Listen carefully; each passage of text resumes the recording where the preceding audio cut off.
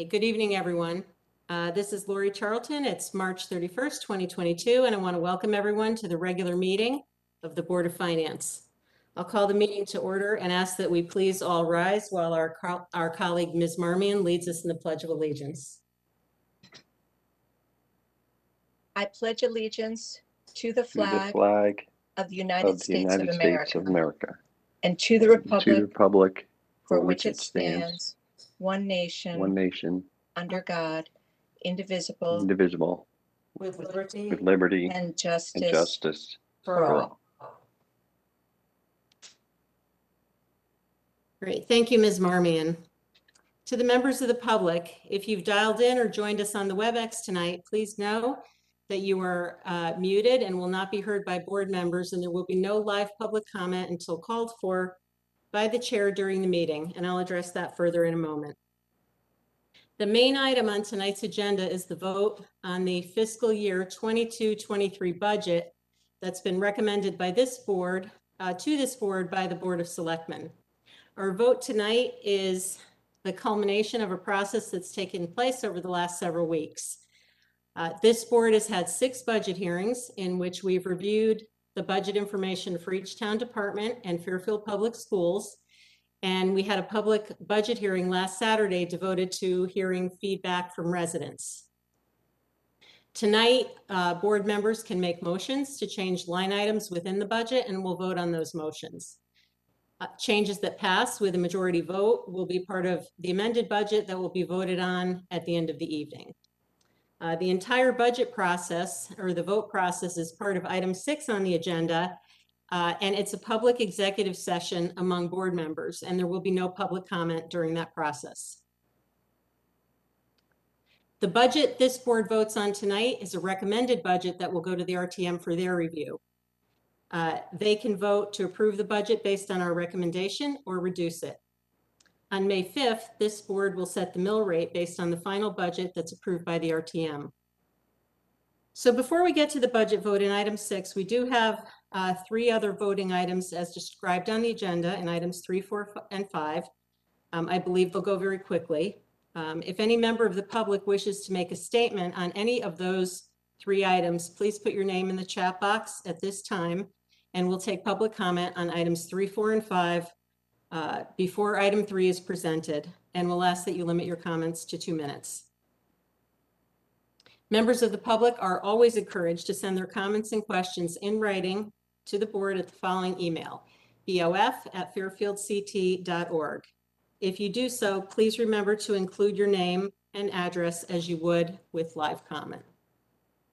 All right, so with that, I'm going to move to item 3. To hear, consider, and act upon a request from the Board of Selectmen to approve as part of Commerce Drive and State Street Extension Bridge Project an appropriation in the amount of $200,000 to pay for fees associated with the right-of-way process and permanent and temporary easements related to the project, of which 100% shall be covered by a MetroCog LOTCIP grant. Can I have a motion to put this item before us? Mr. DeWitt, seconded by Ms. Marmion. Okay, this item is before us, and I will note that the supporting documents begin on page 1 of the posted meeting backup. Let me see.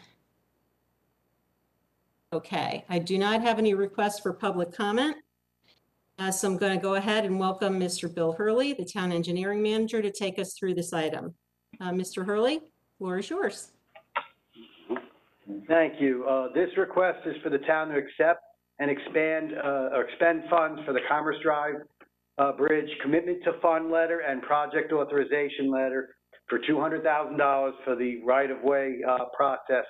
It's a 100% reimbursable grant covered by the LOTCIP grant.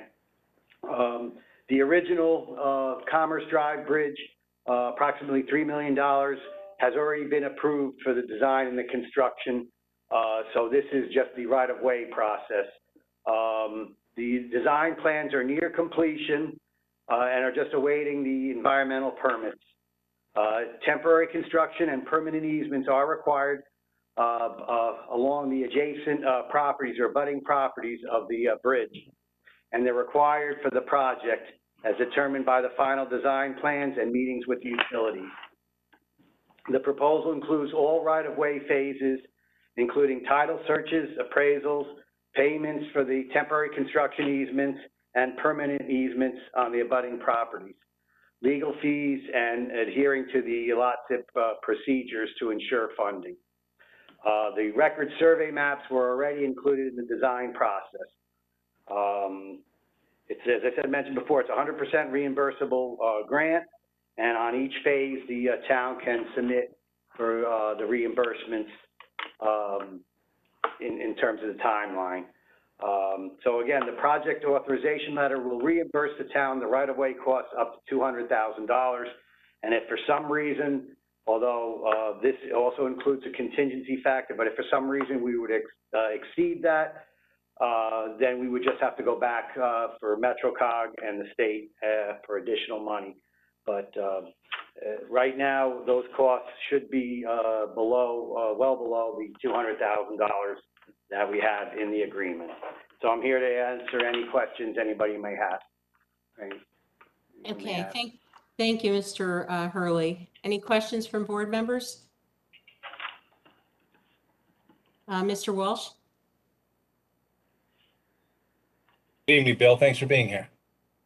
Well, you're welcome. Thank you. Is there an emergency why this had to be on our budget night? I presume there must have been like some emergency, like something needs to be decided tonight, because otherwise we would never have something like this on our budget night, right?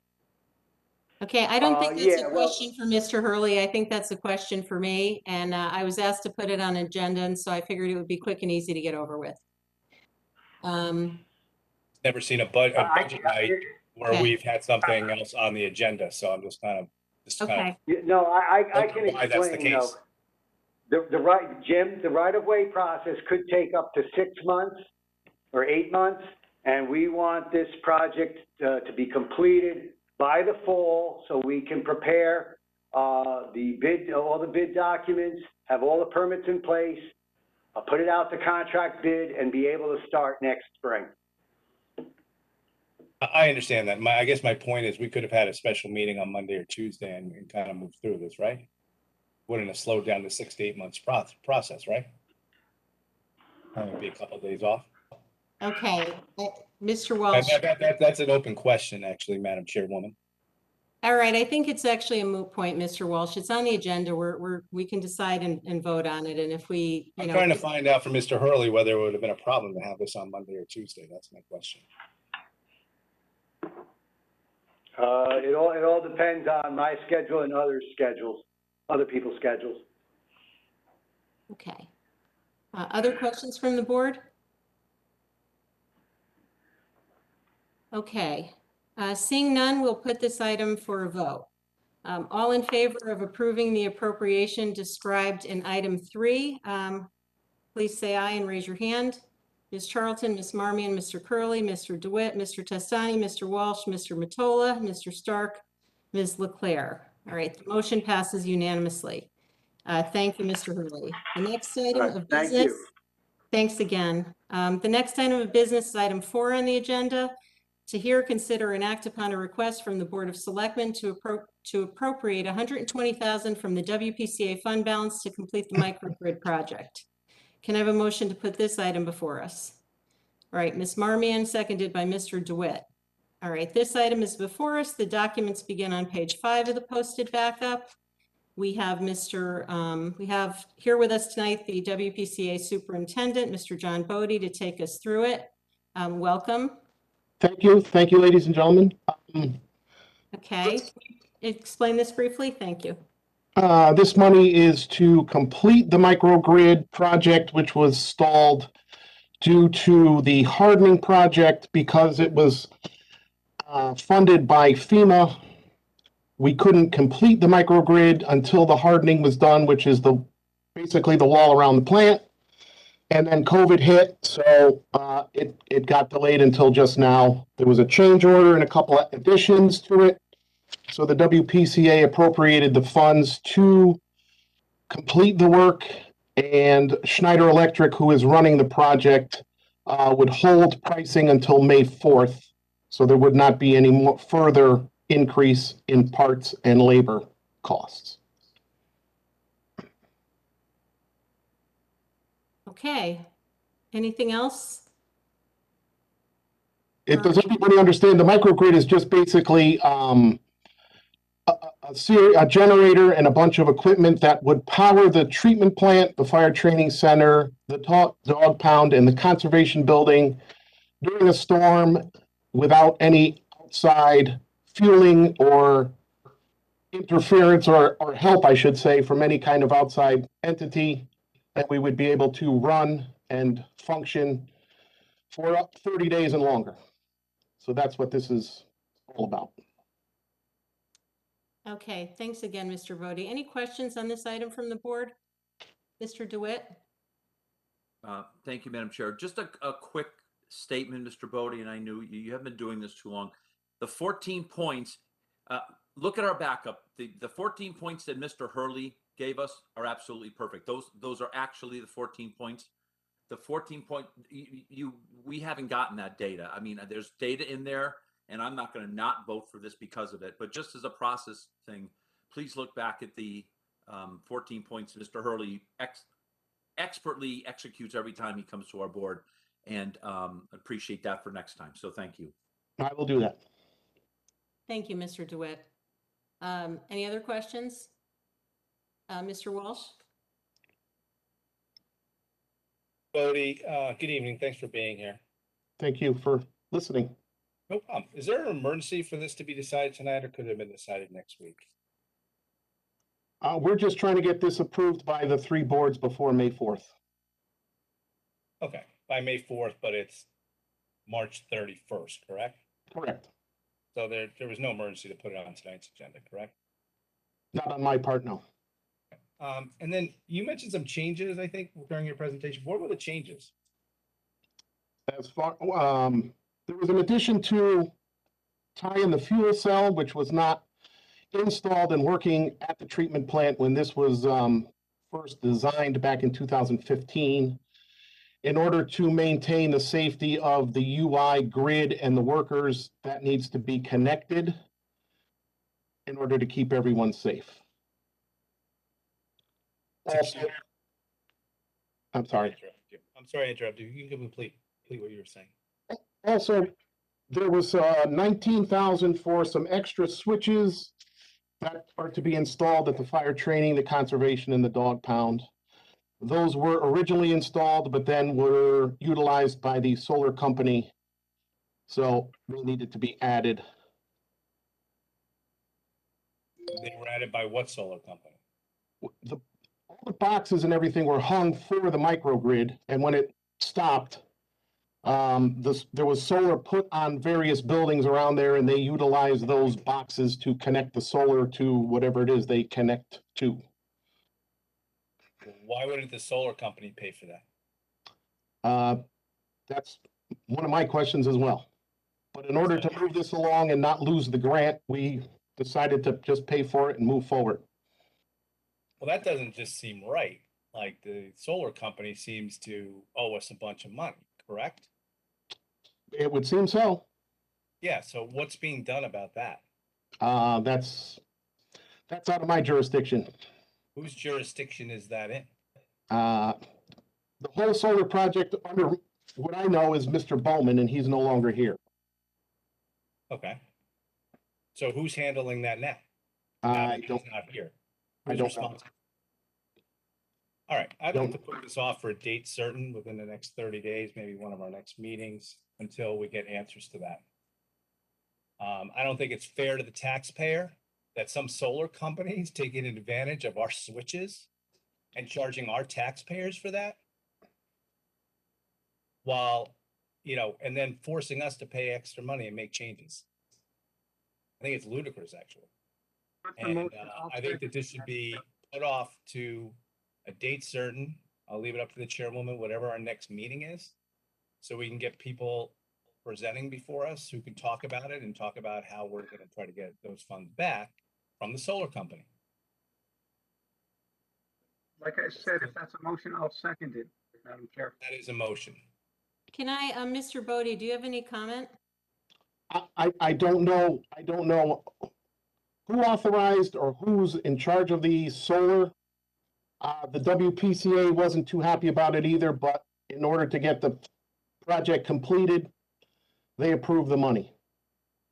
Well, that's nice of them, but it's not proper, to be quite honest with you. And it's a waste of funds to try to push this thing through while some solar company that's making money off the town of Fairfield and our WPCA basically hijacks our switches that belong to either the WPCA or the town of Fairfield,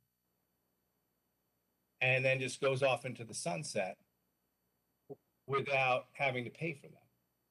So I think we need to get more information on this, and if the town attorney needs to be present, or whoever the attorney is that represents the WPCA needs to be present for a presentation to explain it for it, because I'm not voting for this. I mean, this is basically fraud by this company. It's either fraud or theft. I agree with you, and I don't mean to interrupt. Or theft. Okay, so Mr. Bodie, question, when are we going to have more information? First of all, what are your time constraints? And when are we going to have more information? Because if we put this off until our next meeting, which is next week, are we going to have adequate information next week or not? I don't believe so. I have to find out who's running the whole solar thing, and then we're going to have to go to them, whoever it is, and try and find out who's responsible, who do we talk to, and who do we go after. Okay, and so I don't know about the date certain. If we don't, so the WPCA obviously knew this and decided that, as based on all the circumstances, they should go forward. I'm not questioning that or giving an opinion either way, but I just want to make sure that if there are time constraints here that are important, and we're going to delay this to a date certain, that we understand that we're going to get to that date and we're going to have the information we need. Because if we don't have any idea if we're going to have that information, I'm uncertain as to what we're accomplishing.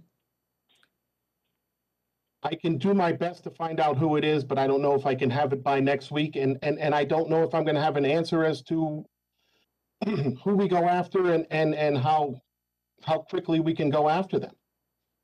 So is that why the WPCA wanted to just pay for this out of fund balance, I'm assuming? Yes, that's correct. There's a time constraint. As far as I know, it's September of this year for it to be complete. And if it's not complete, we lose the 2.4 to 2.8 million. I'm not sure the exact number grant. This project was part of a grant. So we lose a $2.4 to $2.8 million grant? Correct.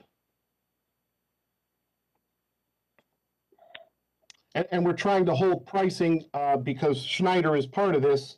They're the contractor. They're the one that designed it. They're holding pricing until May 4th. Past May 4th, if we don't have the money, then we're subject to further increase. Mr. Curley? Yeah, obviously it seems like we don't have enough information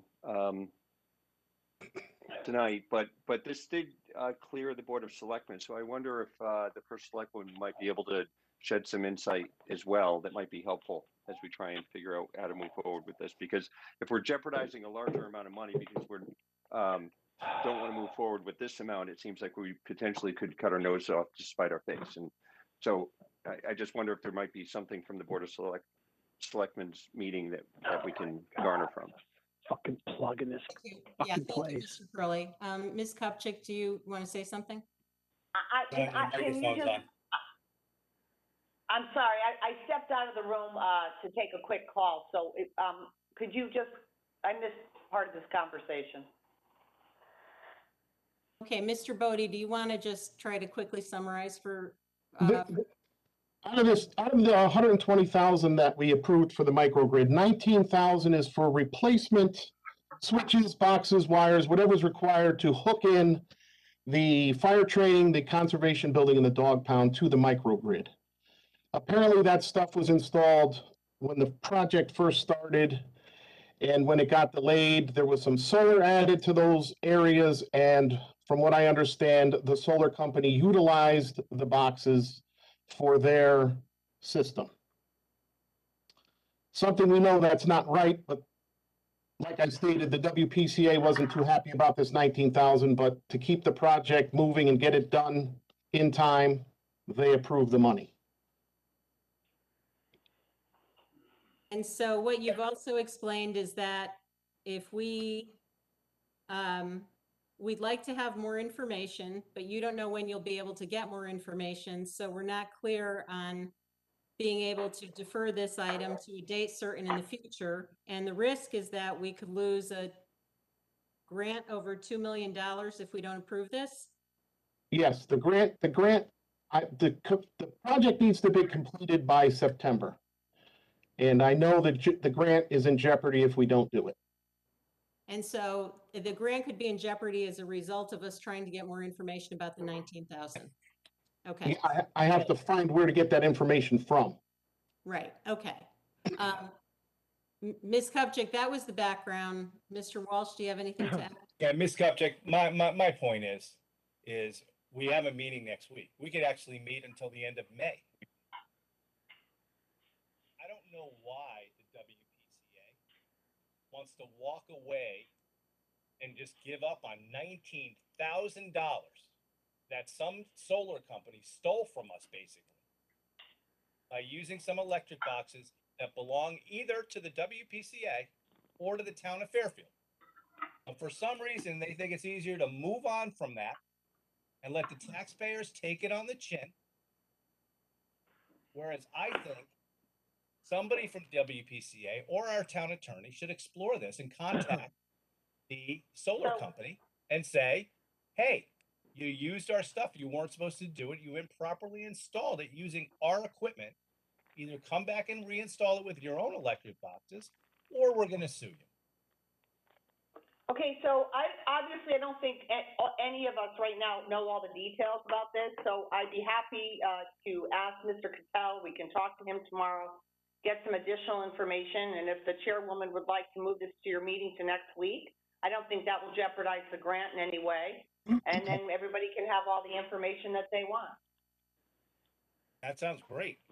Well, I would be happy to move it to next week, but it's not clear to me that we're going to have any more information next week than we have now. That's my concern. Well, I would just say, whatever motion you need to make as chairwoman, but my staff will speak to Mr. Cattell tomorrow and be in contact with you. And if the information that's provided to you seems sufficient, then you can put it on your agenda for next week. And again, happy to put it on the agenda.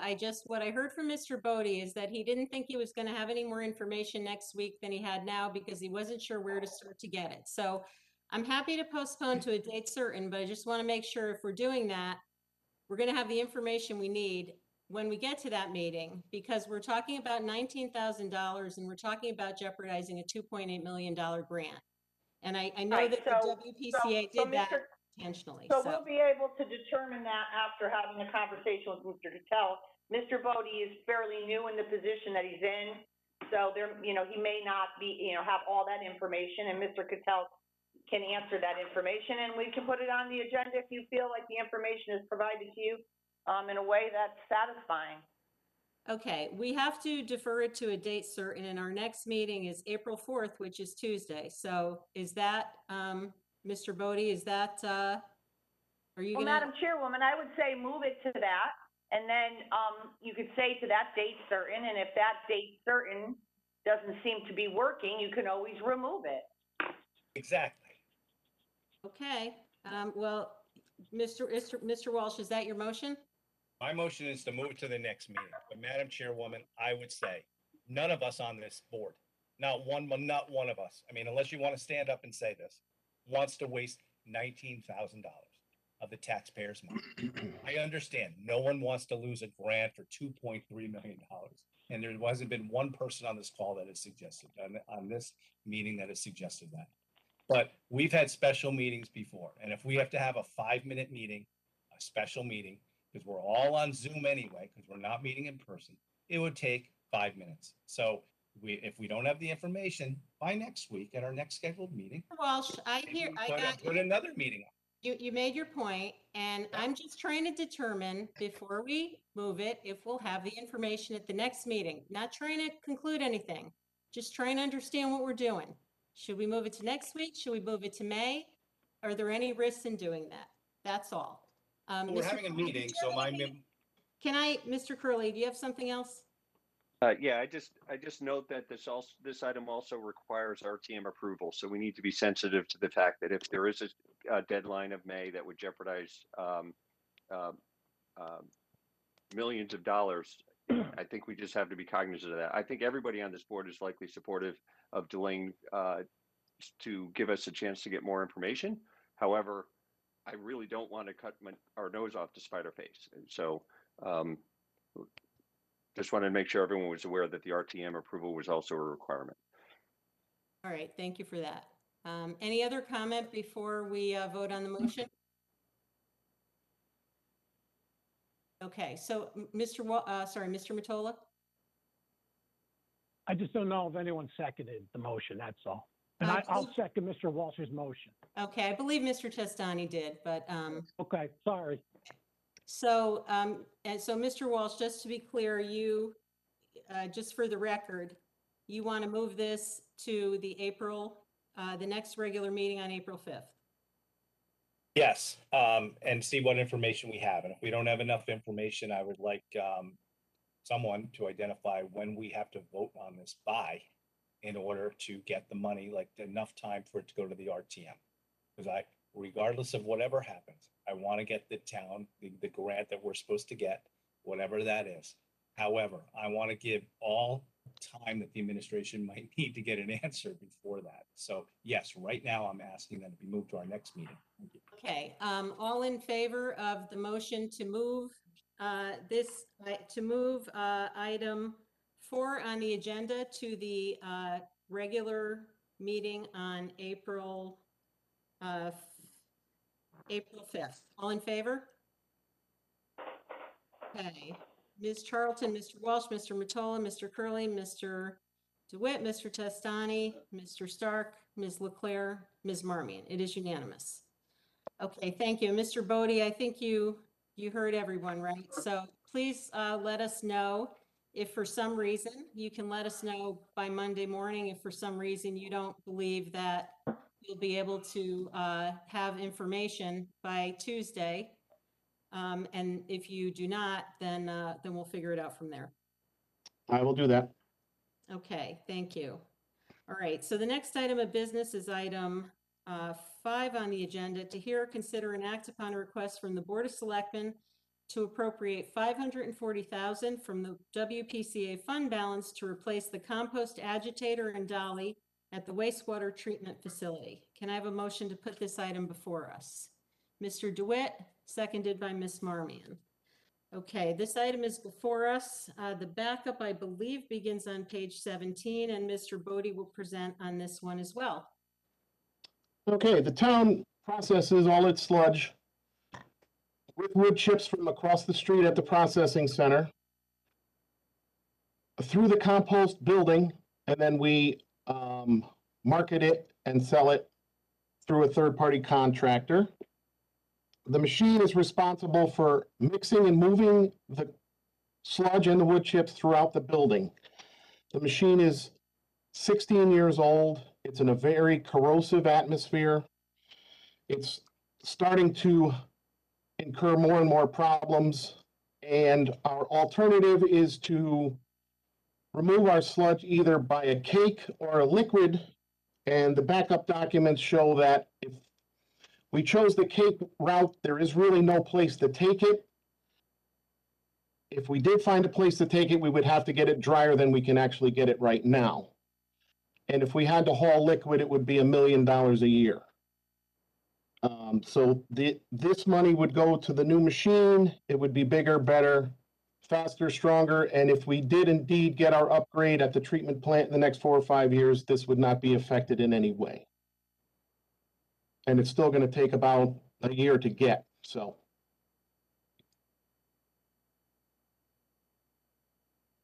Okay, thank you. Questions from the board? Mr. Testani? Thank you. I just have a couple, just to sort of get to the timing piece again, and I know Mr. Walsh has alluded to this earlier, but it looks like this already had been to the Board of Selectmen, right? You already discussed this with the Board of Selectmen? Yes, correct. Yeah, okay, and it passed. So I just on my own curiosity's sake, with regard to tonight, on page 18 of the backup, which I'm guessing you prepared, right? You or maybe someone in the department. This was scheduled to come in front of us actually, ironically, at our next meeting, which we just determined the previous item should come before us on April 5th.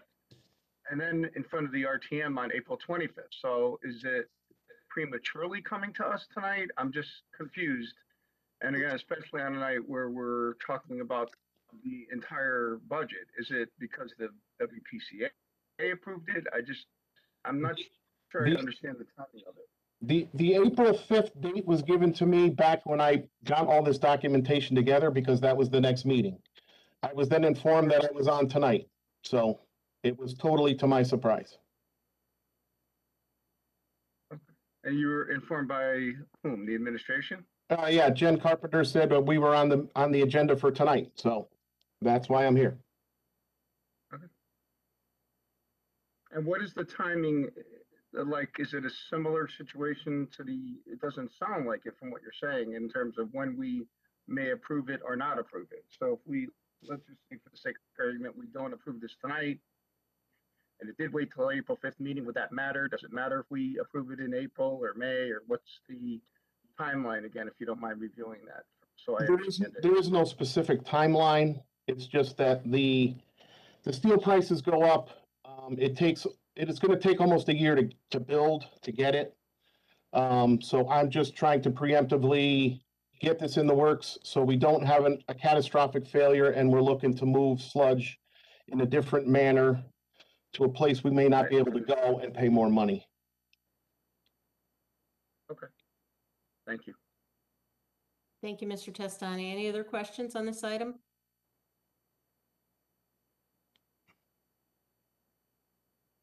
Okay. All right. Seeing none, we will put this item to a vote. All in favor of approving the appropriation described in item 5, please say aye. Raise your hand. Ms. Charlton, Mr. Testani, Mr. Walsh, Mr. Mottola, Mr. DeWitt, Mr. Curley, Mr. Stark, Ms. Leclerc, Ms. Marmion. Okay, the motion passes unanimously, 9-0. Okay, thank you, Mr. Bodie, very much appreciated, and we'll look forward to hearing back from you on that last item. Thank you, everyone. All right, thanks so much. Okay, we're going to move on to the main event now. And before we begin item 6, just a few words. This past Monday, as we all know, we had our final deliberations on this budget, and each of our board members had an opportunity to share their views on the budget as individuals. We also heard a statement from the first selectwoman advocating for the vision she set forth for the town in her budget proposal, and we certainly appreciated that. I just want to reiterate our thanks to Ms. Kupchik and her team for the work that went into this process over many months. There were many people involved in the process, but once again, want to offer special thanks to our CFO, Jared Schmidt, our budget director, Frank Magnieri, who was new to the town this year and who helped us get through this budget without missing a beat. I also want to thank the department heads who met with us to present their budgets throughout the last several weeks, especially the ones who were unlucky enough to be at the end of an agenda and ended up in meetings with us until the wee hours.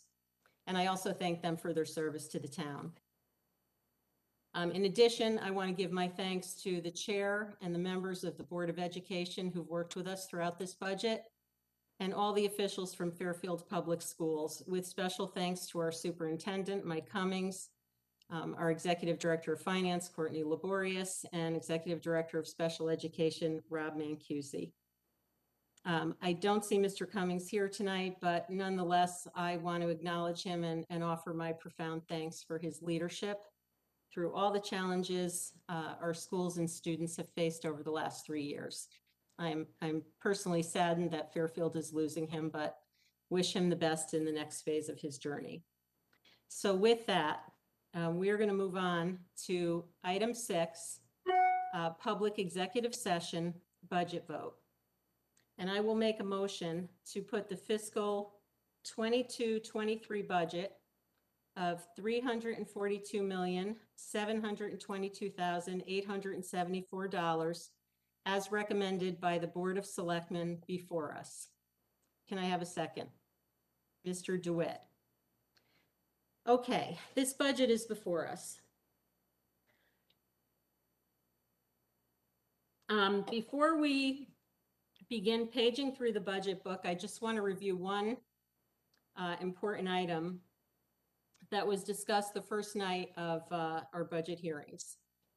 So during the first Selectwoman's presentation to us, she noted that the town administration and Fairfield Public Schools had received updated information that the cost of healthcare insurance was expected to be approximately $800,000 higher than what was included in the budget by the Board of Selectmen. The first Selectwoman also made a suggestion to this board as to actions we might take to offset the impact of the $800,000. And there were two pieces. First, she indicated she'd be supportive of deferring the purchase of trucks in DPW, and that would save $200,000. And secondly, she indicated that the administration was comfortable increasing the estimated tax collection rate to a level that was consistent with the average rate over the past few years. And that would also produce, a revenue impact of $570,000. So obviously the administration can't make those suggested changes because the budget is now in the hands of this board, but I will note that those suggestions that they made on a combined basis, $200,000 of expense savings and a $570,000 increase to revenue would largely offset the impact of the higher expected insurance costs. So we appreciate the review on those items and then putting that suggestion before us. The reason I'm going through all that is because I want to note that while we can take the suggestion for the $200,000 on DPW trucks and vote to reduce that appropriation this evening if we choose, the tax collection rate is not something we vote on this evening. That's an assumption that's included in the mill rate calculation, and we won't be setting the mill rate until May 5th. That said, I just wanted to reiterate and remind everyone about the $570,000. Our CFO and budget director can answer questions if someone has them on that. And the reason I'm reminding everyone of this is that at the end of this meeting, before we vote, we will, as we have a practice of doing, ask the budget director to provide us totals of the budget, inclusive of any amendments we pass tonight, along with the impact of the mill rate. And when he gives us that information, I want to be clear that the mill rate we discussed before the vote will be inclusive of the $570,000 adjustment resulting from the collection rate that the administration has recommended. So any questions from the board on this item? Okay, great. Madam Chairwoman? Yes. I got my video on, so I apologize. Okay. I don't understand the last part of what you said. Could you explain that in a different way? What do you mean inclusive of the $570,000? So we're talking about the budget. We've had no discussion other than what the first select woman said, and I think one sentence during her presentation. Right. I watched the presentation. So there was one passing comment about it, no information supplied about it, and you are correct. I'm glad you recognize it, that we don't talk about changes in the collection rate until May 5th. So I'm not understanding when we're talking about mill rates here tonight, what you mean by inclusive. Are you saying that it's Okay, I'll inclusive, like explain we're it. going to take advantage of it? Yeah, so I'll explain it, Mr. Walsh. First of all, it was not a passing comment. The first select woman made the suggestion. I believe we asked questions about it. we were told, and we can certainly ask more questions tonight, but we were told that the new collection rate they were recommending of, I believe it's 98.89%, was based on the average collection rate over the last 5 years, excluding the year of the deferral. And so that was the collection rate that the administration felt was comfortable. And that was one of the suggestions they asked us to consider as we thought about the impact of the increased insurance costs. So that's what it is. And as I said, the budget director is here tonight. Mr. Schmidt is here tonight. They can answer more questions if anyone would like. However, the way that adjustment is reflected now in or the way that the reserve for uncollected taxes is reflected in the budget book at this moment is based on the collection rate, the old collection rate before the administration made this recommendation. So what I'm saying is that when we won't vote on that, of course, we will simply vote on the budget, revenues and expenses. However, we also make note at the end of the meeting of what the revenues and expenses produce in terms of a mill rate. And that's no different than what's done during all budget hearings. The first selectwoman assumes a collection rate when she presents to the Board of Selectmen. We get that before us when we get our budget. So what I'm saying is that when we talk about the effect of this budget at the end of the night, we will use the updated collection rate that the administration has suggested, knowing that we can make changes to that, or we may get new information as a result of that by the time we set the mill rate in May. So hopefully. What I'm saying is, my position is, that's completely improper. Mrs. Kupchak, as the first select woman, had the right in her budget to put whatever collection rate she wanted to, and she chose to do that. It then moved on pursuant to our charter. Pursuant to the charter, it moved on to the Board of Selectmen, like it does every year. And pursuant to the charter, the Board of Selectmen had the right to change any number in there that they wanted to. And they chose nothing to do with the collection rate or the revenue that it generates. So then it moved to us. And that is the budget that is before us. And that is what we have to assume. Any number regarding collection rate changes does not happen until May 5th. So we should not talk about anything else other than the budget that we approve here tonight, pursuant to the charter. That is the process. Then it goes to the RTM. And the RTM doesn't make Mr. assumptions Walsh, about what the first select woman says. Mr. Walsh, I'm well RTM aware of gets the it process. from us, and I'm then gonna we stop move you. forward. We Mr. move forward, Walsh. and that's what we vote on. Mr. That's Walsh, what it is. you're Yes. out of stop. Why? Because This is getting political already, because you want to reduce the stuff because you know you're making cuts, and you want us to make it seem as though this Mr. budget's Walsh, you're lower out than of it order. is. No, You're I'm out not. of order. You're out of order, actually. No, we are not You're making following the personal charter. statements about people. Not You following know the charter. Robert's rules. Debate the issues, not the person. Stop. Stop. I want to do. I'm following the charter. That's what I want to do. I spoke to the attorney. I spoke to the town attorney this morning. If you think it's improper, have a discussion with him tomorrow, but we're going to move on. Mr. Curley, do you have a question?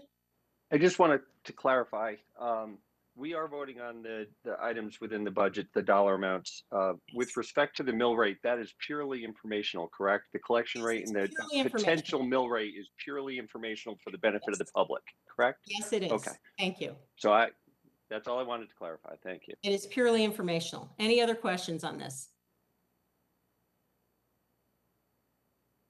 Okay. All right, let's move on then. We're going to start paging through the budget book, and we will start.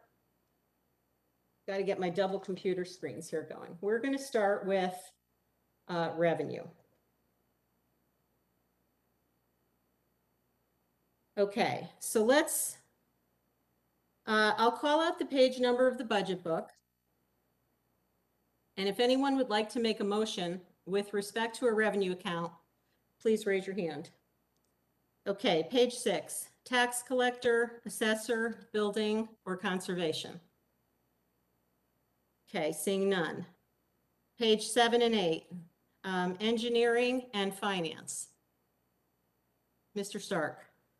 I move to amend line 44001, interest and dividend income, by increasing it by $257,639 to match the updated estimate provided by the finance department.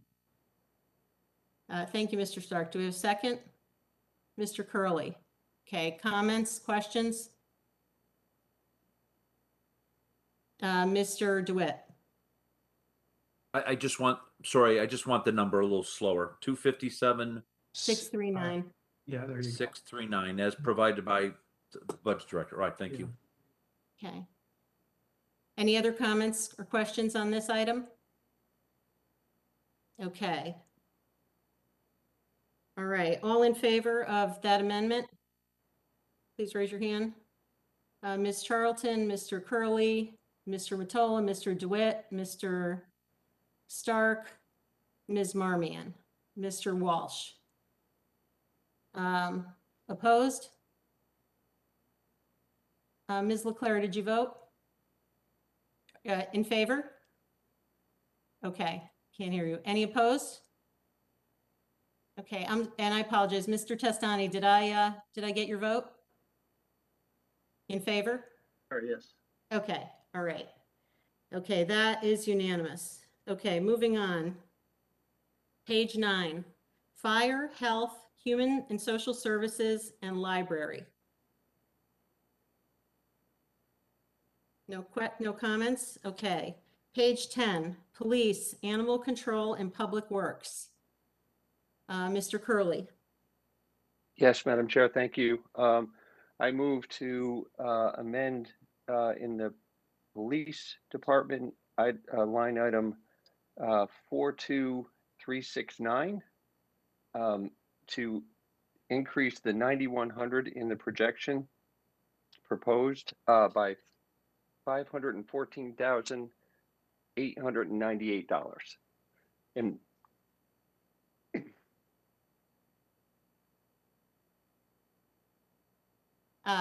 Anything else on that, Mr. Curley? I'd like to give my rationale in support of that, but Yes, go I'll ahead. wait for a second. Oh, okay, second. Craig, what line was that? I'm sorry. 42369. What page? Page 10. 423. Okay, I'm sorry, I got it. And increase it by how much? $514,898. Okay, and we have a second from Ms. Marmion. Okay. Yeah, so the rationale behind this motion is not to increase the budget overall on a gross basis, but this is really, for me, more a geography issue. If the members recall, when we discussed this with the police department, this was the amount for the police cars that were coming out of the safety fund and the public safety fund. And I will also make an offsetting motion to increase the expense by the same amount when we get there at the appropriate time. So it'll have no effect on the budget overall, but it will allow us to keep track of the operating expense associated with these cars on a go-forward basis. Okay, thank you, Mr. Curley. Comments, questions on this item? Okay, seeing none, I'll put this to a vote. All in favor of increasing line item 42369 miscellaneous police by $514,898, please say aye. Okay. Aye. Mr. Curley, Mr. Testani, Mr. Mottola, Mr. DeWitt, Mr. Stark, Ms. Leclerc, Ms. Marmion. Okay, opposed? Abstain?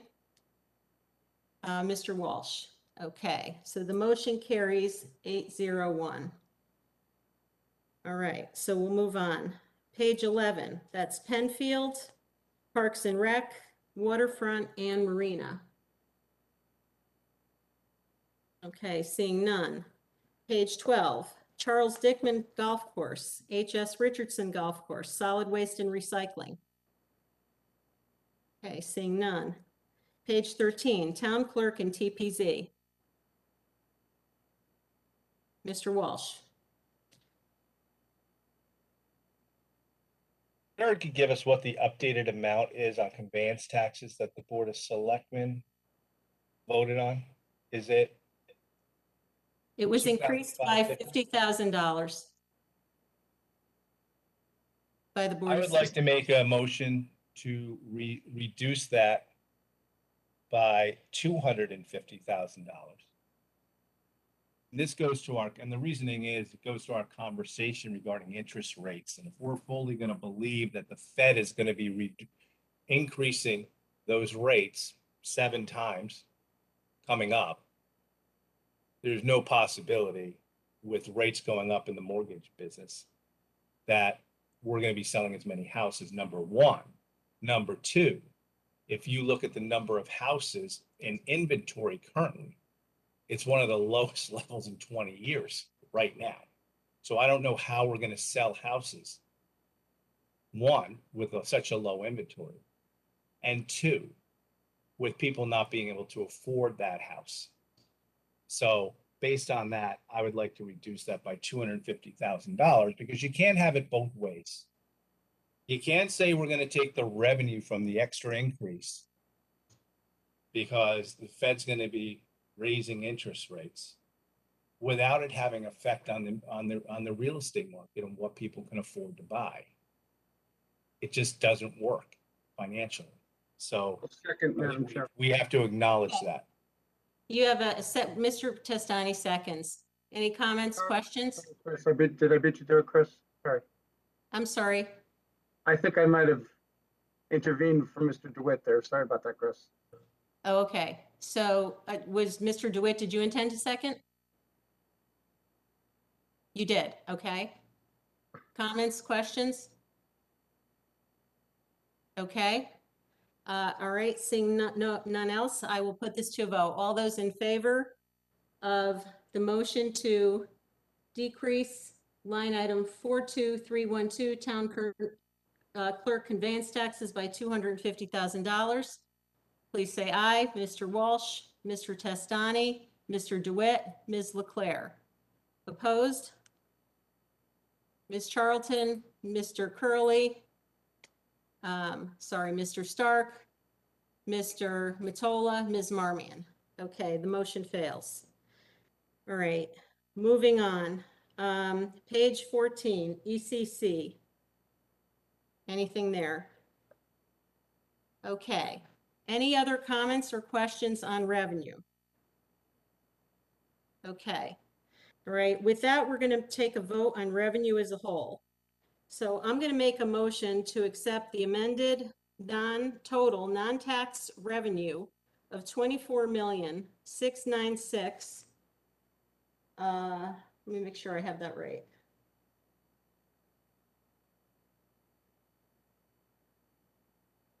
Let's see here.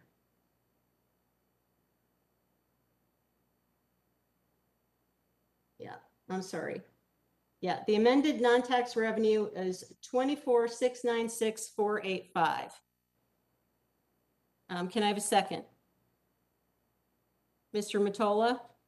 Okay. All in Madam favor? Chair? Yes. Madam Chair, comment. I may be looking at the wrong place, so I apologize, but I had non-tax revenue adjusted, if I did my math right, at 28,000,009 and change. I just Okay, asked to I double. guess yeah, so if you're right, the non-tax revenue line item, okay, so if we just call it non-tax revenue, it's the 24 million. You're right, Mr. Curley. If we want to include the prior year tax, interest, and fees for total non-tax revenue, that would be 28,934, 215. I thought we would just do the earlier one, but I'll do it in total. So let me take that back, and I will make a motion to that we accept the total non-tax revenue, including non-tax revenue, prior tax, interest, and fees in the amount of $28,934,215. So again, a second on that. Mr. Curley, okay, all in favor? Say aye. Ms. Charlton, Mr. Curley, Mr. Stark, Mr. Mottola, Ms. Marmion, Mr. DeWitt. Opposed? Mr. Walsh, Mr. Testani, Ms. Leclerc. Okay, the motion passes 6-3. Thank you. Okay. All right, with that, I'm going to move to the Board of Ed. And I will make a motion to put before us the Board of Education budget for fiscal 22-23 as recommended by the Board of Selectmen in the amount of $199,991,554. Can I have a second? Ms. Marmion. Okay. Any comments on this budget? Ms. Marmion.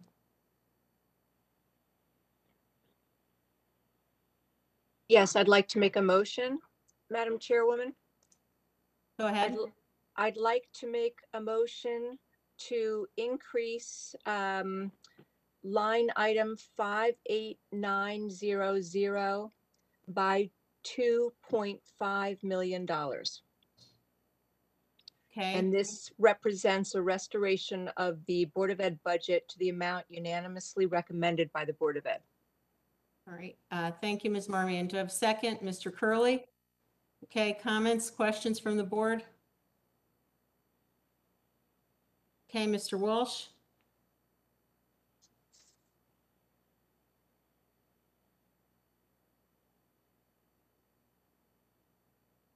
I think you're on mute.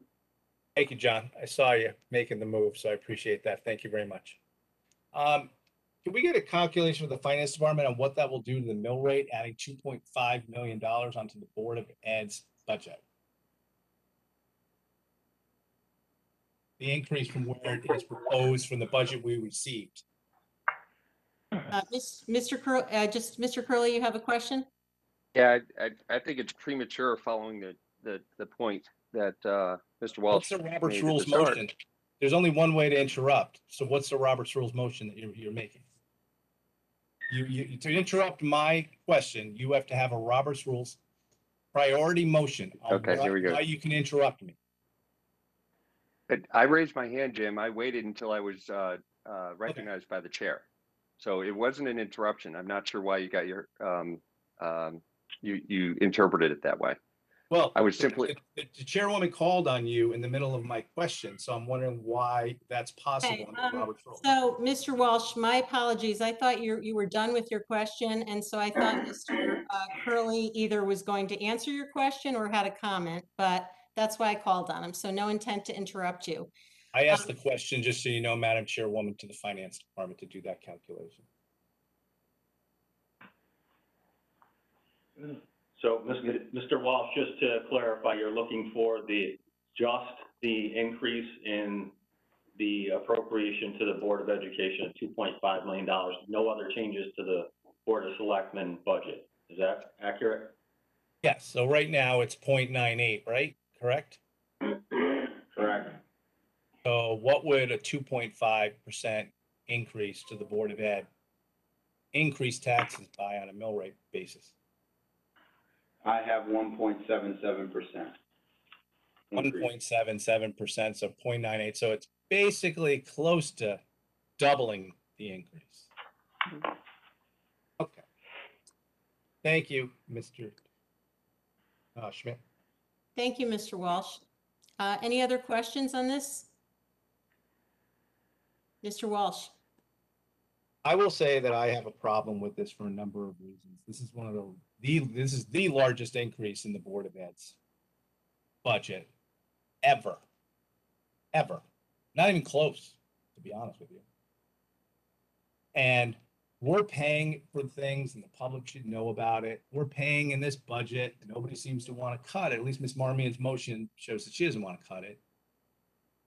A high-tech scoreboard, LED, that can show instant replay, kind of like they do at professional sports teams. put photos up there. We're doing advertising with it. Really, we need a scoreboard that simply does multi-sport scoreboard that does the score things. And from what I've heard, it's now actually working. The one at the Ludlow High School football field. It's now working. And we also heard during our presentation that in order to make the schools equal, that they plan on adding another $250,000 one, maybe as early as next year, to kind of make the schools kind of equal. This is wasteful spending. I think there's going to be other cuts tonight in public safety and things, hearing rumors of them, but we have no problem spending $2.5 million to do things like this. I will tell you, I'm going to be happy about the paras being protected, even though they're not making a living wage, but the paras will be protected. But it's very interesting because not even the FEA will come out to support the budget by the Board of Education. Not even Mr. Smoller would come out to support this because he doesn't agree with it. The teachers don't agree with it. Some of the teachers came out the other day. They came out to support the paras. They came out to support funding for, some of them came out to support funding for special education. But this is a drastic increase. And now we're restoring all of it. We're restoring, as I've said before, out of their 100% wish list budget, they can't even take a 1.2% decrease. They can't live on 98.8% of their wish list budget. And something's wrong with that. Something's wrong with that. And I believe that we approve this budget, with this Board of Ed budget, the $204 million budget, a 6% increase this is. We'll be seeing 6% increases for the foreseeable future because that's what you're saying. You're saying a 6% increase in their budget is okay. It's great if you vote for this budget. And that's not, this town can't survive on that. The taxpayers of this town can't survive on that going forward. And someone's got to start doing something about it. I guess a new superintendent's going to be coming in. Hopefully that person takes us in a different direction. But there's crazy things in this budget. This whole thing about having basically a PR person in this budget who last year was supposed to have a $60,000 salary and then $120,000 she was paid with overtime is ludicrous. The town doesn't have a PR person or press secretary for them because they don't need one. This work was being done by the administration for all these years, but all of a sudden it's needed. And oh, you know what? And she needs to be paid double. She needs to pay $120,000. Despite the fact that paras are getting $20,000 to $21,000. Something is wrong with this. Maybe they got their impetus for wanting to have a PR person from following the previous first selectman who needed a PR person while toxic waste was being put all over our town. Mr. Walsh, can you keep it relevant to the budget, please? Sure. Thank I'm you. just saying that's maybe where they thought that they could get a PR person as well. Let's move on, They please. saw that the town pays for this type of stuff. And they shouldn't. And there's lots of examples of this. So no, I won't be voting for this $2.5 million. I won't be giving the entire wish list. I don't think that just on this motion alone, the tax increase is proposed, the mill rate as was proposed with the budget we received from the Board of Selectmen should be almost doubled. Doubled, almost doubled. Not quite, but almost double. I don't believe in that. So I won't be voting for it. Thank you. All right, thank you, Mr. Walsh. Mr. DeWitt. Thank you, Madam Chair. Chris DeWitt. I'm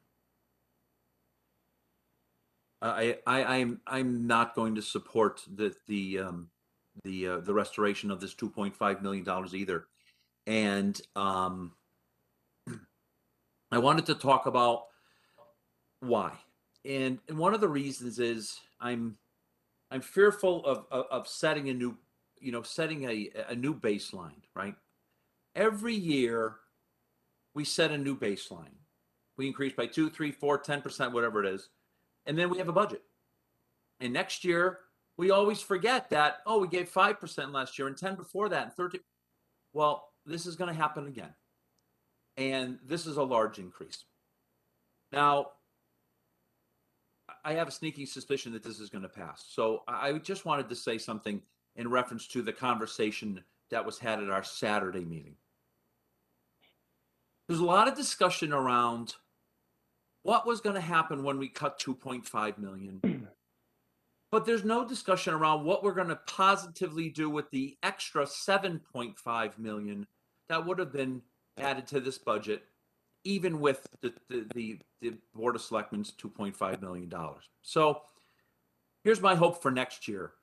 When we're talking about the budget, we really focus on what we're doing with the extra money that's going in and not whatever budget cuts we're making.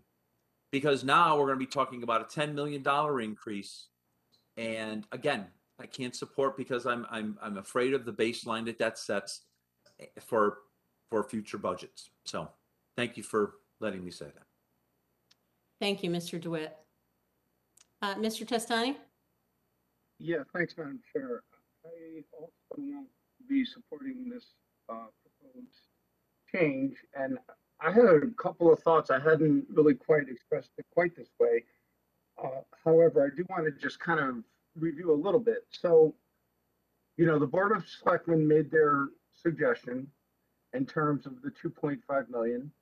Where it went from there, as we all know, was an email, a very unfortunate one, with a list of proposed cuts from Mr. Cummings to everyone or literally everyone possible, I think, within the Board of Ed in terms of parents. And it listed, as we all know, things in those potential cut lists of paras, and I won't go through all the items that Mr. Cummings mentioned in that email, or it was actually a separate attachment, as you all know. I did find personally that it was, and I know from the conversation from even within the Board of Ed, people on the Board of Ed called it unnecessary, irresponsible, egregious. I like to use the word unconscionable for a particular letter like that to be sent to parents to get them concerned about what would happen to their children's future, even though none of those items and the budget itself didn't address any central administration staff. That's one of my many concerns with this budget, is that nowhere, and I simply use the word audit. I believe Mr. Stark even mentioned a similar word. I don't believe he used the word audit, but something to have some accounting for the way people are measured within the central administration staff, because none of them were in those proposed reductions from Mr. Cummings' office. And it certainly caused quite a bit of consternation with Mr. Cummings in our meeting with the Board of Ed when I went down that trail, including how courses themselves are evaluated at the high school. He was willing to say, oh, maybe we should offer a course for 3 students because you never know when it's going to catch on. So there's issues like that are just representations of this budget that is certainly the largest, as Mr. Walsh alluded to, within the town of Fairfield for one budget year. And then from there, where does it stop? I mean, we also had an issue with the SPED piece of the Board of Ed spending, where it's over, their budget is significantly run over by, I think the last count was close to $800,000 for one fiscal quarter. And in the past, I just a new budgetary system that can be used just for sped appropriations, because it doesn't seem like there's control over that piece of the Board of Ed budget when they're $800,000 overrun. So, there's a lot of concerns in my mind with how taxpayer money is being allocated within the Board of Ed, and certainly not fiscally responsible with the way it's being handled at the moment. And again, as Mr. Walsh alluded to, perhaps a new superintendent will help to streamline that in the future. But certainly streamlining would be a way with which perhaps the Board of Ed can keep some control over the budget in the future. But again, to echo my colleagues, Mr. DeWitt and Mr. Walsh, I'll be voting against this as well. Thank you. Thank you, Mr. Testani. Ms. LeClaire? Hi, I too will be voting against this. The increase the Board of Ed asked for this year is astronomical. Even with the reduction made by the first select woman, it's still increasing 4.12%, which is a very large number. And a budget that large should be able to find savings. Mr. Walsh mentioned some of them, but I just can't support that kind of an increase. Okay, thank you, Ms. LeClaire. Any other comments from the board? Mr. Stark? I'll be brief. Comments about increasing the baseline resonate with me.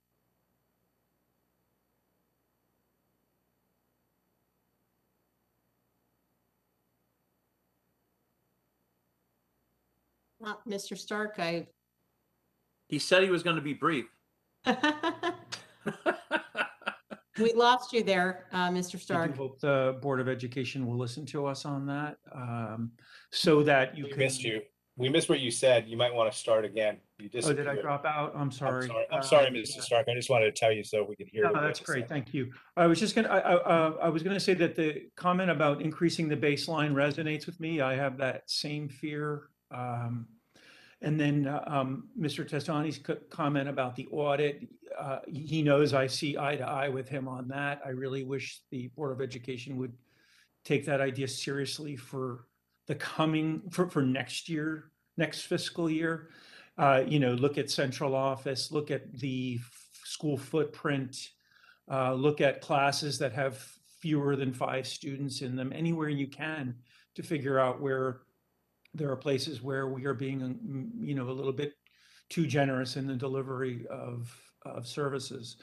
But by the same token, I would say that, education is the area of American life where we're seeing the greatest inflation nationwide. And, I feel like we have to be quite realistic about that. And that's why I'll vote to support this budget increase.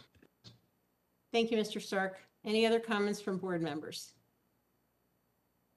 Okay. Ms. Kupchak, did you want to say something? Yes, Madam Chairwoman. As I mentioned on Tuesday night to the board, that I have a long history of dedication and service to this town in the area of education, serving 6 years on the Board of Education. And I think the only member on your board who's ever done that is Mr. Mottola.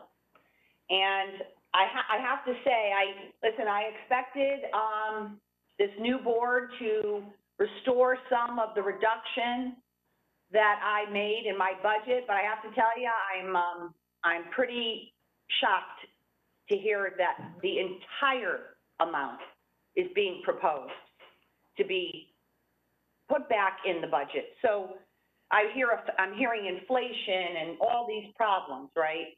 I worked really, really hard, and I mean really hard, to put together a budget that delivers the services that our community expects on a very thin margin. And I did that because there is real problems in our community. We have people who are having difficulties making their ends meet. They're out there, they're real. They're having a difficult time.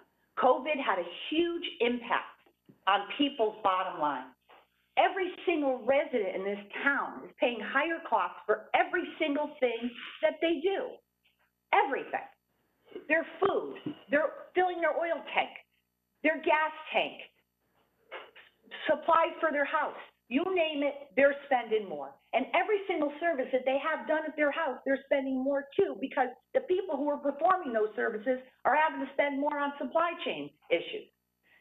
I've worked so incredibly hard, and to hear that the board thinks, Board of Education delivered a perfect budget. Perfect. There's not a single thing that needs to be changed in it.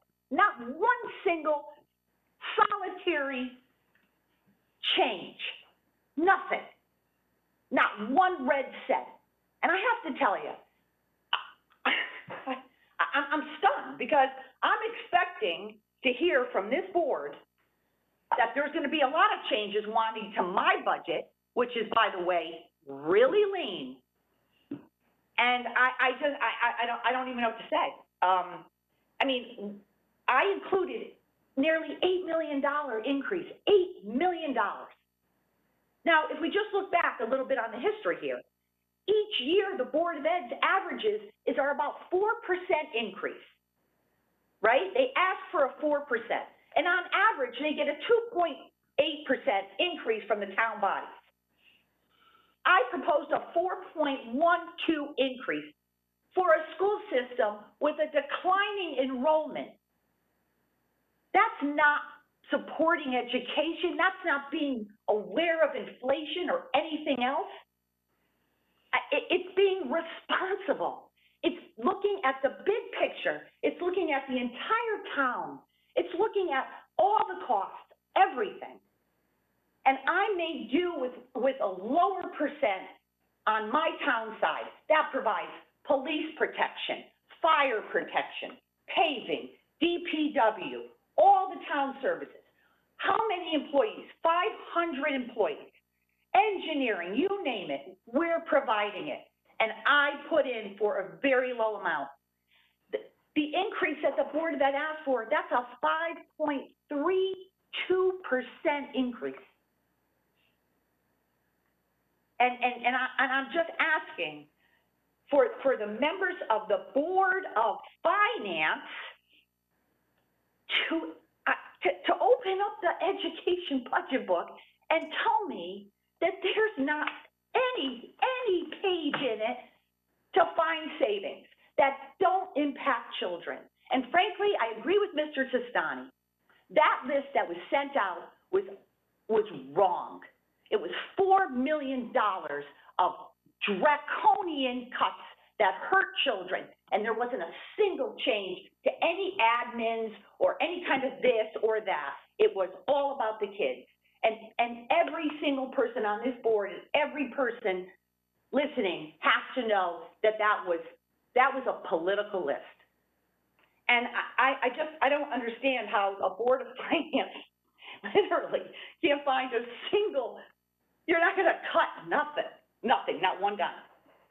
Here's all the money back, perfect budget. I'm sure you're going to say that about my budget. I know when we get to the town side, you're going to say, yep, perfect budget, because you did say Tuesday night, and actually several members of the majority said, awesome budget, Brenda. Boy, you were really fiscally responsible. Actually, I heard members say conservative budget. Well done, delivering services below the rate of inflation. Bravo. And I say thank you, because actually I worked really hard to do that, like really hard. And frankly, a 5.32% ask is not working really hard, okay? It's just not. And saying that does not mean I don't support education, because I have a long history of doing just that. And so I don't know what to say.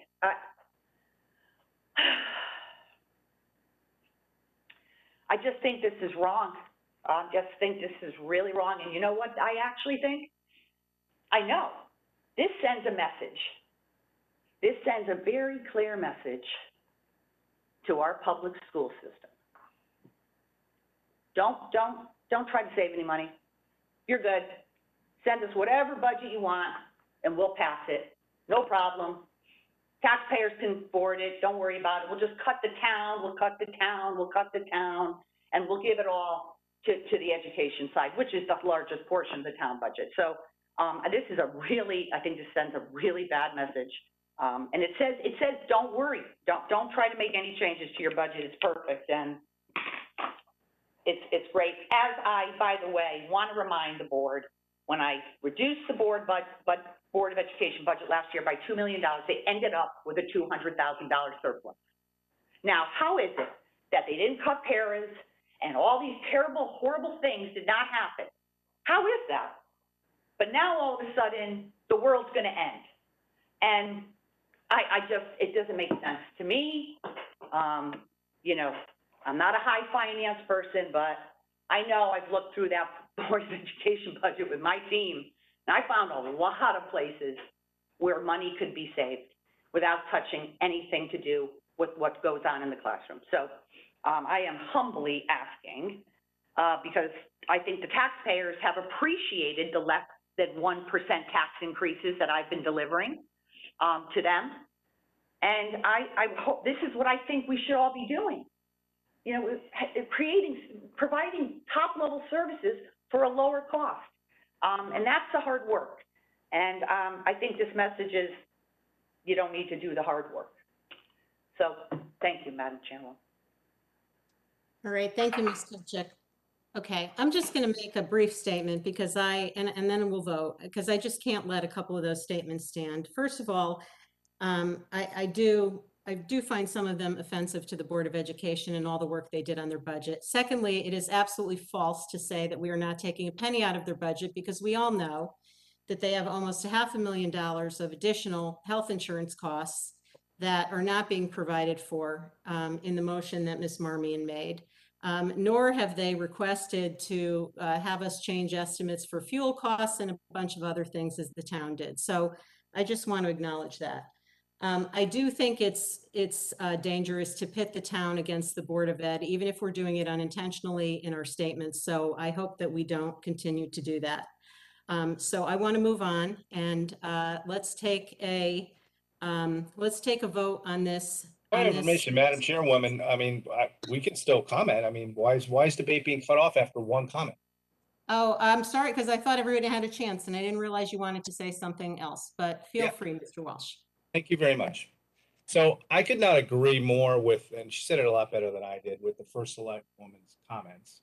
In regards to your comment, Madam Chairwoman, in regards to the insurance increase, that was an insurance increase that the Board of Education fully knew about 24 hours before they voted and should have included in their budget. But they chose not to. And I don't know why, because it wasn't really explained that well. I got Ms. Vitale kind of apologized about it, but it should have been included in their budget because they were all advised of that change and chose to ignore it. Maybe they chose to ignore it because they knew money was being restored. I don't know what the reason was why you wouldn't get an increased number, because when we get one, and we exercise that right tonight, we heard about the interest number, and right along, we moved interest. We moved that number right on up to what it was supposed to be. But I agree with the first select woman. It is very difficult to believe that while the increase before tonight in the last 10 years is that the Board of Ed's budget's gone up 34% despite their population going down by 10%. We have 1,000 less students in our community being educated in our public school systems than we did 10 years ago. But no structural change has been made by the Board of Education, despite this board on numerous years asking that structural change be made. We have schools that are almost half filled. We have multiple schools. We could easily get rid of one of the elementary schools. But what we seem to do is just keep trying to find more programs like, okay, well, this building's empty, so anybody got a program you want to put in, because it's going to look really weird if these buildings are empty. But I do agree with her. Not much debate on why the 2.5 million should be put in. Miss Marmion said why she wanted it put in, but not many other people said anything about why the extra money should be put back in. Not one penny. I don't count that insurance, because if they wanted it, they should have put it in. They clearly said we could afford that number. So I don't know where we're going with this, but it's clear that it's going to be approved by the Democratic caucus. And I will say, some people promised the FEA that they'd fully support education at a new debate that they started. And God bless Bob Smoller. He gets what he wants. So that's all I have to say. I'm not voting for this. Thank you. Mr. Stark? I wish I could walk into a car dealership and they could tell me that the cost of the car that they're selling is up, 15% year on year. And I could just argue with them and say, no, it should only be up 8%. And then they would sell it to me at that level. I think that's what we're doing here. You can say that you should reduce a requested increase, but you're not at all giving any credence to the reasons why that increase is happening. I fear for the future as well. I already said that, but this year coming out of COVID, I can't see how this is the right year to stiff our kids. That's all. Thank you. Thank you, Mr. Stark. Mr. Testani? Yeah, I just think, I want to say that characterization of what the first selectwoman said wasn't right, Miss, Lori, honestly, I don't think she's pitting anybody against anyone. I think what I'll speak for myself, are trying to convey, and if Mr. Walsh doesn't mind, I'll echo some of his comments in terms of what the taxpayers should be aware of. I mean, to get to Mr. Stark's last comment, $7.9 million increase that was given as proposed by the Board of Selectmen isn't stiffing the Board of Ed. I'm sorry, it just isn't. When you were talking about a 4.12% increase from last year, now it's clearly going to be more than that because this board took a hard turn to the left, which is fine. You want to take a hard turn to the left and, be in the camp where we're asking more questions of our police department than we are of our Board of Ed. That, to me, is pitting the town versus the Board of Ed more than any other conversations we've had here. We had the police on here with threats of being dismantled and defunded by a couple of our board members with some of their lines. Mr. Testani, I'm sorry. We had no mention of defunding. Stop. Stop. The only person that said that was you. Let me finish my thought. Let me finish my thought. No one said that. The line of questioning by some of these board members for our police department was more in depth than what was asked of our Board of Ed, including questioning total dollars for essential things like overtime when there's a clear shortage of police as a result of what the state legislature passed for the Police Accountability Act. So my point was that board members felt it more appropriate to ask more detailed questions of that budget, and there were others that had more details asked of them than our Board of Ed, which clearly makes up, I believe it's somewhere in the vicinity, certainly north of 70% of the total town budget. So if you want to talk about pitting the town versus Board of Ed, that's certainly one avenue that this board went down. And clearly with this increase of the 2.5 million, it's just another signal that the board wants to go, to the hard left and follow in the footsteps of, the National Democratic Party from some of the lines of questioning that was Mr. Curley, earlier in the budget season. So I'll just end it with, obviously I won't support it. I think we need to understand the whole picture here, that the Board of Ed is getting a significant increase, whether we all vote for the 2.5 million that Ms. Marmion suggested or not. Even if it failed, which it doesn't look like it's going to, they're still getting close to $8 million more than they would have without the 2.5, which now will be over a $10 million increase from last year. Thank you. Thank you, Mr. Testani. And I shouldn't have interrupted you, but, and I do want to give you a chance to say what you need to say. I have to correct you on the insinuation that anyone remotely insinuated defunding anything with the police. We had board members who asked questions, as it is their job to do, about why there was increased overtime, even though we were increasing staff. The chief graciously answered those questions and everyone understood the final answer. That's all. Please don't, interpret that as anyone's motives for anything other than what it was is understanding the budget. So that I have to correct that. Other than that, thank you for your comments. Does anyone else have comments on this budget? Okay. All right. Seeing none, we'll put this to a vote. All right. I will make a motion to accept let's see, no, I will not. Let's take a vote on Ms. Marmion's amendment to increase the Board of Education budget by 2.5 million. All in favor? Okay. Ms. Charlton, Mr. Stark, Mr. Curley, Mr. Mottola, Ms. Marmion. Opposed?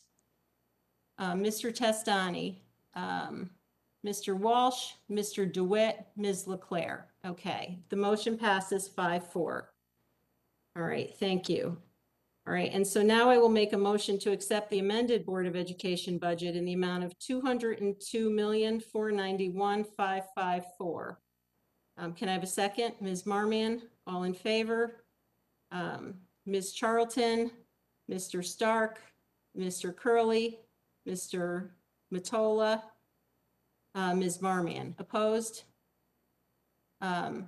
Testani, Mr. Walsh, Mr. DeWitt, Ms. LeClaire. Okay, thank you. The motion passes 5-4. All right, we're going to move on to expenses. And we're going to start on page 30, which is the First Select Women's Office. And if you'd like to make a motion as we move through the page numbers, please raise your hand. Okay, page 30, the First Select Women's Office. Page 33, Town Clerk. Page 36, FairTV. Page 38, Administrative Services. Page 41, Registrar of Voters. Mr. Mottola.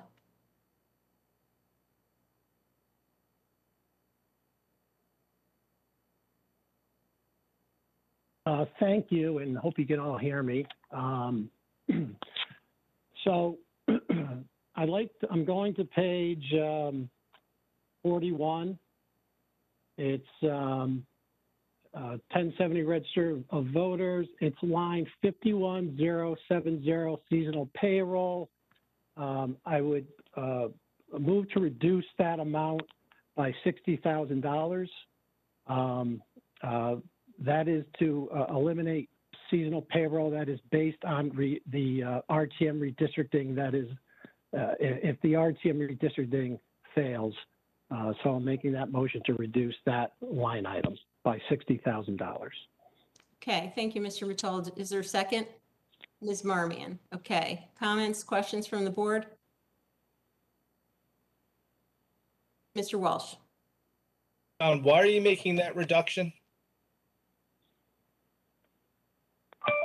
I'm making that reduction because the RTM needs to do its job like the state of Connecticut does its job up in Hartford when they're redistricting. Our Register of Voters said that if the RTM fails in its redistricting, that it's going to need additional seasonal employment at the cost of $60,000. The taxpayer should not have to pay for that, and that's the reason why I'm making the motion. Can I just ask you a question? If there's a possibility, though, it could still happen, and that redistricting not be completed, and we need the polling spots. would you be in favor of moving the 60,000 to contingency? So that it was there, because we've done this in other years where we've moved stuff like the contingency. No, I'm not in favor of that, Mr. Walsh. What I would think happen? if the RTM fails to do its job, then the town's gonna have to figure out how to pay for this. Where would the money come from for that? Since They're gonna have, the town's gonna have to manage its budget just like it does every year, just like the Board of Education does every year also. So okay. I'm not in favor of doing that. All right. Well, I understand that, but if that's the case, I think the town, you're right, the town's gonna have to manage their budget. I guess what you're telling the first select woman, I guess we'd all, if this passes. They're gonna have to come back to us, Jim, and maybe we have to make some adjustments. Where? I'm trying to think where. Well, that'll be up to the town to make those recommendations at the appropriate time. I just think that, you know, my personal point, and I'm glad the first select woman's listening to it, is if that's the case, you know, maybe if there's a contingency account by the end of the night, there'll be money in there, and I could totally go for that, I guess. But not knowing where we are there right now, I would tell the first select woman that if this passes and there's no contingency account, you better start cutting back on some town services to, you know, have the money in case we need it. Thank you. Okay, thank you. And I apologize, I lost track. Did we have a second to Mr. Matola's motion? It was Ms. Marmion, right? Okay. All right, thank you. Other comments and questions? From the board, Mr. DeWitt. Thank you, Madam Chair. I agree with Mr. Walsh. I mean, I think I could vote for this if we did move it to contingency. I mean, the Democratic Registrar of Voters called and emailed me today. I couldn't take his call, but he did call me and sent a very detailed note today and said, please don't cut this. So clearly, you know, the experts are telling us they need this. And you know, Ms. LeClaire had mentioned something to me, you know, who knows how many primaries are coming up, right? This next election cycle. So, you know, I've been accused in other years of micromanaging the first selectman's budget as a majority party, and you know, 50,000 cut here, 60,000 cut here is we're really talking about micromanagement, and especially when the department heads are so adamant to make a call and an email about it today. I can't support this motion. Thank you. Thank you, Mr. DeWitt. Other comments, questions from the board? Mr. Walsh? I also got a call from Matt, the Democratic Register of Voters. And I talked to him for a while, and, you know, I ran the contingency idea. He thought that could be a good idea. He's not looking to keep it in his budget, but as long as it's available. He mentioned that he spoke to you, Madam Chairwoman, and you said that the first select woman has pockets full of money that she can draw the $60,000 from. No, that is totally inaccurate, Mr. Walsh. So please don't make a third party. That is completely inaccurate. Completely inaccurate. I'm just telling you what he told me on the telephone call. So well, I appreciate I just don't know where it would come from. If you don't go with the hearsay in this meeting, I never said anyone had pockets of money. So let's keep me out of it and let's stick to the issue, please. Okay. Well, he also said the DTC chair said he wanted it to go to the education department, and that's the Board of Education, and that's why the money was being cut. So are those the reasons? Well, I can give you my answer. I think that the RTM should do their job. And if they elect not to do their job because they don't feel like doing their job or because they have some strategic reason for wanting to throw our elections into chaos, I am not willing to preemptively enable that through funding a budget for them to do that. That's my feeling. I hope that they come to their senses and do the job that they were elected to do by Tuesday or whenever the deadline is for them to do it. And I understand that they're using the rationale of potential charter revision, which no one knows if will happen, has to go to referendum, may fail. This, as Mr. Mottola said, the state managed to do redistricting. Towns around us managed to do the redistricting.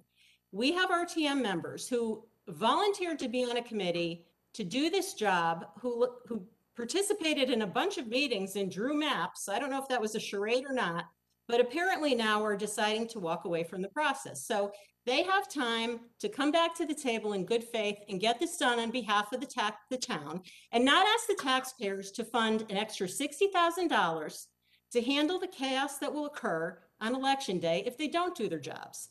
So if they elect to let that happen, and we need to come back, and the town needs to figure out how to come up with $60,000 to pay for it, I will be here to listen to that and, you know, to support however that needs to be done. But that's how I feel about it. And you know, I apologize if some emotion comes across in this for me, but it really gets under my skin that we are being asked to fund this. And if we, you know, what's that, 3 paras, if we want to start talking about things, that we're being asked to fund $60,000, okay? So that to enable people to not do the job that they volunteered to do. So that's just my position. And, you know, other than that, I you know, didn't say anything different to the registrar of voters when I spoke to him, so. I would say on the paras, we don't need them anymore because you funded them. So you don't have to worry about the paras anymore. Yep, we can give them a raise. Number one. And number two, as like. I think our board should respect all the boards and what they do and not start pointing fingers at other boards and trying to put intense on people. And, you know, let the RTM do what the RTM does. Let the RTM does. That's what they do. I can't control the Board of Education if that's what you're talking about. I wish I could, but I can't help that they brought me a $10 million increase. You talked about respecting other boards, Jim, and I agree. Yeah. I respect their ability to get their job done and avoid having to spend the $60,000, and I hope that they will do that. So that's what I'm hoping will happen. That's where I am. But I'm going to stay out of this from here on in. So any other board members? I see Ms. Kupchak wants to comment. Any other board members have comments on this before we move on? Okay. The first select woman, Ms. Kupchak, go ahead. Thank you, Madam Chairwoman. So I just, for clarification, the town attorney has reached out to the Secretary of State for a legal opinion, because right now we're not really quite sure what's legally required on tabulators. So the amount that Mr. Mottola is recommending is not just for staff, but part of it's for staff and part of it's for those tabulators. So we now currently have the town attorney waiting on an opinion from the Secretary of State about what's legally required. And what I am being told right now that redistricting needs to be completed. The deadline is March of 2023. And I've been made aware that RTM members,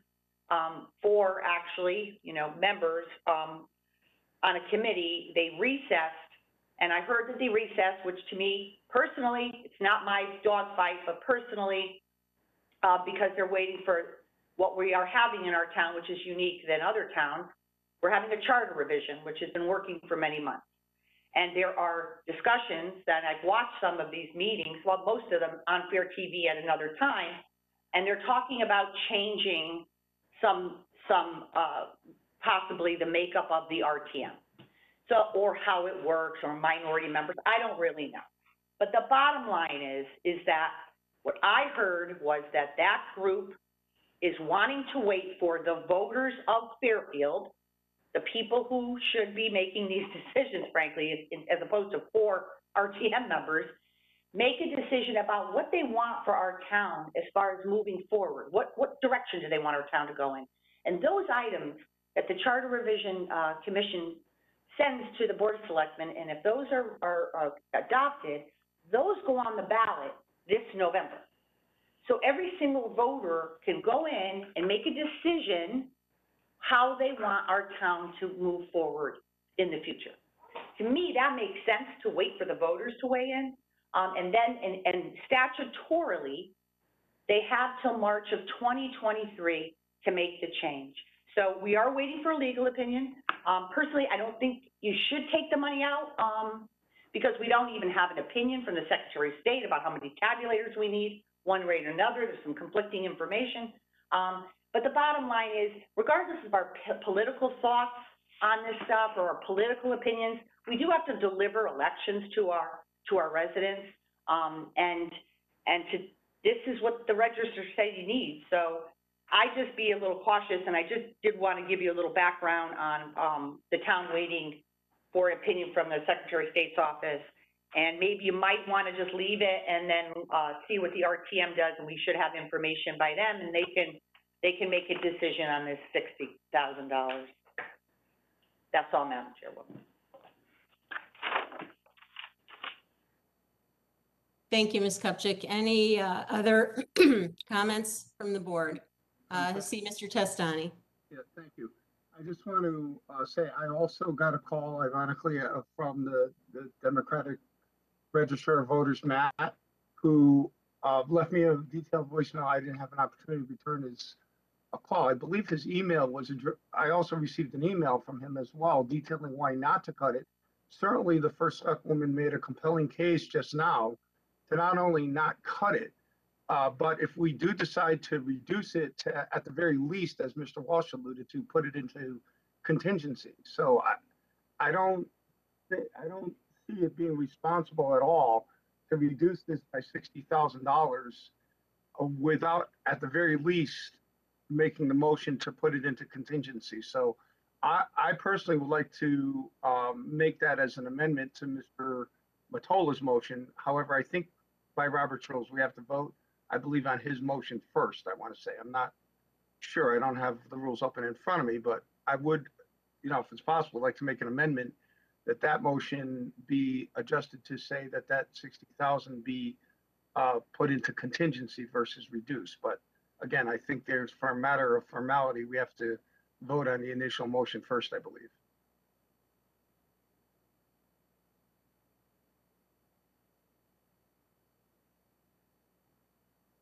Lori, I'm sorry, I couldn't hear you. Sorry, Mr. Curley, I apologize. And just in terms of procedure, I believe the contingency is on a separate line item in a separate department, so we'd have to do it in two separate motions anyway. So we would have to act on this, and then when we get to the contingency, we would consider putting something in there, but those are two separate actions. Okay, thank you, Mr. Curley. Mr. Walsh. Based on the information that the first select woman told us, and the fact that we are getting a legal opinion on whether we have to fund this or not, I think it'd only be safe to keep this in this budget, since I'm not going to wait until a possible amendment on the contingency budget. So I think this motion should, to reduce it, should be denied. We need to get the legal opinion. Everybody in this town deserves the right to vote. If we cut this money and we need the voting machines, we have no idea. Basically, what you're saying is we're going to try to fund this with fund balance. That's what you're saying. Would be $60,000 coming out of fund balance in order to pay for it if we needed to do it. And I'm not going to do that. We should properly do this. We've done it before where we put it in contingency, and that's the way it should be done. So I'm voting against this. Thank you. Thank you, Mr. Walsh. Mr. Curley. Yes, thank you, Madam Chair.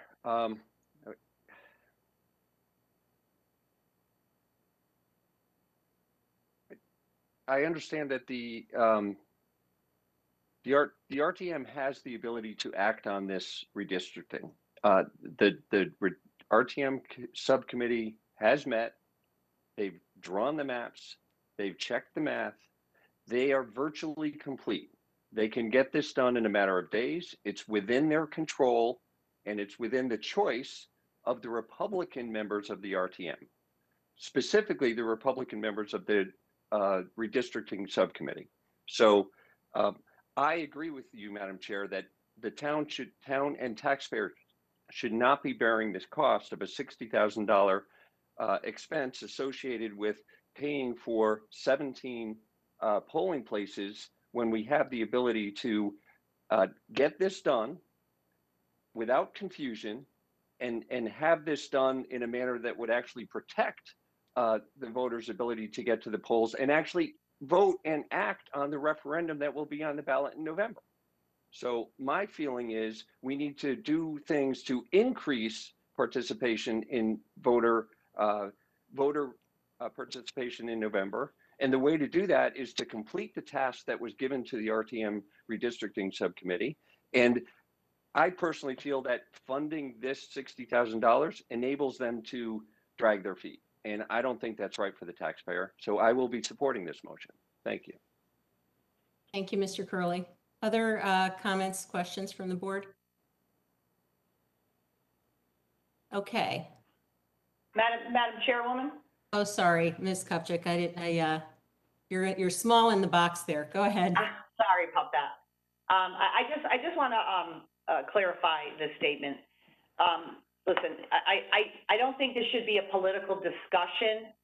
This is an item to ensure that we can produce an election for our electorate and that they can vote easily without long lines or whatever it is. Now, I don't think that we should be discussing who should be doing what, and because that's not my job, and I don't think that's the job of the Board of Finance either. I heard very clearly that that committee has said they are pausing until charter is on the ballot and voted on. That's what I heard. So regardless of what people think about it, or if they like that, or if they don't like that, that's the deal. So we still have to produce an election, okay, regardless. And that's our responsibility. And so what I'm saying to you is I think you should leave it in, or put it in contingency, or whatever you want to do. And I think we should wait until we get an opinion from the Secretary of State on how many tabulators we really need, because at the end of the day, we still have to provide an opportunity for people to vote in an easy way. And that's our responsibility. So I heard very clearly from this RTM, this thing, that they paused. So we have a responsibility now. I don't know how many tabulators, I don't know how many people, I don't know anything. So when we get something from the Secretary of State, it makes sense to wait to hear about the judge, the ruling on how many tabulators and all this other stuff, and then go from there. And if you don't need all the money, that's great. Then it can go into the surplus. But I just think that it's a little dicey, or maybe I would even say political, to say we're not going to pay for the elections because we don't like the way this committee's behaving. I just don't think that's right. That's it. Mr. Walsh? I have to agree with the first select woman. Plus, I mean, I've been doing this for 22 years on 3 different major boards in this town, and I've never heard one board during a budget meeting, ever, threaten basically another board, basically like blackmailing them. If you don't do this by next Tuesday, we're taking your money away. We're going to defund you, which is really defunding the taxpayer who wants to vote this coming November. So I think we got to get away from this whole talk, because basically you're like blackmailing another board. You're saying we're going to try to control your board by our funding of you, or our funding of the register of voters. And I think it's disgusting. And I can't believe we're actually having this conversation and people are actually verbalizing this, actually saying it. I'm done. Okay, that's what you think. Anyone, Mr. Stark? Point of order, is it, I don't know Robert's rules well, but is it out of order to call into question motives by saying it's political, it's wrong, and it's And disgusting? I think we've had enough of it. I think everyone knows where they stand. So my hair's not catching fire on any of this. It's $60,000. The fund balances are swelling year after year. Can we move on? Yeah, I'd like to do that. So I'd like to put this item to a vote, if we can. So all those in favor of, let me just get back to where we were. All those in favor of the adjustment proposed to reduce seasonal payroll in the Register of Voters line 51070 by $60,000, please raise your hand. Okay, Ms. Charlton, Ms. Curley, Mr. Curley, sorry, Craig, have to take another sip of my coffee. Mr. Mottola, Mr. Stark, did I already say that? Ms. Marmion, opposed. Mr. Walsh, Mr. Testani, Mr. DeWitt, Ms. Leclerc. Okay, the motion passes 5-4. Okay, so we're going to continue to flip pages in the book. All right, and we are on page 44, Zoning Board of Appeals. Okay, page 46, Town Planning and Zoning. Page 50, Probate Court. Page 51, Historic District Commission.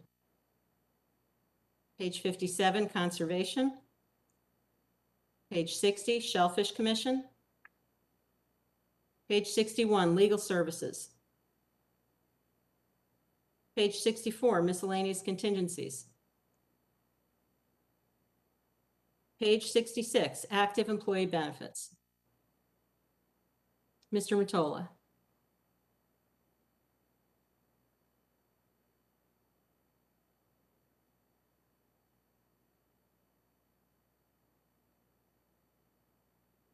I think this will be an easy one, everyone. I am on page 56, line 52-100.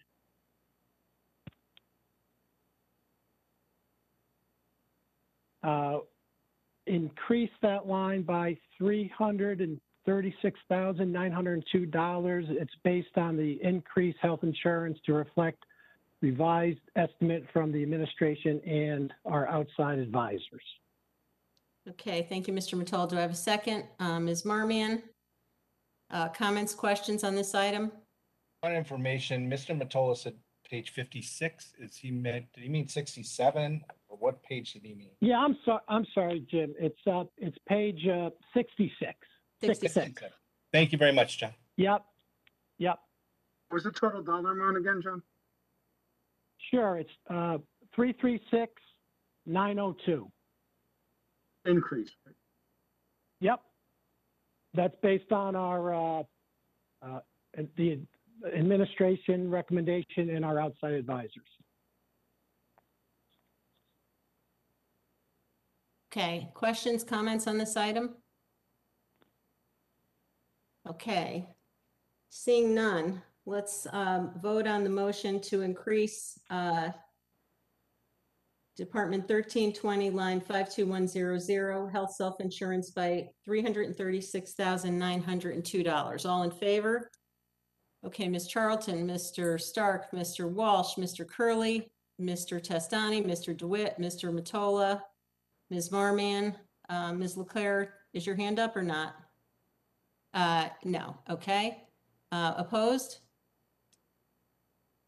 Okay, abstain? Okay, Ms. Leclerc. Okay, the motion passes 801. All right, thank you. Okay, we're going to move on to page 70, Human Resources Operations. Ms. Marmion. Yes, thank you. I would like to make a motion in the Human Resources Department, 2 lines. I'm going to combine them. 51010 and 52200. That's a total reduction in the amount of $118,971. That's a combination of $110,517, which is regular payroll, and $8,454 in Social Security contributions. Okay, thank you, Ms. Marmion. Do you have a second for that item? I will second the motion. Okay. Comments, questions from the board? Mr. Walsh. I mean, who's going to do the risk management work for the town? Because that position was in there and it was cut, and we were advised during our meeting that this person was going to do risk management for the town. So who's going to do that work? Mr. Walsh, that's not my decision. The first select woman will hire whomever she feels is necessary to fill roles in her departments. It's my understanding that our HR director recently resigned, and that person, I'm assuming when that person is hired, that person will make decisions within his or her department.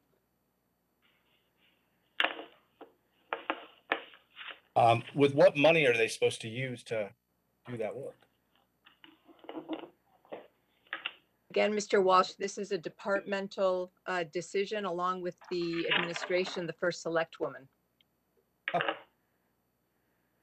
I guess if that's the cut you want to make, I don't agree with it. I think it's very short-sighted and it's going to hurt the employees of this town. So if Human Resources does is help employees of the town, their benefits and all sorts of other things, including risk management. Then the first select woman and whoever the new director is, I agree, will have to decide what positions they want to have.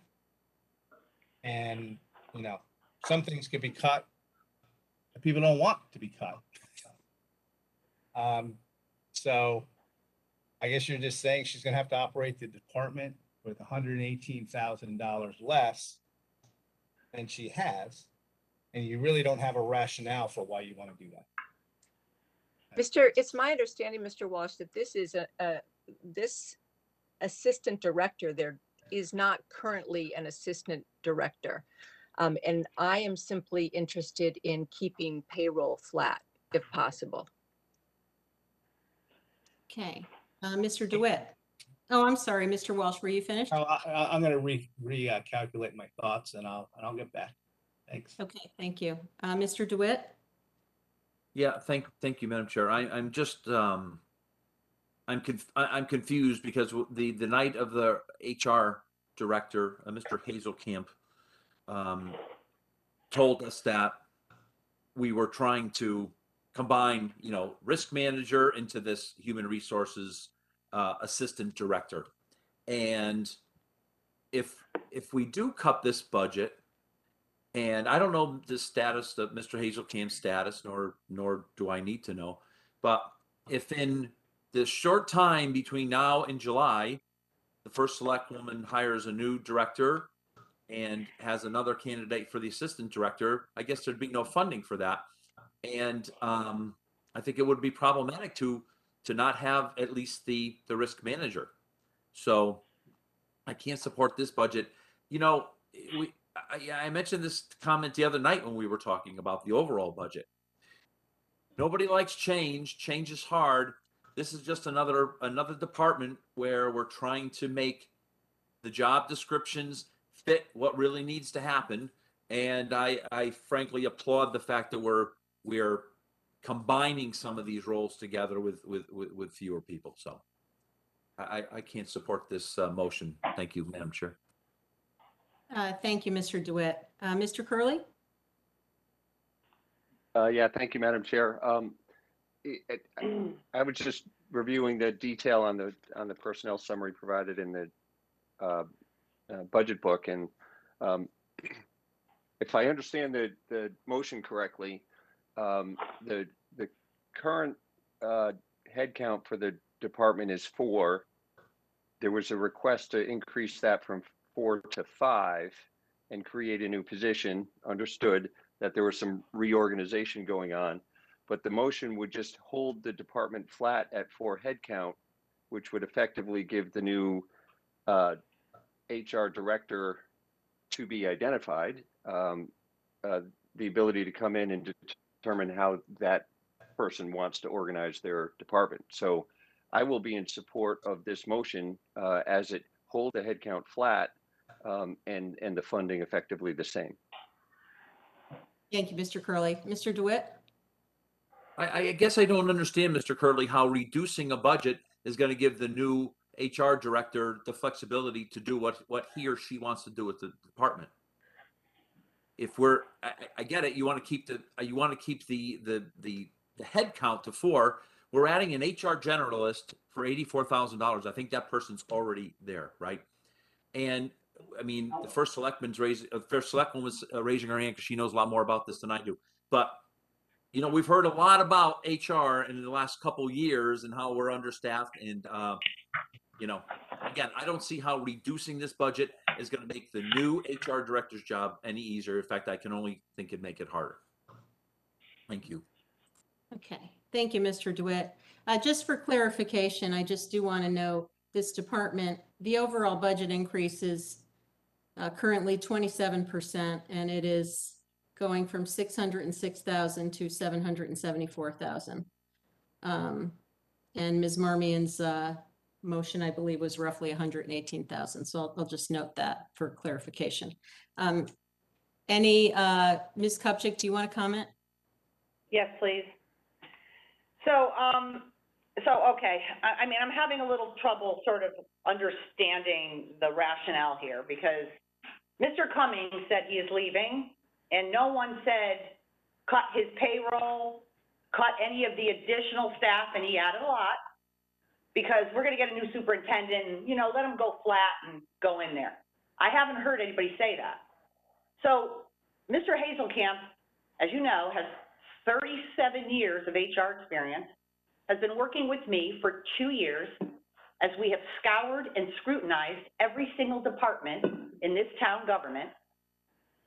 And the HR department, and I'm going to remind you, I'll read you the budget message. The Department of Human Resources is responsible for following functions: labor relations, personnel administration, employee benefits, staff services, risk management.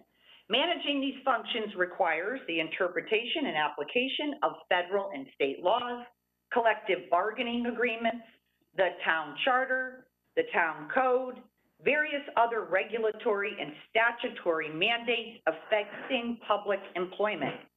The department also provides advice, consultation to approximately 500 full-time town employees, 150 part-time employees, 175 seasonal employees, and 500 retirees, and dozens of contract for employees.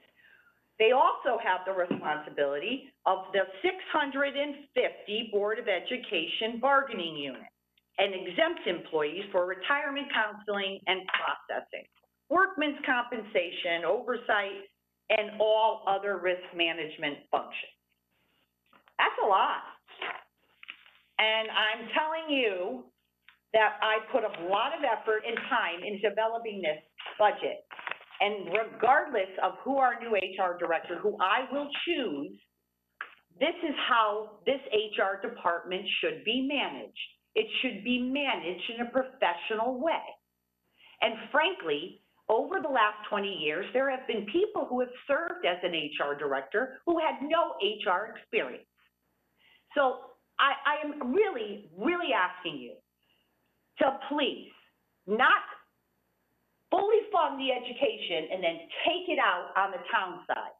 We have an enormous amount of responsibility to the employees who work for this town, and they use that department all the time. And we have 500 retired employees. I put in for a diversity recruitment officer because this is something that was recommended by the Racial and Equity Task Force. I won't be able to do that. This cut was not well explained. It's not making any sense. I've spent 2 years looking at these departments. This department needs extra help. It simply does. Bottom line, that's what it needs. And you're talking, this is peanuts.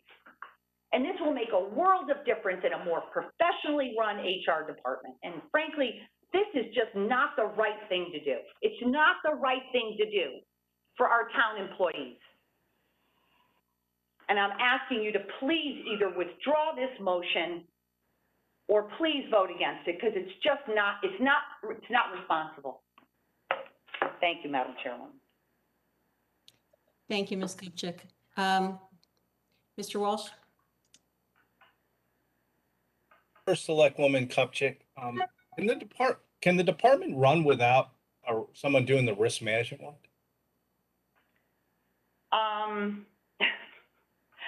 Well, no. I didn't think so. Listen. So in a way, the town has to replace that function no matter what, before we take on new people or new roles. Like, how are you supposed to properly take on like a new person when you can't even do the roles you have? Like, how can you take on a diversity recruitment coordinator when you can't even do risk management work? How could that be possible? You'd be doing a disservice to this community, probably potentially causing a lot of liability for the town. Well, yes, there's grievances filed. There's all kinds of legal things that pass through that department. And frankly, we have been not delivering in that department. We need that extra staff. It's a necessity. And I'm really, really, and honestly asking you to reconsider this. This is not a lot of money, and this has a huge impact on services to every single town employee. If you respect the people who work for this town and the people who used to work for this town, then you will not make this cut. Consider, would the town be at risk without a risk management officer position? We were going to roll the risk management position into the assistant HR director. The department was overwhelmed with its current staff as it was. It made sense to eliminate just the risk management position, put that job function into the assistant HR function so that we could have two people working on this HR stuff, which is mammoth, as I just read in the budget message. It's an extraordinary amount of work. Then you have a benefits manager who handles all the benefits. We currently have one other full-time person and a part-time person. We were trying to bump up that part-time to a full-time and make that person a HR generalist, which is a normal job description in other municipalities, nothing crazy here, just normal. And then we wanted to add the diversity recruitment part-time position to respond to the task force request. And that's it. It's not a lot of money, but it does make a whole lot of difference. And how many employees are there again, Ms. Kupchak? That HR handles? Currently, we have the HR director. We eliminated the risk management position and turned it into an HR assistant director. We have a full-time HR admin, and we have a part-time HR admin and a benefits manager. And how many employees does the town have again? 500. 500? Okay. Approximately 500. At my company, we just went through an analysis, brought in a professional company. And one of the functions was HR that we took a look at. And we were advised that the normal amount of employees in an HR department should be one employee for every 100 employees. That's kind of a standard number. So that would kind of put it right at you needing 5 employees. Well, we also have 150 part-time, 175 seasonal, and we have also 500 retirees who use that department regularly. Okay, well, that's a little different too. And we have the 650 Board of Education members in their bargaining unit who also use it, and exempt employees. So it's a lot more than just the 500. Okay. Right. Thank you. Thank you, Mr. Walsh. Ms. Kupchak, I have a question. I thought I understood that the benefits manager job might be getting phased out because the pension board is looking at having the pension administration outsourced. I know that they are considering that proposal. Absolutely not.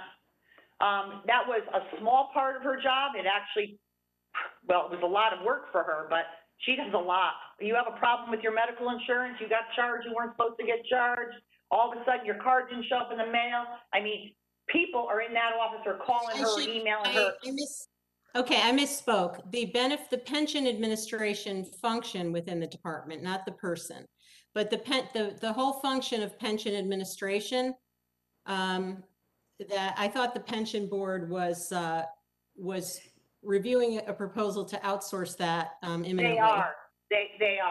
But the benefits manager does way, way more. As a matter of fact, the benefits manager was managing all of the benefits for all those employees I told you about. Now you're talking about pension benefits, that's the 500 retiree. We still have 500 full-time, 150 part-time, 175 seasonals, and we also have the 650 Board of Education members that run through the HR. Got it. I got it that simple question. I just wanted to make sure that that was accurate because I would expect that,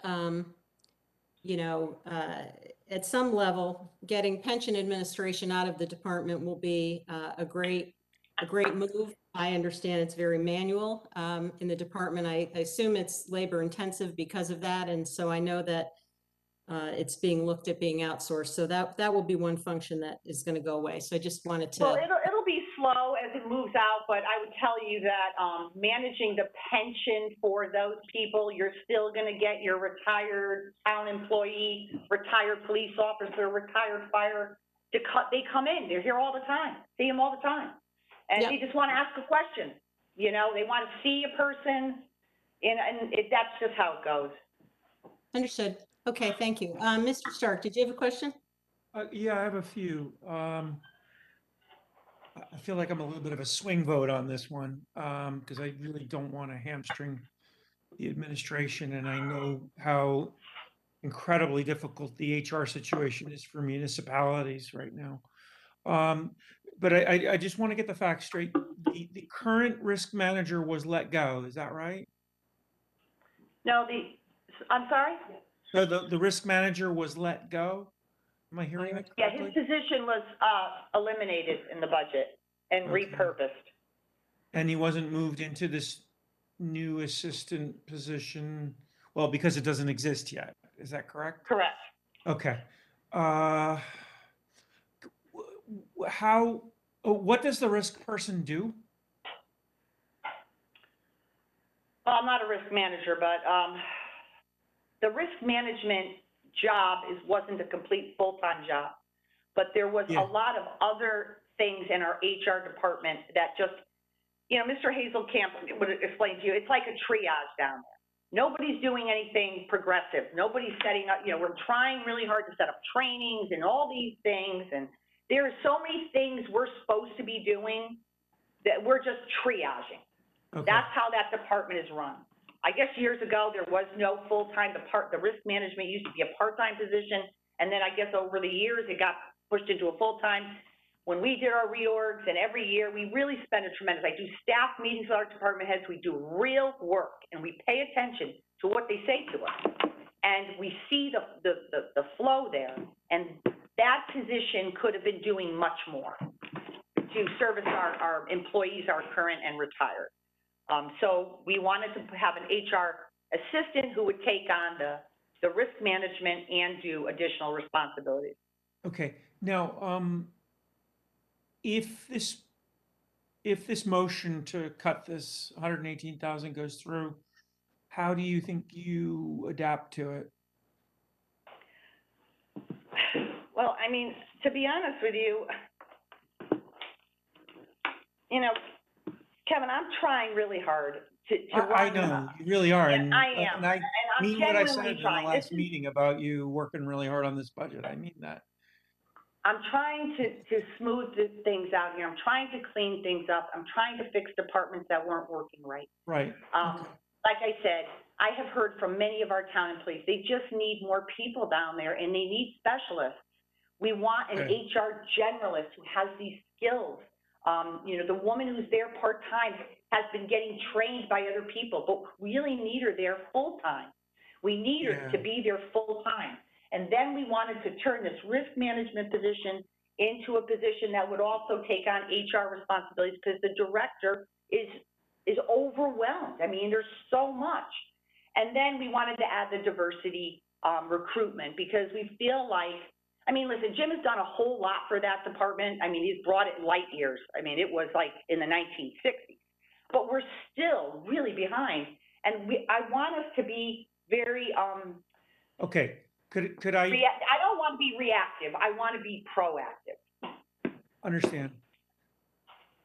But you would your reaction be to cut some other position to make room for this if we reduce the budget? I'm just trying to understand. Well, I mean, listen, it's a budget, so there's no way to cut, right? So Mr. Hazelkamp has indicated he's leaving. Yeah. We are in the middle of a process of hiring a new HR director. Okay. What I'm asking for is in line with what other towns do. We have a lot of town employees, and I just mentioned them. And so, yeah, they're going to do. Mr. Hazelkamp is not different from other HR directors. He has that experience. He knows what he needs. And if you could sit in a room with him as long as I have and listen to how the room functions and listen to our town employees complain, because there's just not enough time in the day to get stuff done, you would agree that this was a good reorganization of this department for only, what, $118 grand. Okay. Servicing all those employees and the retirees. Maybe you don't know the answer, so I could leave this open to anyone in the Board of Finance or Jared or whoever. If we do adopt this motion, are you able to use contingency to put this halftime person on anyway? You think? I don't know the answer to that question. I mean, if this was cut, so basically this is cutting all the risk management and the assistant HR. It's cutting that generalist who's part-time, we want her to be full-time, and then the diversity. So obviously I'm not going to put a diversity person in if I can't even do basic HR function. That was supposed to be something good and positive and new. But obviously we have to get the day-to-day work done. I mean, it's not going to run well, I'll tell you would that. have to cut the diversity person, you think? Oh, 100%. You've got to perform your basic HR. You can't have a position that's never been there before when you can't even do what you're supposed to do. I mean, risk management's got to get done. All these things have to get done. Okay. I appreciate your candor. Thank you. My questions are finished. Thank you. Thanks, Mr. Stark. Mr. Testani.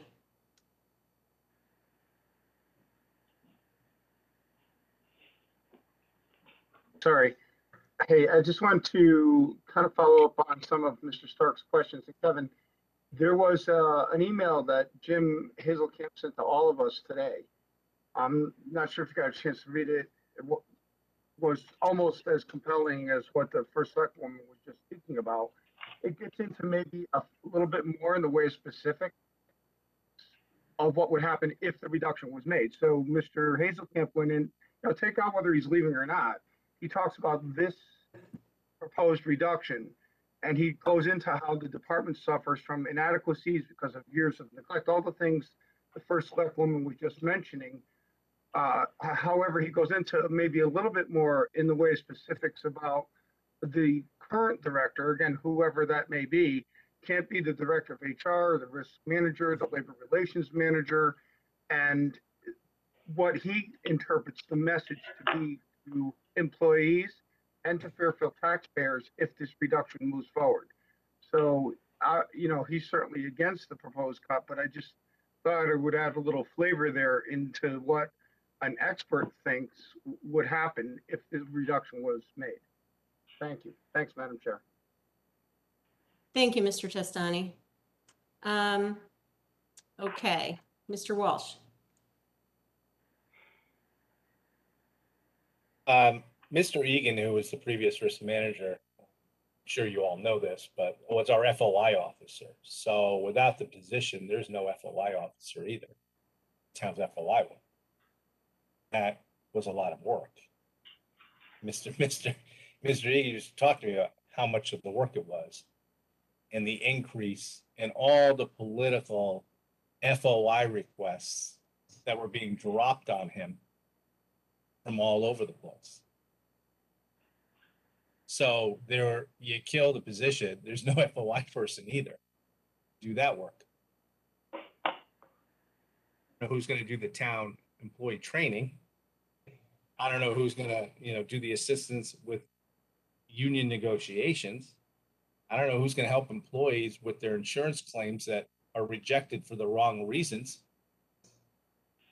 There are a litany of things that this cut is going to do, and either some people don't know that, or you just don't care, and you're just trying to find a pot of money for your Board of Education cut. So whatever it is, I think you need to fund this position, and stop playing games with this, because it's just not right. I mean, just nobody's going to be doing this work. Okay, I want to remind everyone, we need to refrain from calling each other's questions into motive. Debate the issue. Debate the issue. Let's stop calling each other political. That can go all ways. It's not productive. It doesn't change anyone's mind. Let's please stick to the rules and debate the issues. Ms. Carlton, I apologize about that, but I will say, you got to call balls and strikes fair. When you and Mr. Curley were challenging the RTM and using political parties, you didn't call them out or yourself out one time. So either as the moderator, you've got to call balls and strikes fairly. All right, and I did not call you out when you disparaged the Board of Ed budget and the Board of Ed repeatedly. So let's not you be the one to call other people political. Let's make a pact here. Let's move on and debate the issues, and we'll get through this budget, because it's going to get done one way or the other. And so let's just move on.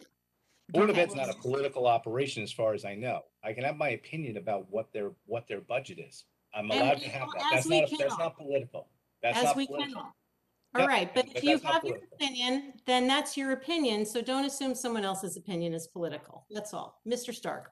Yeah, maybe Mr. Walsh or some of the other people with more Board of Finance experience can answer the question that Ms. Kupchak couldn't quite get at. If we did cut the 118, do you think that that the contingency fund could be used to, the contingency amounts in the budget could be used to hire this half-time person? Well, I hate to ask, that's a good question, Mr. Stark, but I hate to ask a question with a question. That's Is there going to be a contingency account? Are you you're going to vote to keep the $300,000 contingency in the budget? Because if you tell me you are, I know that there's enough votes that there'll be contingency money. And I think we could probably do that. Yeah, I am pretty sure we're not eliminating it, because it needs to be there. Can we, okay. But so if it exists, Mr. Walsh, you would say that it could be used. Is that fair? I would believe so, but I will tell you, just on that way the contingency budget works, we have to approve, Kevin, our board, what comes out of contingency. So okay, I'll tell you, I'll join you in it. Yeah. Again, I'm on the fence on this one. If the contingency account's there to the level it's supposed to be, right, I'll vote with you on it. I'll vote with you. Appreciate your candor. Thank you. Yep, thank you. There's a bipartisan conversation going there, Lori. I think we should act on it. I'm trying my best. I'm a finance guy, and a lot of these questions are just finance questions to me. They're not partisan. Thanks for the question, Kevin. Thank you, Mr. Can Stark. I just ask a technical question? Yes. What is the difference of leaving this in the budget as opposed to putting it in contingency? What's the difference? Like, why take it out of the budget? All right, I think that everyone's had their, made their comments. So if anyone else wants to comment, I'll let them do that. Ms. Leclerc? So it's my understanding that if you want to add a position to a new position, it has to go through the budget.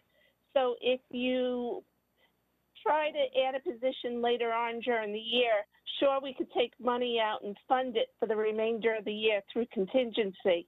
But then the next year, it would have to be a new position in the budget. I think if you want to add a new position now, then it's there, it's in the budget book, and the first selectman doesn't have to fill the position, but it's budgeted for. If it's not budgeted for, there's no position to fill. And I think that's Mr. Stark's question. Indeed it is. Thank you. Thank you, Ms. Leclerc. Appreciate that. Mr. DeWitt? God bless you, Ms. First Selectwoman. Thank you. I guess I just, I'm not tracking a little bit on the conversation. Is Mr. Stark, are you hypothesizing about moving the $118,971 into contingency? Because in Ms. First Selectwoman, the difference between if it been in the budget and in contingency is very clear. You have to come to the Board of Finance to get it out of the contingency. That's the only difference, right? So, Mr. Stark, is that what you're proposing, or are you proposing to pull it out of the existing contingency? That's a great question, and Thank you. All right, I'm sorry, I have to interject. I think Mr. Stark asked for information, which is great. We are going to get to contingency. I want to make sure everyone has their chance to speak. I don't know how long we've been on this motion, but if there are any more questions on this, No, I'm not having a contingency. I'm sorry, Ms. Chairman. My question is, I just didn't understand Mr. Stark's question. Got it. Yeah, and I thought the question was, he was asking how contingency could be used if to fill a head count or to add head count mid-year in a budget or something like that. And I thought I heard he got his answer, but what I was trying to do, Mr. DeWitt, was to try and stay away from motions on contingency until we get there. That's all. Great. Well, I completely agree with Ms.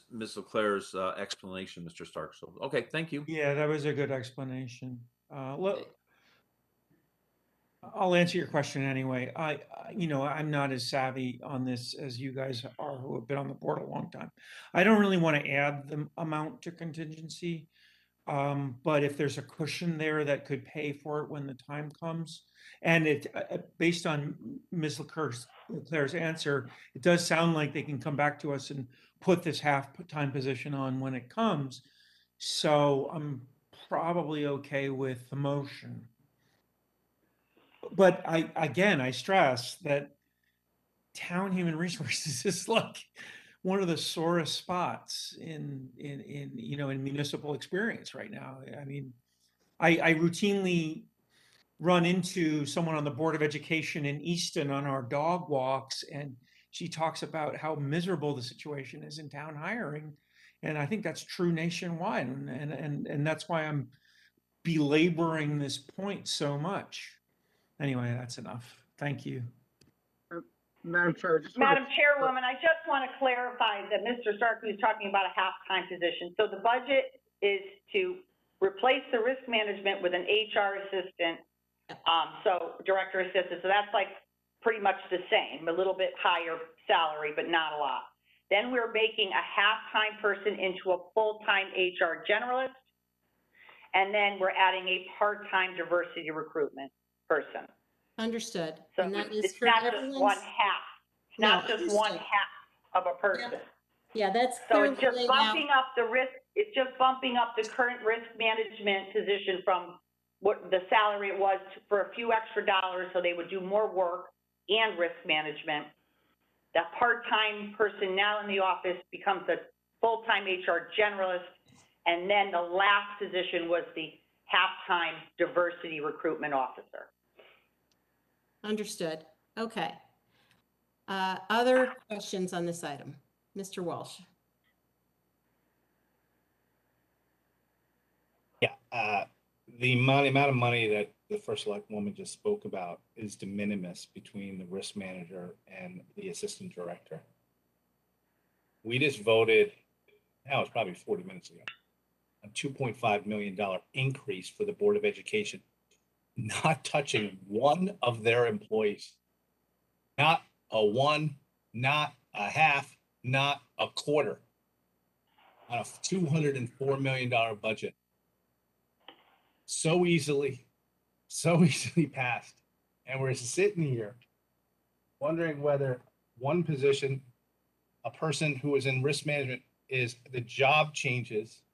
They try to reorganize the department to work better for the town. And this turns into a 40-minute discussion over a couple of $1,000, basically. I mean, it's kind of ludicrous.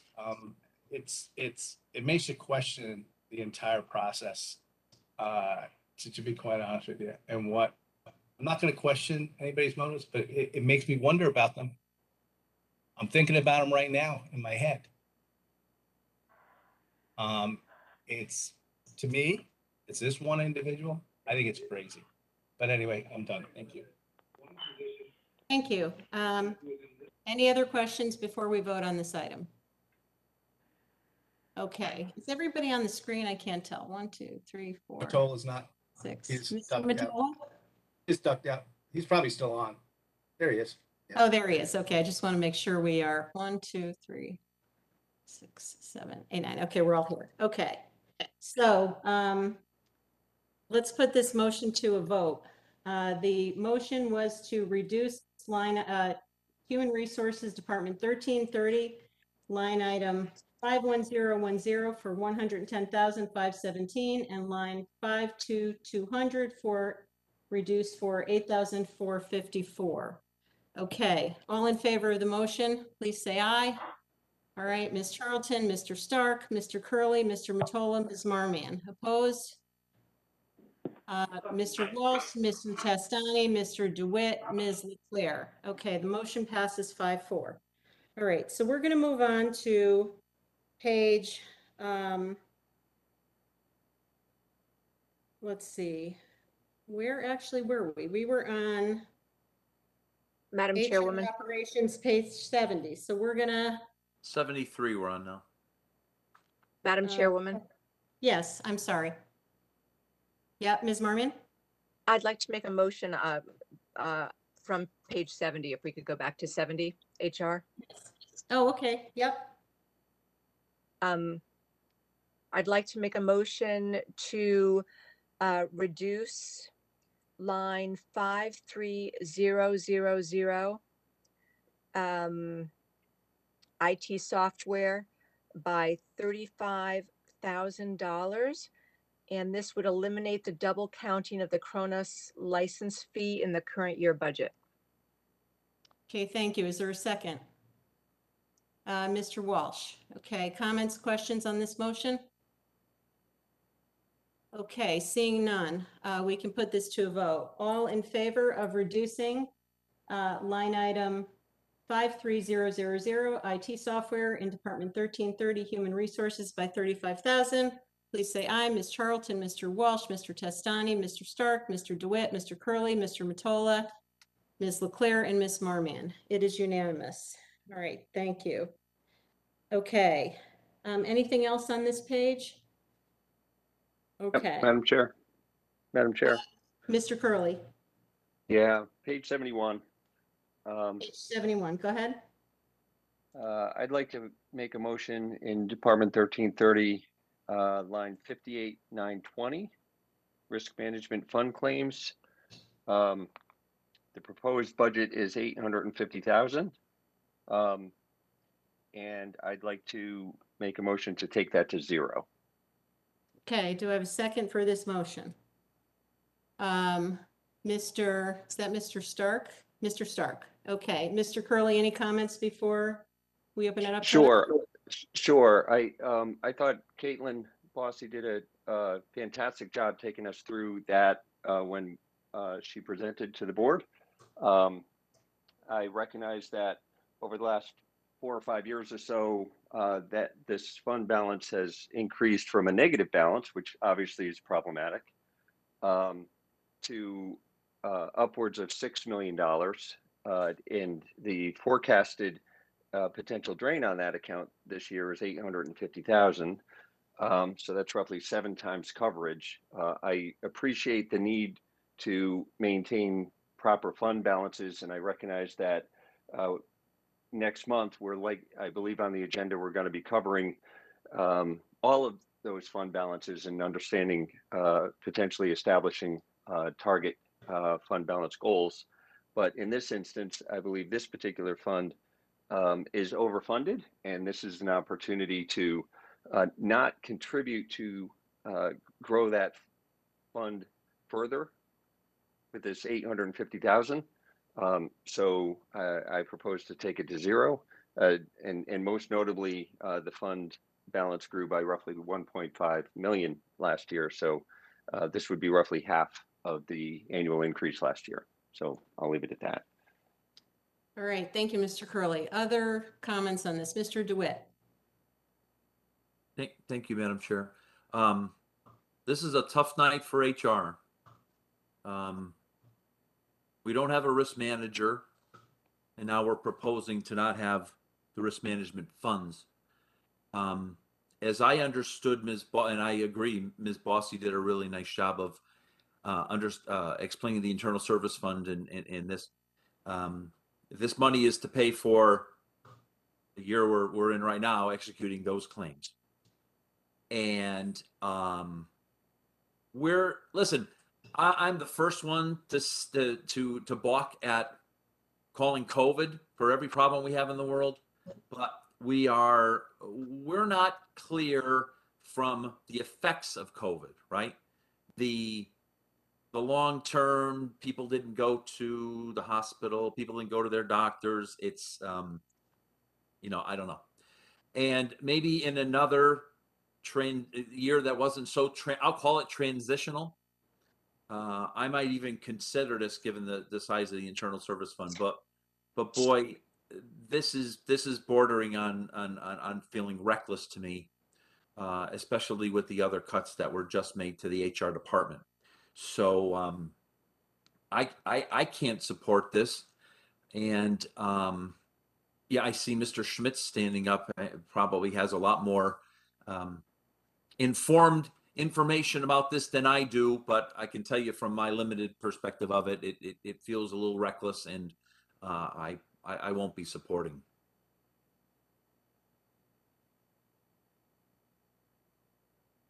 Lori, you're on mute. Sorry, I wanted to give board members a chance to comment first. Did you have follow-up, Mr. Curley?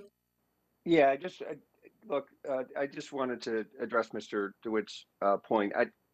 I appreciate the concern and regarding making cuts that you consider reckless. I don't consider this reckless. I mean, we look at our fund balances in some instances we're looking at 10 to 12%.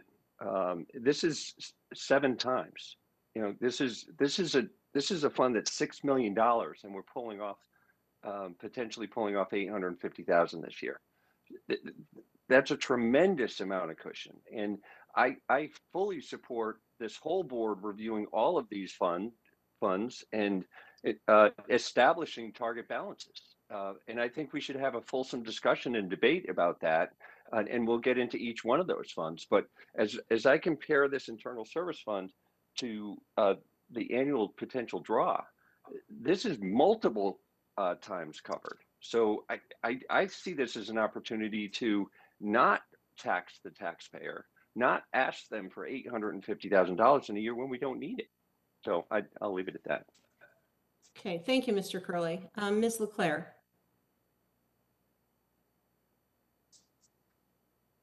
With all due respect to Mr. Curley, I just feel he misunderstands how the internal service fund works and what the balance represents. And Caitlin Bossy, our controller, provided us with these nice spreadsheets that she walked us through. And if you look at the first spreadsheet that she gave us, and you look at the cash balance, only has grown for 2 budget cycles by $100,000. And we have traditionally, even when our fund balance was negative, budgeted for the current liability. And so the revenue and what we expect to spend in a given year is even. So if you look at any of these sheets, what we estimate is what we budget. And so those are the amounts that we think our risk management is going to cost us this year. And there is a tail on it that the claims don't always line up with in a fiscal year. And so that's why, but this is for all claims outstanding that are budgeted over time. So a lawsuit might take many years to settle. It may go on for 5 years. And we all know that due to COVID, the courts were closed for quite a long time. People didn't go to doctors, so medical expenses and claims didn't happen. So there's a tail on that, and a $100,000 increase probably isn't even enough. Okay, thank you, Ms. LeClaire. Mr. Walsh?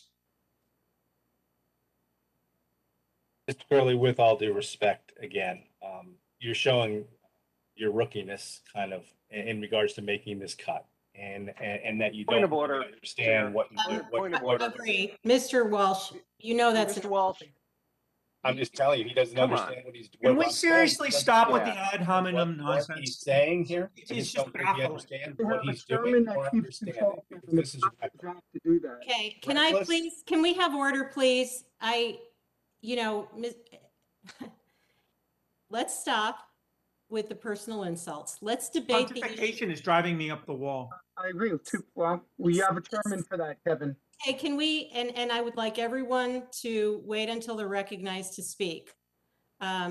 It's inappropriate. Start with your side of the I aisle. want to assume that I have a few words to say on this fund, and I can assure you that I know very well how this fund works, and I will be speaking to it. But let's not start out our comments by assuming other members don't know what they're talking about. State your opinion, and then let's debate it. Thank you. I believe that this proposed cut, if approved, is financially reckless, is financially irresponsible for us to do. If you've done research in regards to even the internal service fund history, year to year, which I have done, these amounts can vary. Just 10 years ago, we were $6 million in the hole. We were $5,921,000 in the negative. 11, we were $4,738,000 in the negative. 2012, $4,630,000 in the negative. The next year, $3,147,000 in the negative. 2014, $1,422,000 in the negative. Yep, right there, that difference was a $1.5 million swing in 1 year. Then we go negative even further in 2015 to $2,288,000. Then there's a $2,250,000 swing when we go down to $14,000 in the negative. And then in 2017, $877,000 in the negative. So up until 2017, we were in the negative balance. And for those of us who have served that long, this was a constant pressure with the credit agencies. The fact that this number over the last couple of years is built up to $5,968,000 is a miracle, but it's not really the miracle you think it is. It all seems great, but I'm going to tell you how this stuff can deteriorate so quickly your heads will spin. We have employees out there right now who don't know that they have a diagnosis, unfortunately. I was just watching something on one of the news shows the other night talking about this. Our own experts talked about it. Somebody who would have during COVID been diagnosed with stage 1 lymphoma is going to come in, God forbid, with stage 4 lymphoma. People who could have protected themselves from diabetes that didn't during that period of time are now going to get diabetes. There are so many claims that are going to come outstanding, and you are putting the town's financial house in jeopardy with this cut if it's made. We have never done this, not even during the darkest days of COVID when everybody was home and not sure whether they had a job. And we cut some sacred cows, but we never touched this. Never. Never has any Board of Finance ever reduced this to zero or even tried. That's why I say this is reckless. We have plenty of insurance claims out there, plenty of lawsuits that are out there in the courts that were closed for almost 2 years. Those claims didn't go away. They didn't go away at all. Matter of fact, some of the people that were injured, their conditions probably got worse during this time because they weren't seeking medical assistance because their doctors were closed. So we're going to, the courts are now open. Things are going to be settling. Many courts are going to be rushing cases through, and we are going to have a series of claims we have never seen before. Just COVID might have put the claims off and helped us with this, because on our health stuff, yeah, there was like $1.4 million from one year to the next that we're considering being, oh, this is so great. No, it's not so great. People didn't get the health care they needed. That's not great. We profited, but just as you people talk about, oh, we got to make an investment. Well, we're going to be making an investment. We're going to be making an investment, and that's going to be settling these claims, having people with worse conditions for undiagnosed medical things. But I'll tell you, those liability claims have gone away. Those cases are just sitting there. They're going to start settling. Now the courts are open a lot faster, and we're just going to start getting whacked. It's not going to be $850,000 worth of claims this year. It's going to be more. It's going to be more than next year. And we're putting no money in. It's irresponsible, I believe. That is what I believe. It is also creating a cliff. Matter of fact, I don't even know whether it creates a cliff, because if you vote for this, you are telling the first select woman, why does she use it next year? So put 0 in it next year as well. Because I think there's going to be 5 members of this of our board who are going to vote for this. And you are telling the first select woman, don't put a penny in it next year. Why? You think it was a bad idea that she funded it? You're so much smarter. Everybody's so much smarter than the experts we have. And $6 million is nothing. Nothing. We've seen swings so drastic. And that's why it's irresponsible. And I can't even believe this is coming up for a vote. I thought we'd go in many areas. This is really one sacred cow I never thought we'd ever really go to. Really. I mean, seriously. People talk a lot on this board. Oh, I want to fund long-term liabilities. Oh, I'll always fund long-term liabilities. I'll do that. This is a long-term liability.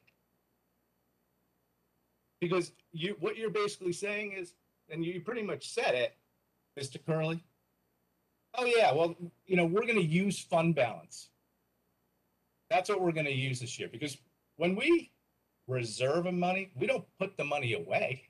That's just an accrual. There's no, I think there's some confusion sometimes. People think, oh, we're double counting because we have a reserve. The reserves are an accrual. The cash is what goes out the door, and this account has always been used for what we think we'll need to settle cases for this year. And I think it's if this passes, it's a horrible fiscal policy that this board is setting up to have it go to 0. And I don't know who decides it. How long do we let it go? Do we let it go to 3 million? Do we let it go to 1 million? Do we let it go negative again? Maybe we let it go to negative 6 million again. Maybe that's a good thing. Maybe that's what this board thinks is now, the people that control this board thinks a good idea. I don't. I don't. We have to have some basic, we have to have some basic financial principles, and we have to fund things and budget for them on a yearly basis on what we think we're going to spend that this year. And not sit there and take these pots of money and say, you know what, I'm smarter than everybody else. I'm just going to use this for this year, maybe next year. Point of order. I did not say that I was smarter than anybody else. Jim, stop making those type of comments. Just You're saying, out of line. I'm telling you, we have financial experts on this. They present their things. We've had this board. I've been on it for like 10 years. I watched it in operation before that for 12 years while being on other boards. No one's ever touched this. And we're acting like we're in austere times, like we're in the Great Depression. We really got to save this money. But yet we raised the Board of Ed $2.5 million tonight. Please. It's just like things like this, I just don't even understand. They make no sense of what's going on. We're basically robbing Peter to pay Paul. That's what we're doing with this vote, if it passes. All right, Mr. Walsh, I'm sorry to interrupt. Can I just suggest you're asking a lot of questions. You've made a lot of statements. I would like to give some other board members a chance to respond. I also am going to take a moment to cover some basics because we are conflating a whole lot of things and making statements that are flat out not true about what this fund does and what it's supposed to cover. I do want to give, and I am not one who does not understand this. I will assure you. So I'll make those comments, but I'd like to give other people an opportunity. Mr. Curley, did you have something else here or? Yeah, I just wanted to add a couple of things. Jim, look, I know you've been on this board a long time. I know you've been serving the town in multiple boards. I think you mentioned 20 years. I mean, you do no disrespect when I recognize that you are experienced, but you have to show the same. I've been working with budgets and in this field for over 30 years, and you treat me like I'm a 2-year-old, and I don't appreciate it. So with all due respect, I recognize that the town has fund balances for different purposes. I frankly was shocked to learn that this board does not have a policy that is specific as to what are the target fund balances for items like this. And at the end of the day, what I said to start this motion was that I look forward to this board deliberating what the appropriate balances are for each of these funds. And we'll have that discussion and we'll have that debate. And when we do, we'll set the limits, whether it's multiple times coverage or 10 to 15% coverage. Each fund has a different purpose. But this fund right now, in the absence of that type of policy set by this board, looking at the information that's in front of all of us, recognizing that last year this fund increased in 2020 from $800,000 to $4.4 million, and then from $4.4 million to $6 million. This is not the time to be overtaxing the taxpayers of Fairfield by the tune of $850,000. We can use that money for other purposes. And in a few minutes, I'll be making a motion for something else to increase funding on the expense side.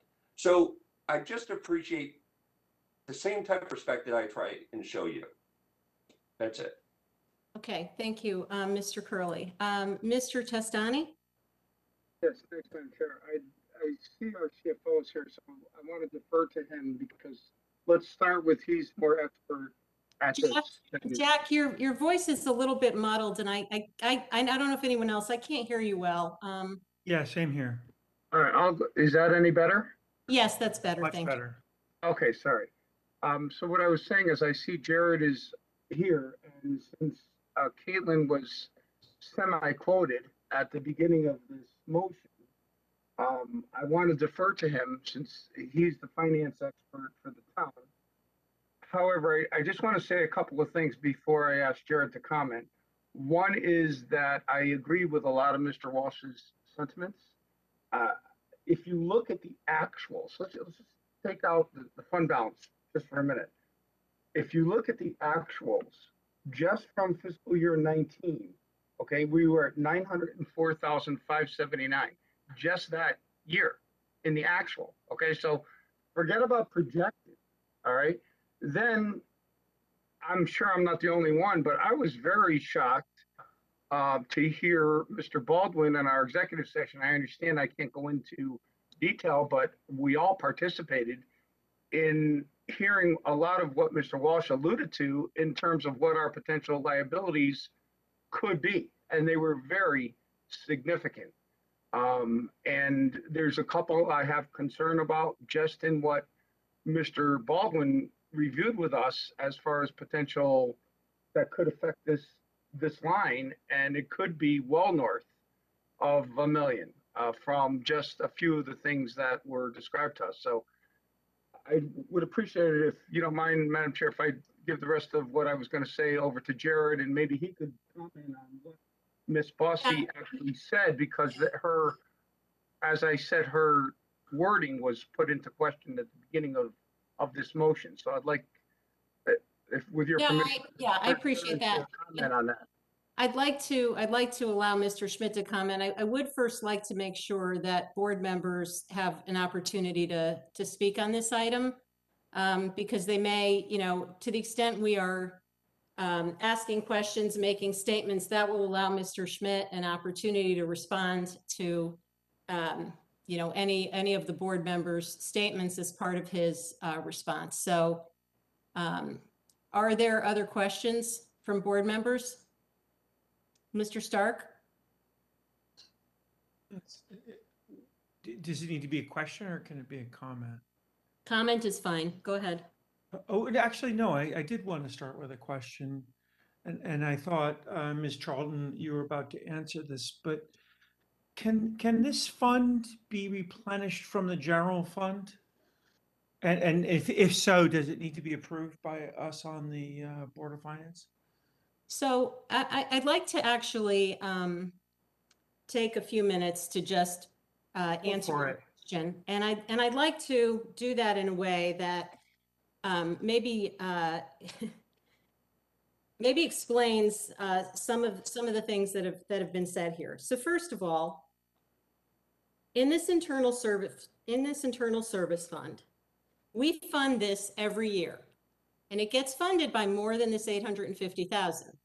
We budget for workers' compensation claims every year. We budget for general liability claims, which is the equivalent of this $850,000 every year. And we budget for medical insurance every year. Let me start out with medical insurance, because this fund and the fund balance in it is not supposed to cover, it's not meant to cover future medical claims or increase medical costs because people might get cancer because they didn't go to the doctor during COVID. The amount in this fund for medical claims, which, by the way, is not significant. At the end of last year, it was $746,000 out of the entire liability of $13 million. That amount is only a liability for claims incurred but not reported. Someone goes to the doctor in December, we don't get the bill until January. It covers the very short lag of time for claims incurred but not reported, period. Because the rest of our medical claims are budgeted in the general fund, and we have a budget line item for those. And our budget line item went up substantially this year because it was a projection from our broker on what we're going to pay. It might go up next year. There's going to be health inflation. But I do want to, if there's a perception here that this fund balance is supposed to be covering medical claims that might be incurred in the future, that's just flat out wrong. This fund is only, as it relates to medical, covering the tail on claims incurred but not reported, period. It's a short-term liability, and it's a small number, number one. The lion's share of the liability in this fund, which, by the way, this fund has assets of $20 million. It has liabilities of $14 million and a fund balance of $6 million, okay? The bulk of the liability is for workers' comp claims, which we budget for every single year, including this year. And we take those amounts, we get outside advice on those amounts, and we take them and we book them, and we're approving them in tonight's budget, presumably. So we do provide for insurance, medical insurance every year. We do provide for workers' comp every year. We get those estimates from third parties or with the assistance of third parties. The last thing is general liability claims, which we estimate internally. And there's no secret, because it's disclosed in our financial statements, that last year that was 2.4 million of the liability. So all of the liabilities that we estimated for this fund, the town's estimates of all our liabilities for general liability claims, for workers' comp, and for the medical insurance are already accrued in this fund. They total $14 million. The $6 million fund balance is in excess of what we have estimated has to be paid out of this fund. So I just want to be very clear on that. It's the excess. Now, I do appreciate Mr. Walsh's taking us through the history. Yes, this fund, I went through it myself, Mr. Walsh. And this fund did have, years ago, a history of negative fund balances. For one reason, we weren't putting enough money in it. We didn't budget enough money. So for whatever reasons, when budgets were done, and we had to budget for things like workers' comp and insurance and general liability, we didn't fund it enough. And so the fund balance went negative. Okay, the board recognized it. We got a warning from the rating agencies. We stopped doing it. Since 2018, we have been funding more than adequate amounts to cover all the liabilities that have been paid out of this fund and the liabilities that are estimated to be paid out of this fund, right? So what's happened is over the last several years, we have put more money into this fund than we've paid out and that we estimated we will pay out. That's why there's a fund balance, because it doesn't only cover what we pay out, it covers 100% of what we believe we will pay out based on our workers' comp liability, our medical liability, and the claims for general liability. So I just, I don't know if it's semantics, but it sounds like there's some kind of perception that the fund balance in this fund has to cover future claims. No, that's on top of what is already provided for future claims. So I just want to be very clear about that. And the medical is a tiny piece of this. It's tiny. So, and it's not supposed to cover claims that are incurred in the future. That's not how this works. This is a fund it's a proprietary fund. The balance in here is to cover claims that are incurred, but we just haven't gotten the paperwork yet. So with that, I just want to make, a couple of points to what Mr. Curley said, and then I'd like to, I think we've been funding this, and for whatever reason, over the past couple of years, the estimates of what we funded, and it's always been funded in good faith. We put in what we were advised to put in by our experts. Nobody fooled around with this. Those estimates have turned out to be overstated. That's fine. So we have built up a fund balance of $6 million, and that's where we are. And I think Mr. Curley asked a very good question, or the key question in our budget hearing a week or two ago. And the question was, what do we think should be in this fund balance? And, I don't know the answer. This board, I agree, should have a policy for what should be in this fund balance. But let's think about it. The general fund, we have a policy that fund balance there should be 8 to 10% of total expenses for the year. I'm not saying that should be the policy for this fund, but if it was, the fund balance in this fund would be targeted at $1.1 to $1.4 million. That's what it would be. That would be a 10% overage of what we pay out during the year, okay? Let's say we wanted it to be higher because there's more risk, there's more estimates in it. $2 to $3 million. We are now at a fund balance of $6 million, which, that's on a level of expense of $14 million. So we have a fund balance of, or whatever that percentage is, 45% of our current year expenses. I mean, think about that. Would we ever would we ever manage the general fund that way? Does anybody believe we should be targeting fund balance in the general fund of 150 or $200 million? Like, that's the equivalent. And this is just one fund. You know, it doesn't stand alone. The money that goes in, it comes from the general fund. It gets budgeted every year.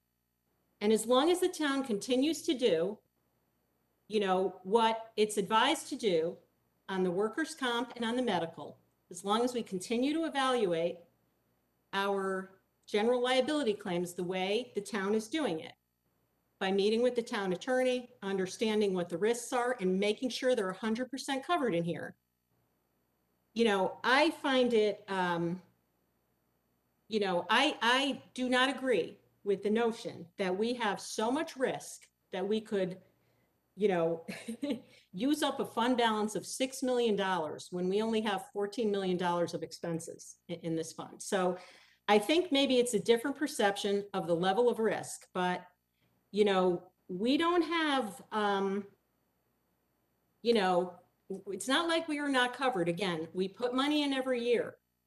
We are insured for many of our liabilities. We pay $2 million a year for insurance, for general liability, property and claims, errors and omissions. We are insured. We have umbrella policies.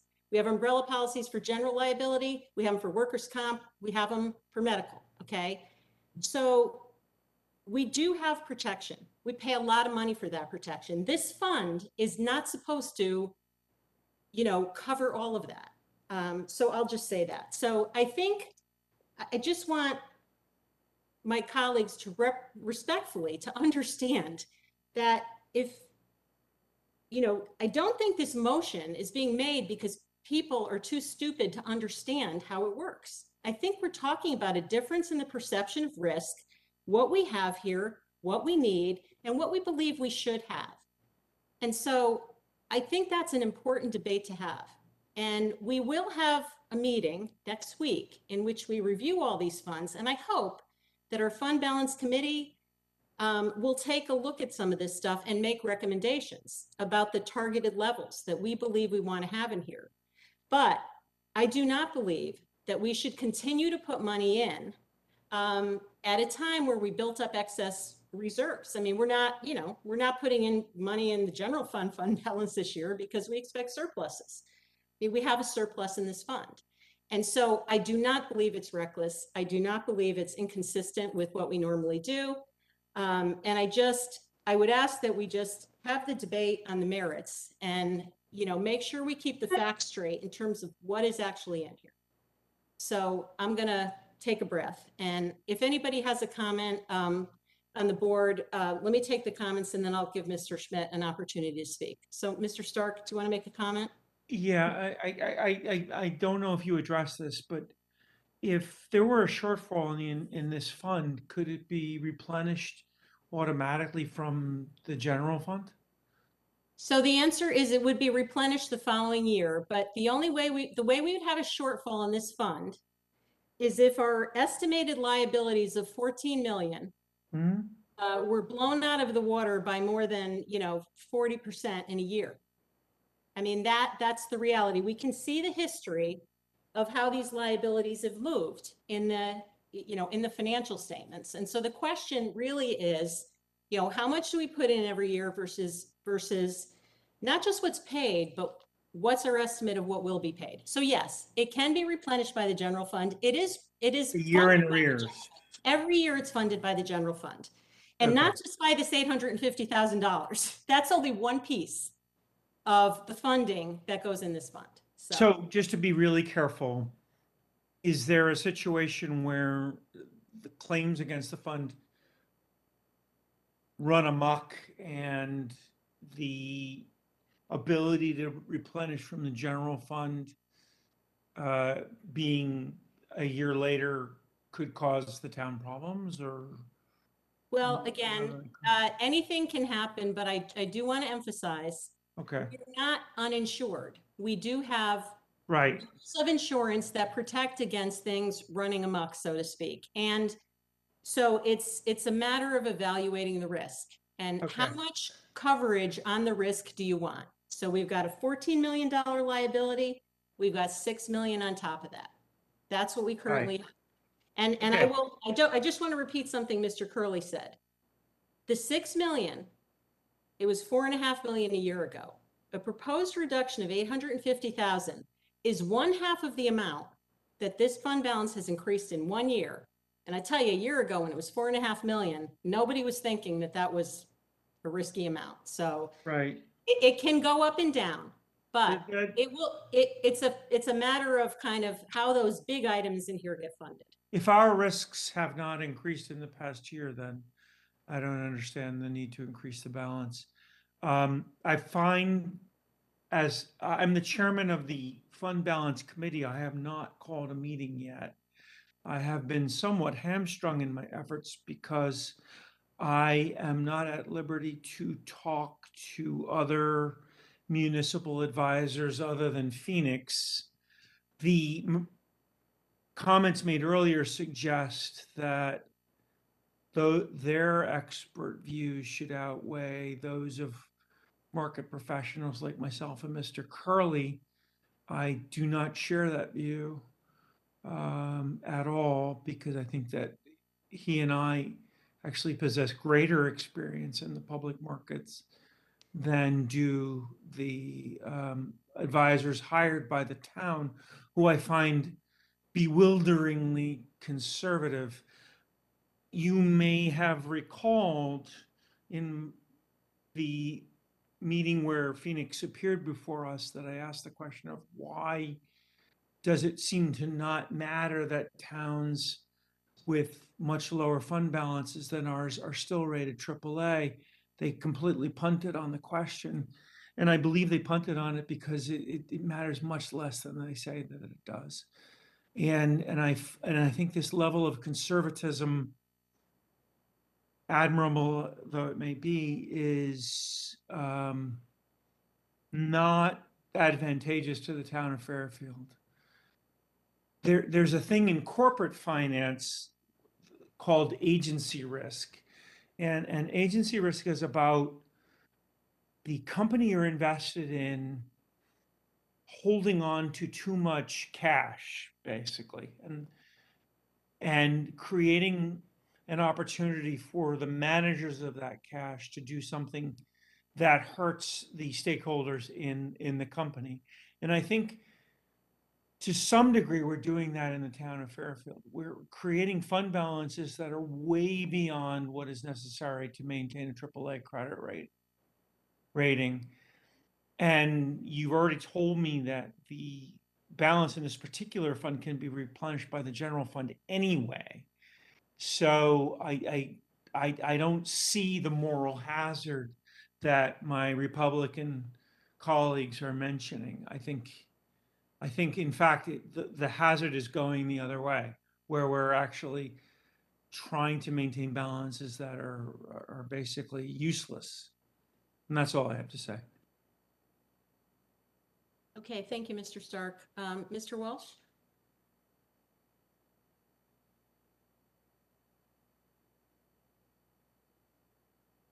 Jim, are you muted? I guess this is the first time I'm learning tonight that I'm on a committee with Mr. Stark, and I think Mr. Curley. We haven't had a committee meeting, but somehow someone's been appointed chairman. I never even knew that even happened. Usually you elect a chairman, but I guess he elected himself. The other Point thing of I'd like order, to say, I misspoke. Okay. Presumed chairman.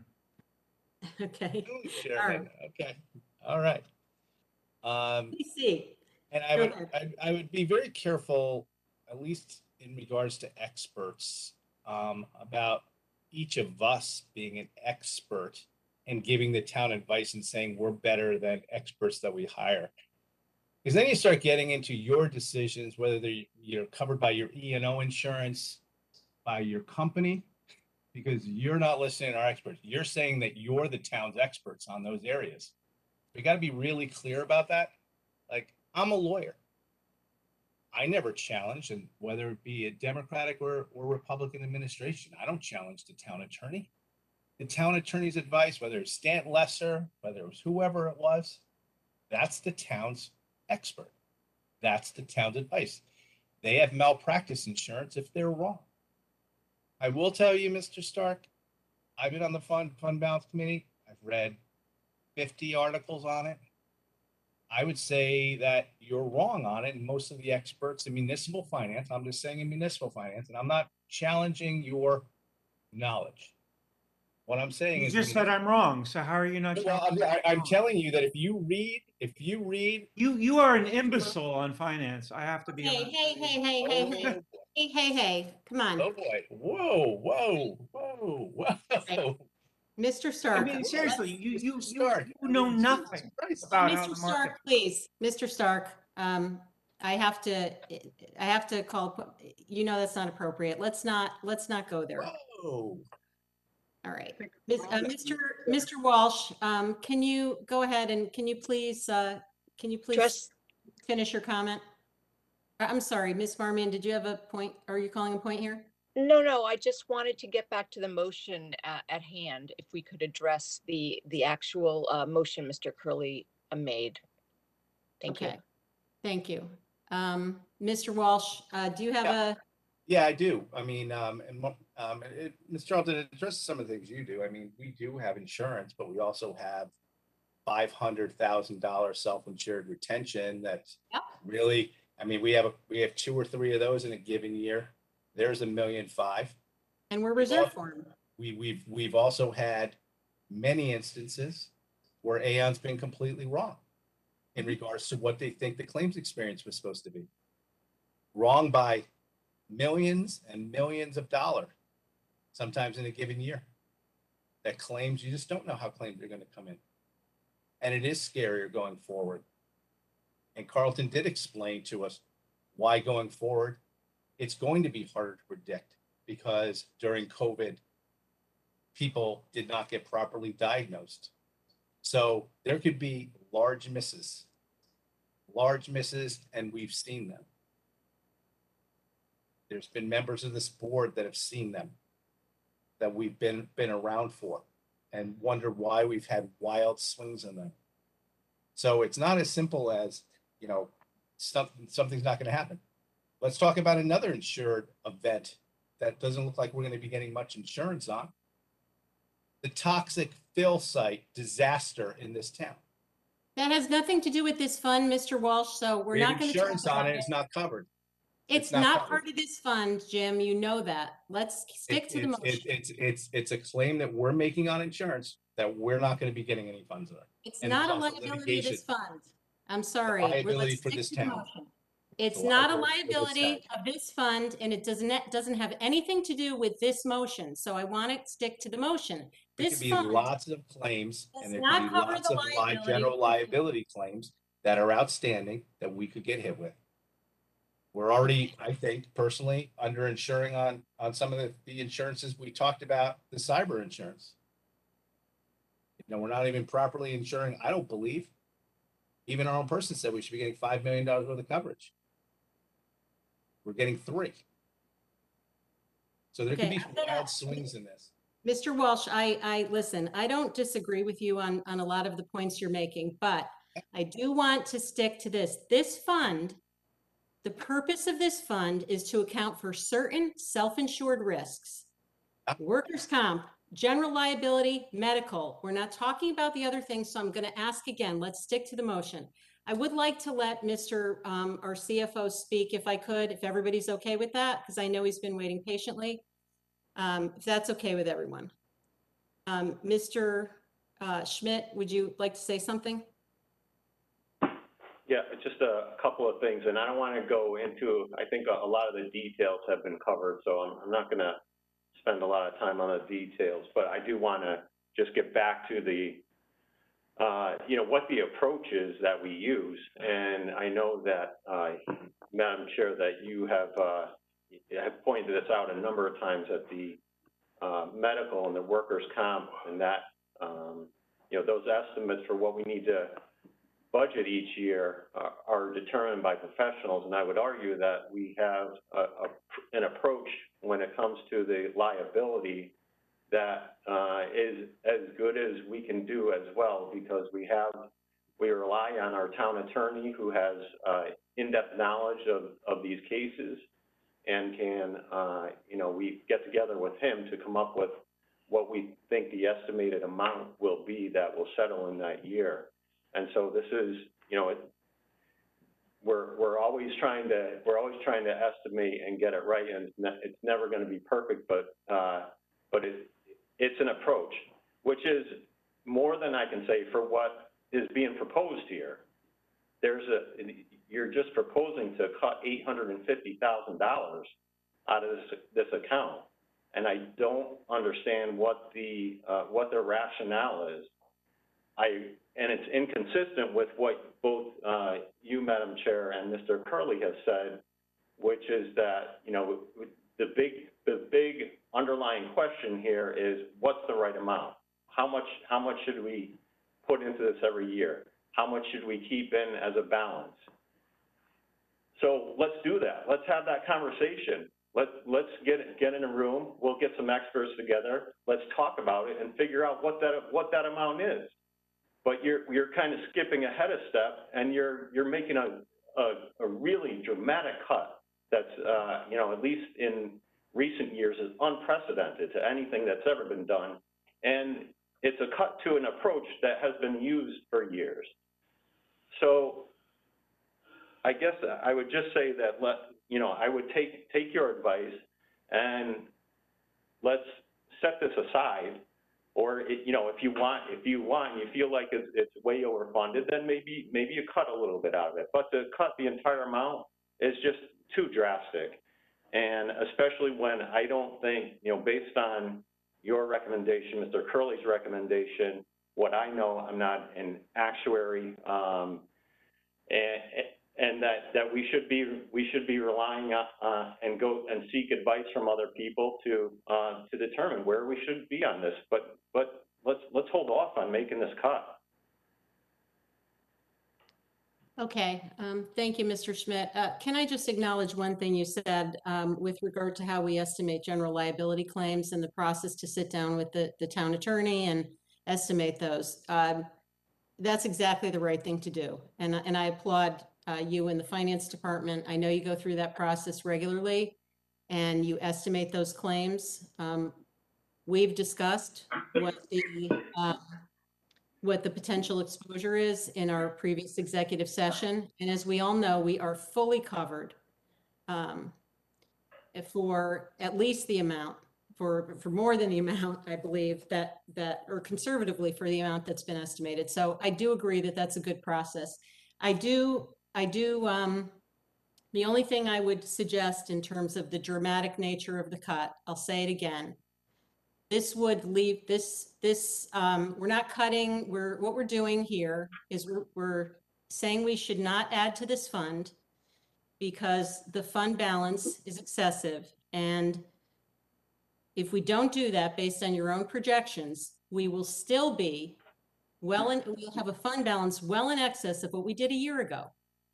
And so I'm not sure I have the same view that this is very dramatic or reckless or harmful. We still have a very substantial fund balance, and what we should be budgeting every year should take into account what we need based on the level of risks identified and what's already been put away, in my opinion. So I thank you for your comments. But just, Madam Chair, if I could, just based on history and precedent, it's a dramatic cut. I think that's undeniable. And, I think you can look at the balance of many different funds of this type, whether it's the pension fund, OPEB fund, and you look at the dollar amounts that are in there and you say, holy cow, this is a lot of money. We don't need to add more money to it. But we know that there are standards in place that require us to put forth a certain amount of funding. And I don't know for sure. And like I said, I don't know if anybody knows what, anybody, at least in this meeting, knows what the right amount is for this fund. So I don't think we can make that statement that it's a lot of money or it's too much money. We need to do some more work. Okay, I hear you. And we do fund our pension and OPEB. We fully fund those. This particular fund is overfunded. It's more than 100% funded. And I just think that's the reason that we're having the conversation. So I again, thank you. I respect your views and your work on this, and I'd like to get back to the motion if we can. Mr. Testani, do you have a question or statement? Jack, come closer again. Sorry, is that better? Yeah, that's better. Thank you. Okay. All I wanted to point out, taking the fund balance aside again, and I don't want to sound repetitive, but if you look at the actuals in this fund, the actual line, like this fiscal year 21, actual, over $1 million, just for this line. So I just think it is irresponsible to cut it to zero. That's just my opinion. So I'm sorry, it was 916,000, then fiscal year actual 21 was 700. So, could it be slightly overfunded? Perhaps, but you still had actual that was more than what the fiscal year budget is for this year. So that's all I want to add. Thank you. But obviously I'm against taking it down to zero. Okay, thank you, Mr. Testani. Any other comments on this motion? Mr. Walsh? I respect your opinion and that you think it's overfunded. I do not. I do not hold that same opinion, and many, I know there's others who don't, and I do not think that it's overfunded. I might be an imbecile, but I do not believe that it's overfunded at all. And you guys are making a dramatic change if you vote for this. And it's not like we reduce it by let's reduce it by $250,000. Like Mr. Schmidt said, let's get an expert and we'll talk about it. Let's see how things go for a year or two as some of these claims come through the system. It's just nothing. It's just nothing. And I don't agree with it. And I think it sends a bad message. There's now a cliff in the budget, which I don't really believe it's cliff. I mean, I think the clear message to the first select woman is don't fund this next year. I mean, that's the 100% clearest message there is. So Brenda, don't fund this next year, please. And I actually honestly believe it's reckless and it's going to hurt the finances of the town. Thank you. Okay, thank you, Mr. Walsh. And listen, you're not an imbecile, clearly. I respect your opinion on this. I have a deep respect for your opinion on this subject. I know you've served on the Fund Balance Committee for years. And I do hope that the Fund Balance Committee will convene after our meeting on Tuesday of next week. And I do hope that we will come up with a policy. But what needs to be considered is that if we're targeting fund balance and we're trying to estimate what liabilities we should cover, we absolutely, before we decide what to put in the budget, should consider what we've already got put away.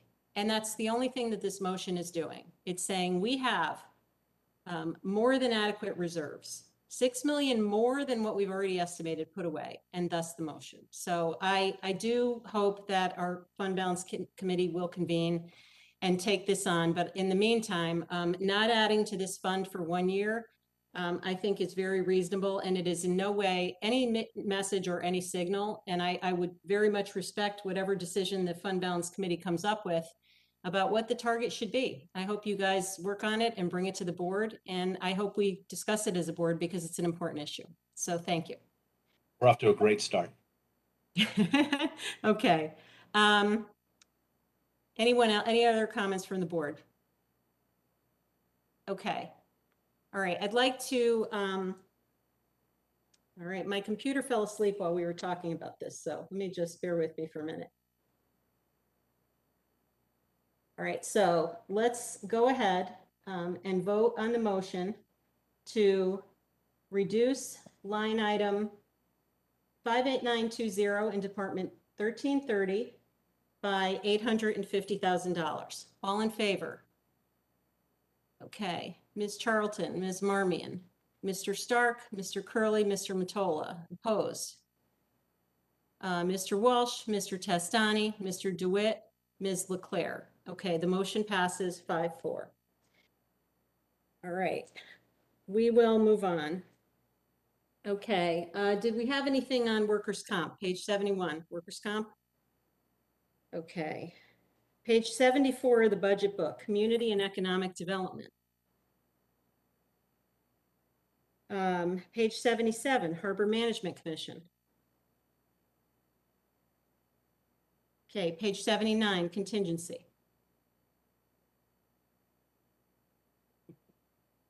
Mr. Mottola.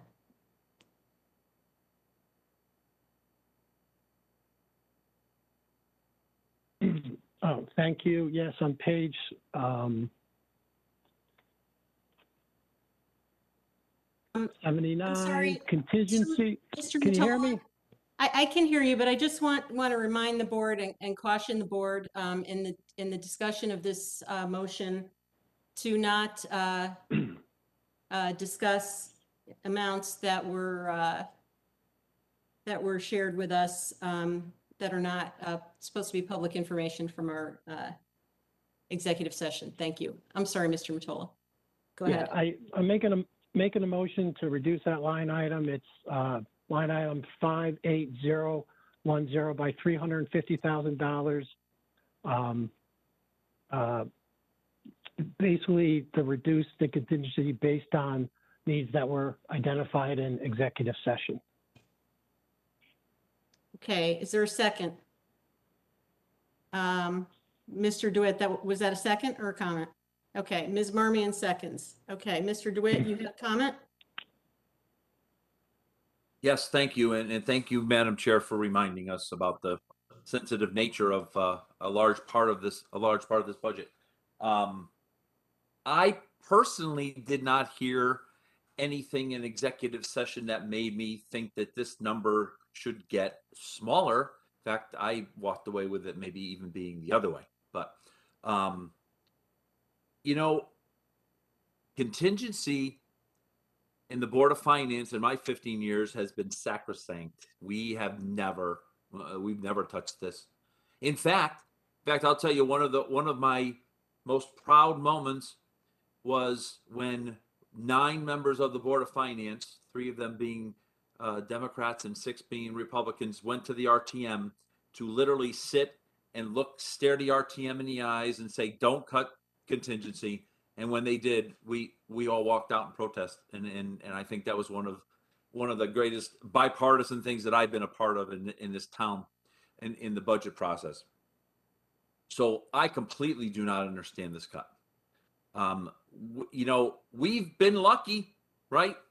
We haven't had a lot of snow. We haven't had a hurricane in a couple of years. So it's easy to lull yourself into this. Oh, every year we're rolling this $300,000 over. I've been through the years where we would literally joke in the last budget meeting. You think we're going to have one more snowstorm where we won't burn through absolutely every dollar of contingency? So on this theme tonight, I'm really concerned about this theme of risk, because this is just risk too, right? And this is one more step in not minimizing risks, but looking risk in the eye and basically saying, you know, we're going to come out ahead all the time. So, boy, I really can't support this at all. And again, this has long been a Board of Finance, you know, standard to leave that initial investment of $300,000 in there. So I'm afraid I can't support this. Thank you. Okay, thank you, Mr. DeWitt. Comments from other board members? Mr. Walsh? Yeah, I once again can't believe we're cutting. I think we call it normal contingency. I don't know whether that's it or not, but you know, you're leaving nothing in there for something to come up. Nothing is being left in there except stuff we can't talk about. It's as though you're anticipating we're not gonna have hurricanes anymore. And we might not have a bad snow year. We might have a major windstorm. And I look back at some of the things we've spent contingency on before. And they've not all been related to weather stuff. Certainly in Hurricane Sandy, we blew through it. But there's some things our board has spent contingency on that I don't know really what we would have done to get this. We spent in fiscal year 17 on June 1st, 2017 at a Board of Finance meeting on the agenda to consider and act upon a request from the register of voters to transfer $15,000 from the general contingency for voter seasonal payroll for the attached schedule. That was something that came out of contingency. Same agenda. Here to consider and act upon, I think, a director from the Public Works Director transfer $289,146 from the general fund contingency to the Department of Public Works fees and professional services for the removal of hazardous waste from the aggregate pile at the DPW site on Richard White Way. Thank God we had that money. And Mr. Tetro's administration spread toxic waste all over the town. 2018 was a request by the police chief to transfer $31,000 from the contingency account to ECC fees and professional services from that account to hire a consultant to evaluate the ECC consolidation package. November 18th of 2019 in fiscal year 20, there was two motions on. One was to hear an request from the CFO to transfer $141,768 from the general fund contingency to the Board of Education budget for the cost to move and retrofit the BOE's maintenance facility in Bridgeport. I think that was a bipartisan vote that we did that night. Kind of weird how that stuff just pops up, $141,000 out of the blue to do something that benefits the town. The next item on that same agenda to consider a request from the CFO to transfer $10,795 from the general fund to the Register of Voters budget, once again for a forthcoming special election that wasn't in the budget. And then in 2021, we moved $20,000 from the purchase to, based on a request of the Purchasing Policy Committee, which I think, Ms. Charlton, you and Mr. DeWitt sit on, to pay for fees and professional services for the creation of the policy that we've still not reviewed. And same meeting, another $3,000. The Board of Finance needed it for some other fees for a new policy and procedure. I'm not sure I can't remember whether there were two separate ones on the same night. September 9th, 2021, we moved another $12,000 out of that same fund to pay for the purchasing policy. Again, purchase policy is starting to get expensive. Another $12,000 to PKF O'Connor Davies. These are just some of the things, and they don't even go back to the big storms. But without a fund like this, there's really no place to go. And I don't understand this. We've never done it. Mr. DeWitt is correct. There was a bipartisan walkout by the entire Board of Finance because the RTM attempted to do the same thing.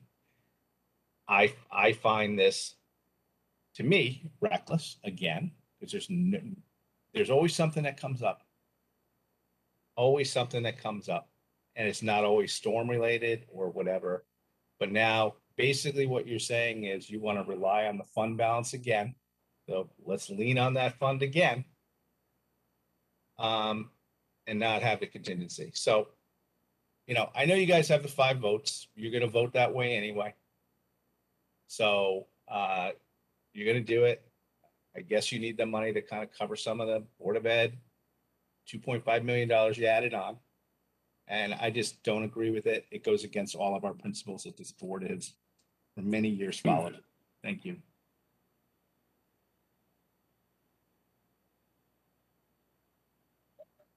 Thank you, Mr. Walsh. Mr. Mottola?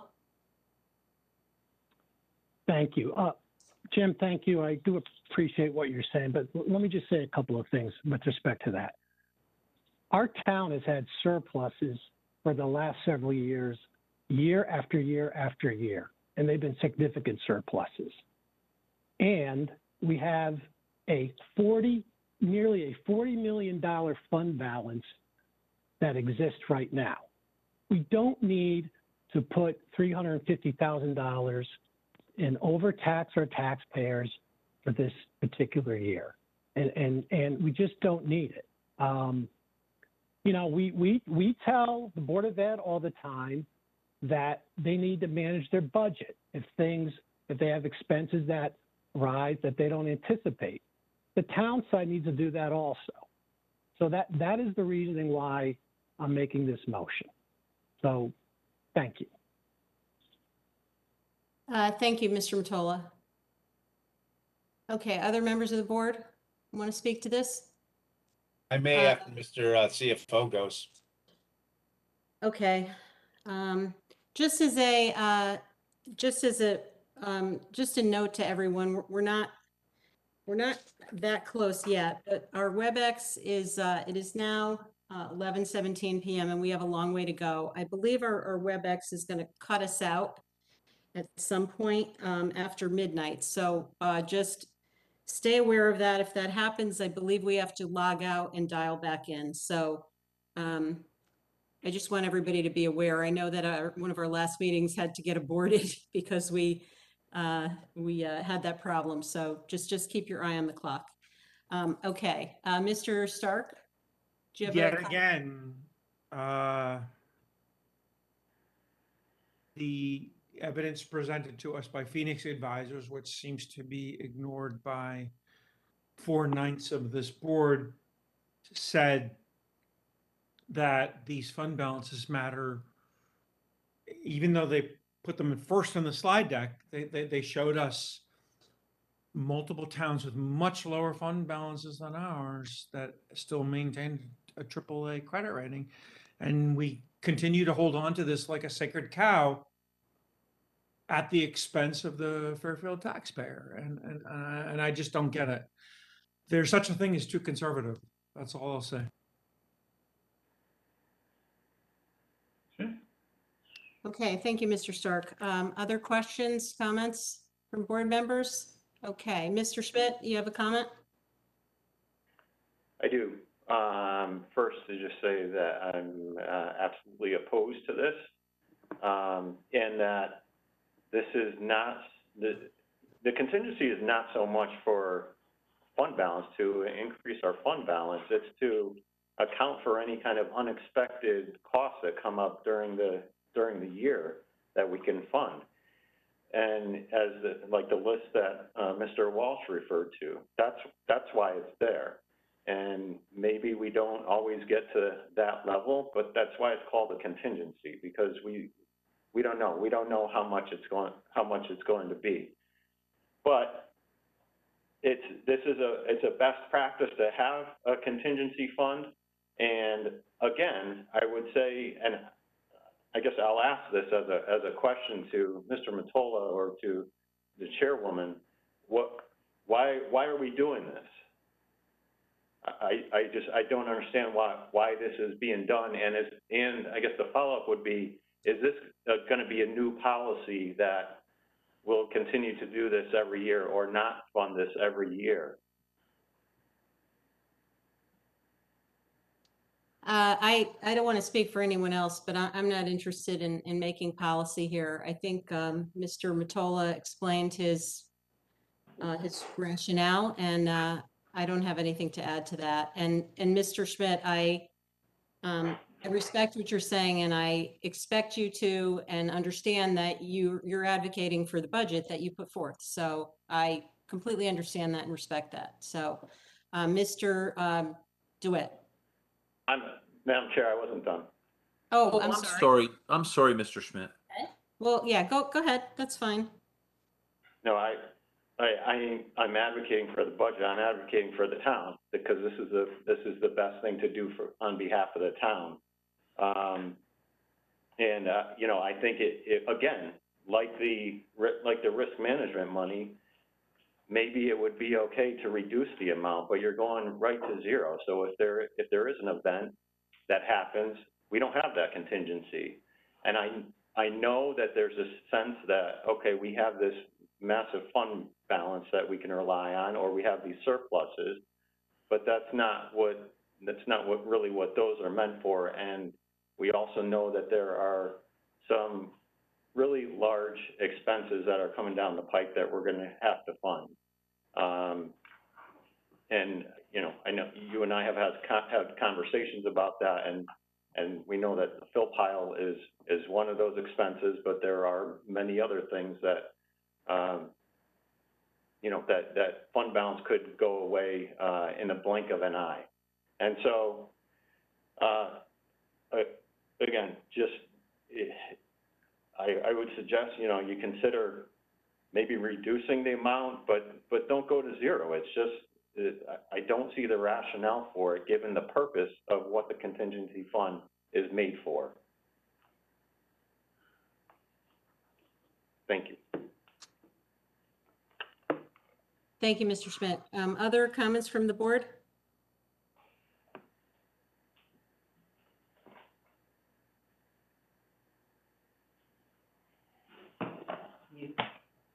Mr. DeWitt. Thank you, Madam Chair. As one of the 4/9 of the board that has been accused of not looking at the fund balance, I can tell you that that's not true. As 1/9 of the board, me, a lot of those requests that Mr. Walsh rattled off came from me. And last year, when Ms. Charlton and I were desperately trying to move this purchasing policy thing along, I call up Caitlin like I do all the time, and I said, "Where can I get funds?" And she said, "Contingency." I just can't come before this board and say, "Hey, let's pull $30,000 out of fund balance." We just can't do that, right? So we have to have some vehicle to have some, I don't know what you want to call it, you know, money that this board can use. You know, we're the only ones that can fund this. So Mr. Stark, respectfully, I tell you that I do pay attention to that fund balance and that overall number, but this $350 is the cash that this board can use, and other entities that request of this board, to get things like studies done. And when emergencies come up, again, thank you, Mr. Walsh, for having that list, because I didn't have that level of detail. And I was going to say, I know in the last year, I've personally asked for two withdrawals out of that account. So Your I opinion always already carries said I weight with can't- Mr. DeWitt. Okay, thank you, Mr. DeWitt. Other comments from the board? Mr. Walsh? Eric, thank you for that presentation. I got a lot out of it, actually. But you know, you asked a question about, you know, is this the new policy? And I don't think we're voting on a policy tonight. But I think you and the first select woman will know what you got to do for contingency next year after you watch this vote. So just take a hint on what you should do for your budget next year from this vote. Because it appears as though some people want to start using fund balance, that's going to be the new contingency account. That's what it appears. That the contingency, the fund balance maybe amount, if it's nearing 40 million, I don't think it's at that number, but that's the new contingency account.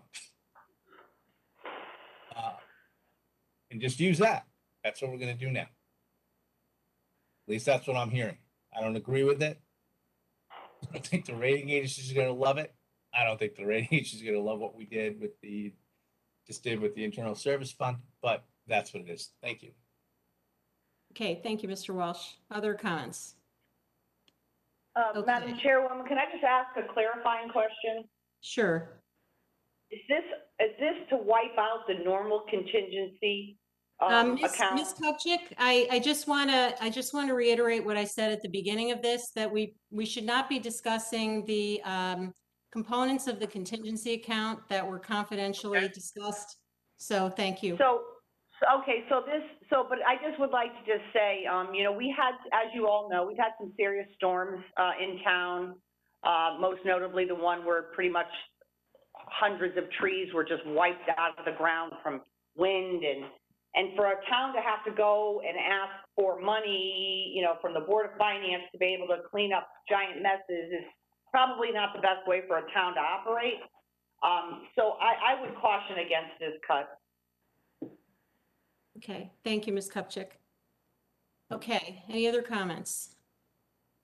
All right, can everyone please come back on their screen? Mr. Mottola, I don't see you. I just want to make sure all board members are here. 2, 3, 4, 5, 6, 7, 8. Am I missing someone? There you go, Ms. Marmion. Okay, so seeing none, let's put this item to a vote. The vote is to reduce line item 58010 in Department 210 contingency by $350,000. All in favor? Ms. Charlton, Mr. Stark, Mr. Mottola, Mr. Curley, Ms. Marmion. Opposed? Nay. Mr. Walsh, Mr. DeWitt, Mr. Testani, Ms. Leclerc. Okay, thank you. The motion passes 5-4. All right, so we're going to move on. We are now on page 81, contribution to surplus. Okay, page 84, Regional Youth Adult Social Action Partnership. Page 85, Pequot Library. Page 87, LifeBridge Community Services. Page 89, Discovery Museum. Page 92, Audubon Society. Page 94, Greater Bridgeport Transit Authority. Okay, page 96, Fairfield Museum and History Center. Page 98, Grassmere Park Adult Day Services. Page 100, Sullivan McKinney Elder Housing. Page 102, the Kennedy Center. Page 104, Mill River Wetland Committee. Page 106, Pilot House. Page 108, Center for Family Justice. Page 110, Operation Hope. Page 112, Private School Bus Transportation. Page 114, Health and Welfare Services. Page 116, Finance. Page 119, Purchasing. Page 123, Assessor. Page 127, Tax Collector. Page 131, Information Technology. Page 135, Board of Finance. Page 138, Unemployment Compensation. Page 140 and 141, Fire. Mr. Curley. Yeah, thank you, Madam Chair. I'm hoping this is not controversial, but I'd like to move to adjust the capital outlay account 57000, reducing that amount by $125,000, not because I don't support in the detail of the capital budget, item number 6, $125,000 for radio equipment. I fully support that, but I believe as a non-recurring item over $100,000, following long-standing town practice, that this we could and should fund and pay for with a capital bonding. So my motion is to remove the $125,000 from line 57000. Okay, thank you, Mr. Curley. Do we have a second on that motion? Mr. Mottola. Okay, comments, questions from the board on this item? Mr. Walsh?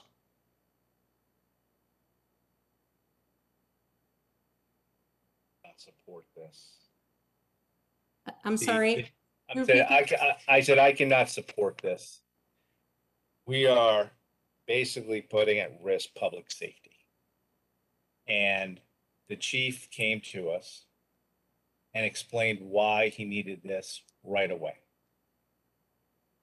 Why he needed it right away, and that our current radios don't work with some of the communities that we get assistance from if we ever need assistance. And he has no way of communicating with them. I can't understand the priorities that are being made tonight. I can't understand how we're willing to spend $250,000 on a scoreboard and put public safety at risk. I can't understand how we're willing to pay for a public relations spokesperson for the Board of Ed and fully fund every little thing in that budget for $204 million. And we're worrying about $125,000 for radios that our firemen need to communicate with other communities on for assistance. So I can't come close to supporting this. I just don't even get it. Okay, thank you, Mr. Walsh. Mr. Curley? Yeah, look, Mr. Walsh, perhaps you misunderstood. I am in full support of funding the $125,000 request. We have a meeting next Tuesday. If this is brought to us next Tuesday in our regular meeting, I would vote to approve funding for this as a capital item. So it's not a question of public safety. I think you're being inflammatory. Oh, okay. Okay, so you want to bond it, but you won't do it as an operating expense, despite the fact that the chief says it's an operating expense in his budget, and he is going to be buying more of these over time. No, that's wrong. He said in our meeting, he does not care how this is paid for. We talked about the fact that this was a non-recurring capital item over $100,000. If we approve this next week, I'm highly confident that the chief would be thrilled. What happens if we don't? Well, that's a question that we have to address when it is presented in front of the board. But I don't believe this is an operating expense. But it has to get to our board first, right? There's another stop that it has to go through, correct? It doesn't just come right to our board, right? Well, normal course would go through the Board of Selectmen first. Normal course? It's the only course. That's what the charter says. It's the only course. There's not normal. It's just the only course. And earlier tonight, you had raised a concern about another agenda item, and you had talked about we could have a special meeting and meet for 5 minutes. We're on Zoom, so it doesn't matter. So point being, we can address this very timely. If everybody wants to bond everything, right? So this is just another way of taking money out of Mr. Walsh, this you're being budget inflammatory again. Nobody said we wanted to for bond education. To pay for education. What we talked about is we're bonding town for it. practice So just bonding basically we're non-recurring capital bonding for items over $100,000. This fits One the person, bill. one person. I was speaking and Mr. Curley interrupted. Okay, I understand, Mr. Walsh. I'm just suggesting, I just couldn't hear either one of you a moment ago, so let's just one person at a time. I understand that, but if he doesn't like what I'm saying, it doesn't just like he just jumps in. All right, let's jump on him and stop him from doing that, Mr. Charlton.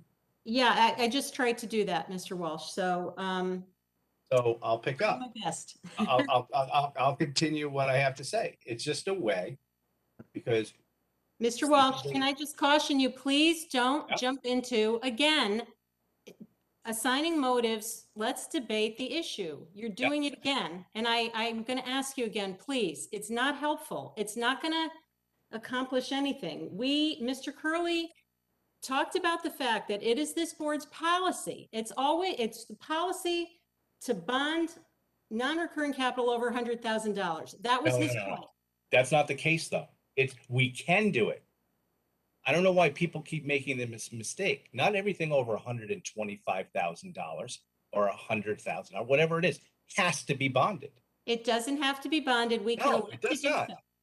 Okay, if we're It's concerned about it's a public possibility. safety, we'll support this. I will personally go on record saying I will support this item if it comes before us for a bonding motion. But I don't think it's appropriate to accuse people of not being concerned about public safety. We're talking about how we pay for an item that I believe the entire board believes is necessary. And quite frankly, if it got bonded in the short term, we could buy these radios faster than if they were in the operating budget. So again, let's. But Ms. Charlton, you and I have agreed on paving at times that things that need to be continually purchased should be put into the operating budget because we're just wasting interest on it. And the chief has said he's going to continue to buy these radios continually. He doesn't need just 5 of these. He needs a lot more than 5, and he's going to continue to put them in his budget year after year. No, So that's not the case. We Okay. have an item in our waterfall, I will remind everyone, a large item of which this was carved out. I believe it was $7 million. It's a big item in our waterfall capital to buy a whole bunch of these radios. We're waiting for a grant. Okay, so this amount was originally part of a very large capital item, which was expected to be bonded, and the grant is held up. So we're trying to squeeze through the bare minimum of what we need out of that large capital item quickly. So it was not, that's what I understand, and that's what's on the waterfall. So again, this is not a recurring capital item. It's part of a very large capital project that has been on our waterfall all year that we have not managed to get before boards for approval because we're waiting for a grant, just to be clear.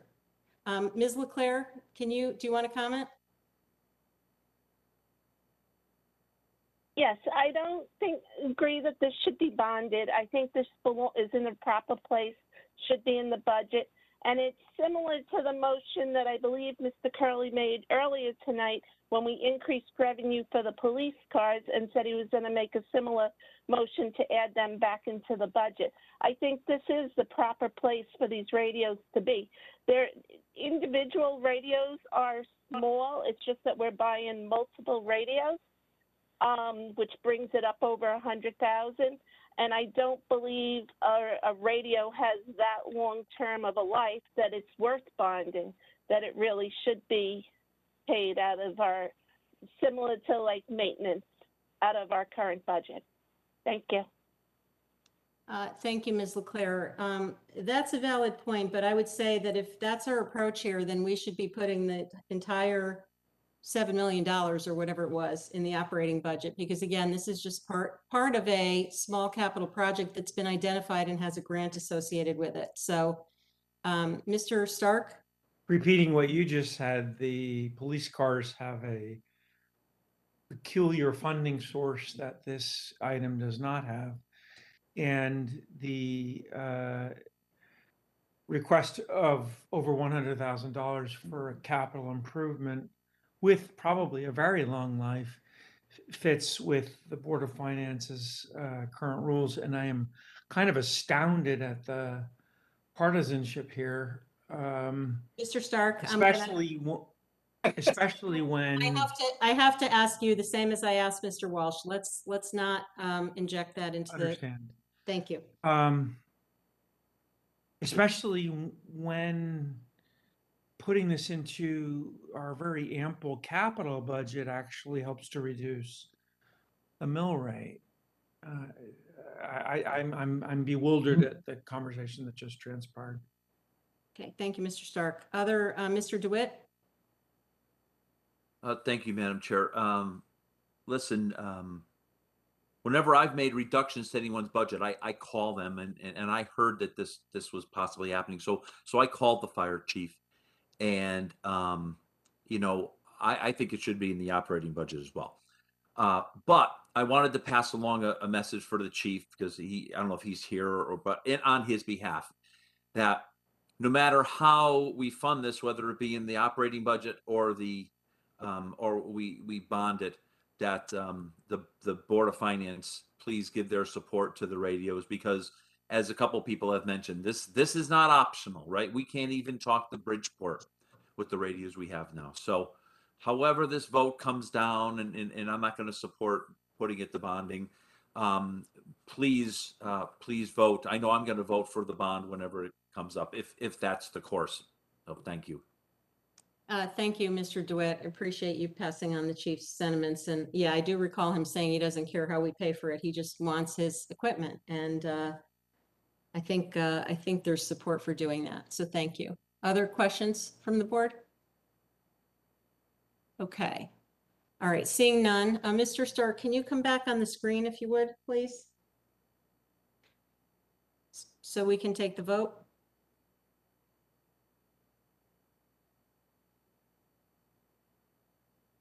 Mr. Stark.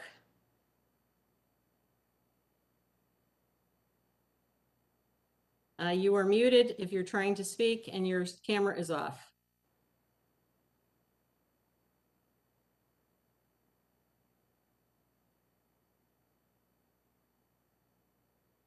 All right, folks, let's wait a minute for Mr. Stark to come back. I know we've all been sitting in a chair for many hours, so.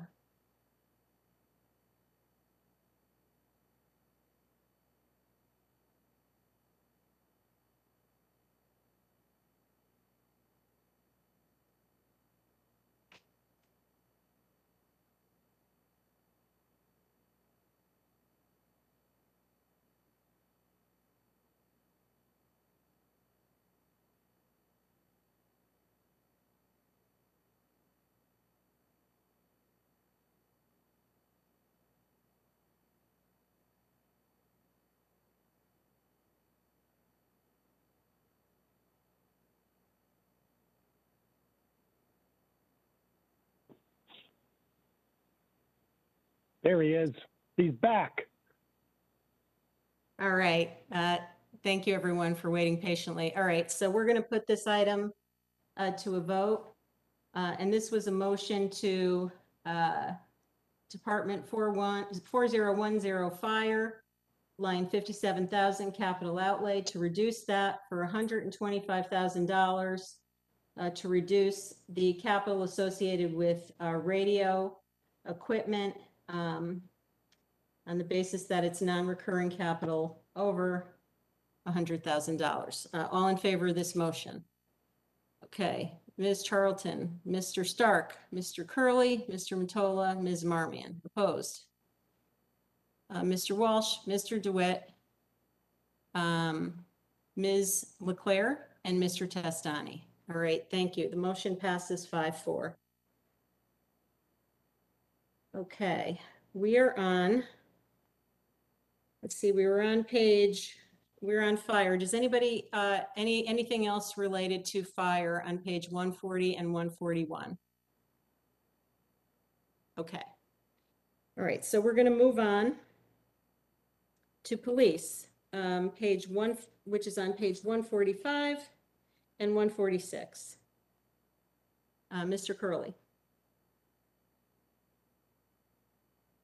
Thank you, Madam Chair. And to follow up on Ms. Leclerc's reminder, and to complete the second half of the adjustment that was made earlier in the evening, on the same capital outlay line item for the 4030 Department of Police, line item 57000, to increase that by $514,898, $514,898, and that's to have a net zero effect on the overall budget, but just have the offset to the previous adjustment to the revenue line. Okay, thank you, Mr. Curley. Any questions on this item? Okay, seeing none, let's put this to a vote. The motion, oh, I'm sorry, I didn't ask for a second. Is someone seconding this? Okay, Mr. Mottola. Any other comments? All right, we will put this to a vote. The motion is to increase line 57000 in Department 4030 Police by $514,898. All in favor? Okay, Ms. Charlton, Mr. DeWitt, Mr. Walsh, Mr. Stark, Ms. Leclerc, Mr. Curley, Mr. Testani, Mr. Mottola, and Ms. Marmion. Okay, it is unanimous. Thank you. Okay, anything else on police? Okay, all right, so let's move on to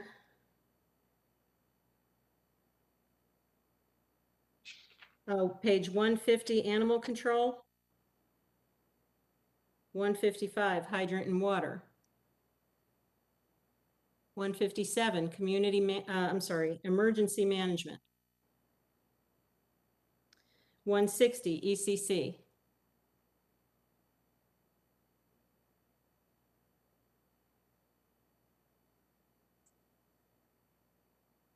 160, ECC. Mr. Curley. Oh, I'm sorry. I was just pointing that John had his hand up. Oh, I'm sorry. Mr. Mottola, you have a motion here? I do, sorry. This is an easy one. Page 160, ECC, it's line item 58950. It's to add $4,389. It's an increase in the ECC health insurance to reflect revised estimate from the administration and from our outside advisors. Okay, thank you, Mr. Mottola. I'll second that motion. Any comments, questions on this item? Okay, seeing none, we'll be voting on the motion to increase Department 4150 ECC, account 58950 by $4,389. All in favor? Ms. Charlton, Mr. Curley, Mr. Mottola, Mr. Walsh, Mr. DeWitt, Mr. Stark, Mr. Testani, Ms. Leclerc, Ms. Marmion. Okay, it is unanimous. Thank you. Okay, so that was page 160. Okay, page 163, Public Works Administration. Okay, page 166 and 167, Public Works Operations. Mr. Curley. Yeah, I'm hoping this is not controversial either. So again, on capital outlays, the theme for me tonight, 5,700, or I'm sorry, 57,000. To be clear, account 57000. To reduce that capital budget outlay by 200,000, as recommended when discussed at our committee meetings and agreed to by the DPW as part of the means to manage the higher insurance expense, unforeseen, but this is the 200,000 for the trucks.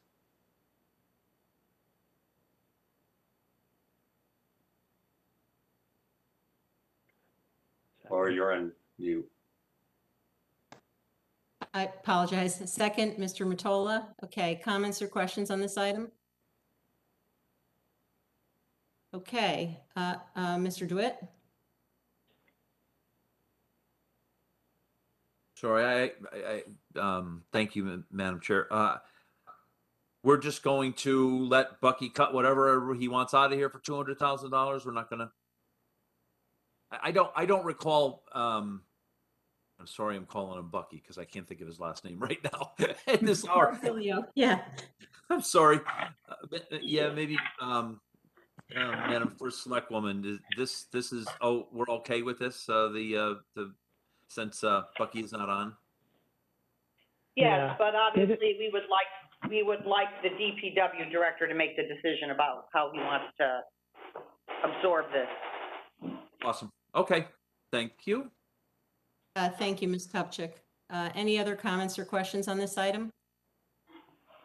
Okay, seeing none, let's put this item to a vote. It is to reduce Department 5030, line 57000, capital outlay by $200,000. All in favor? Ms. Charlton, Mr. Curley, Mr. Mottola, Mr. Walsh, Mr. DeWitt, Mr. Stark, Mr. Testani, Ms. Leclerc, Ms. Marmion. It is unanimous, 9-0. Thank you, everybody. Okay, so that was, let's see. So that's Public Works Operations. Anything else on Public Works Operations? Mr. Curley? Yeah, I've got a follow-up, Madam Chair. Thank you.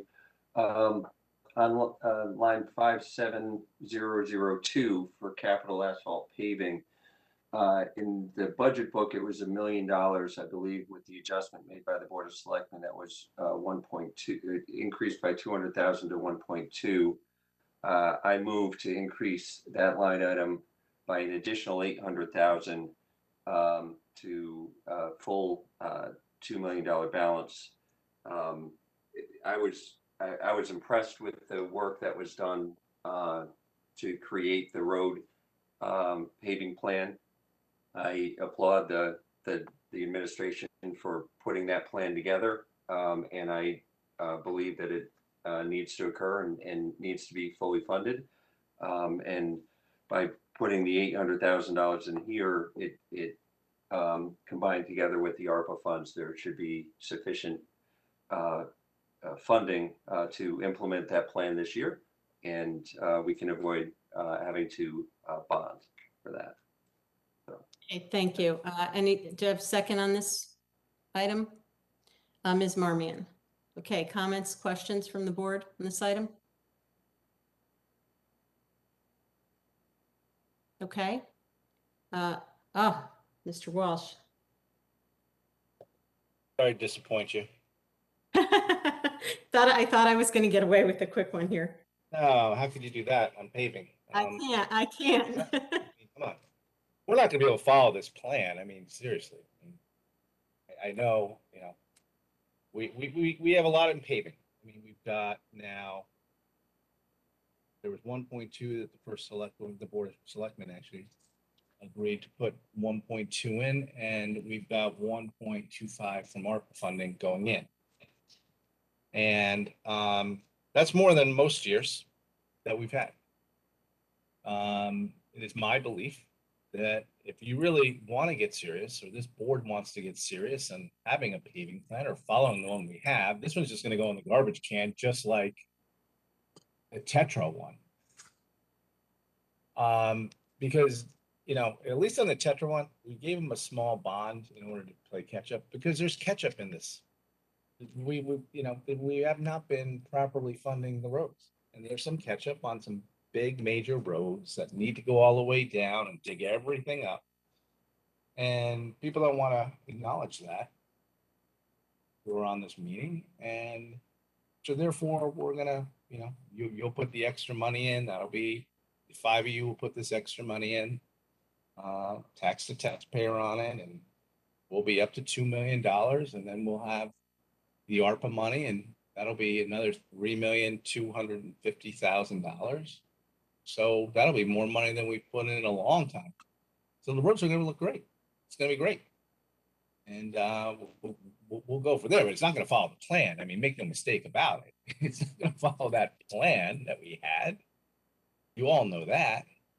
So there we go. So I don't agree that we should raise it the $800,000. To use some of your terms, and even Mr. Curley, you said you don't want to overtax the taxpayer this year, despite the fact that it's okay to put $2.5 million in there for education extra, but we don't want to fund the taxpayer. You know, let's forget about the 2.5, but the 800 clearly is a cut, is an addition. That's going to add some taxes on, even though we will be able to fund with the amount the Board of Selectmen put in, plus the ARPA fund, more than we've done lately. So no, I can't do this. If anybody wants to get really serious and have a negotiation and we all come to an agreement, but that's not, we know that's not going to happen. So let's just put the plan in the garbage can and let's just move on. We'll fund it like we've always done it, year by year. Thank you. Thank you, Mr. Walsh. Mr. Curley? Yeah, I'm not as skeptical, Mr. Walsh. I trust that the administration engaged that consultant in good faith and with the hope and expectation that they would be able to implement the plan. I was not around with the previous iterations of paving plans, so I can't speak to what happened with other administrations, but I think this administration deserves the chance to implement that plan. And the rationale for me to suggest 800,000 is because it gets the annual operating expense for paving up to $2 million. And if you look at that plan, you're right, there is some catch up with some higher spending in the first few years, but it levels out at around 2 million. And it's also historically been about 2 million.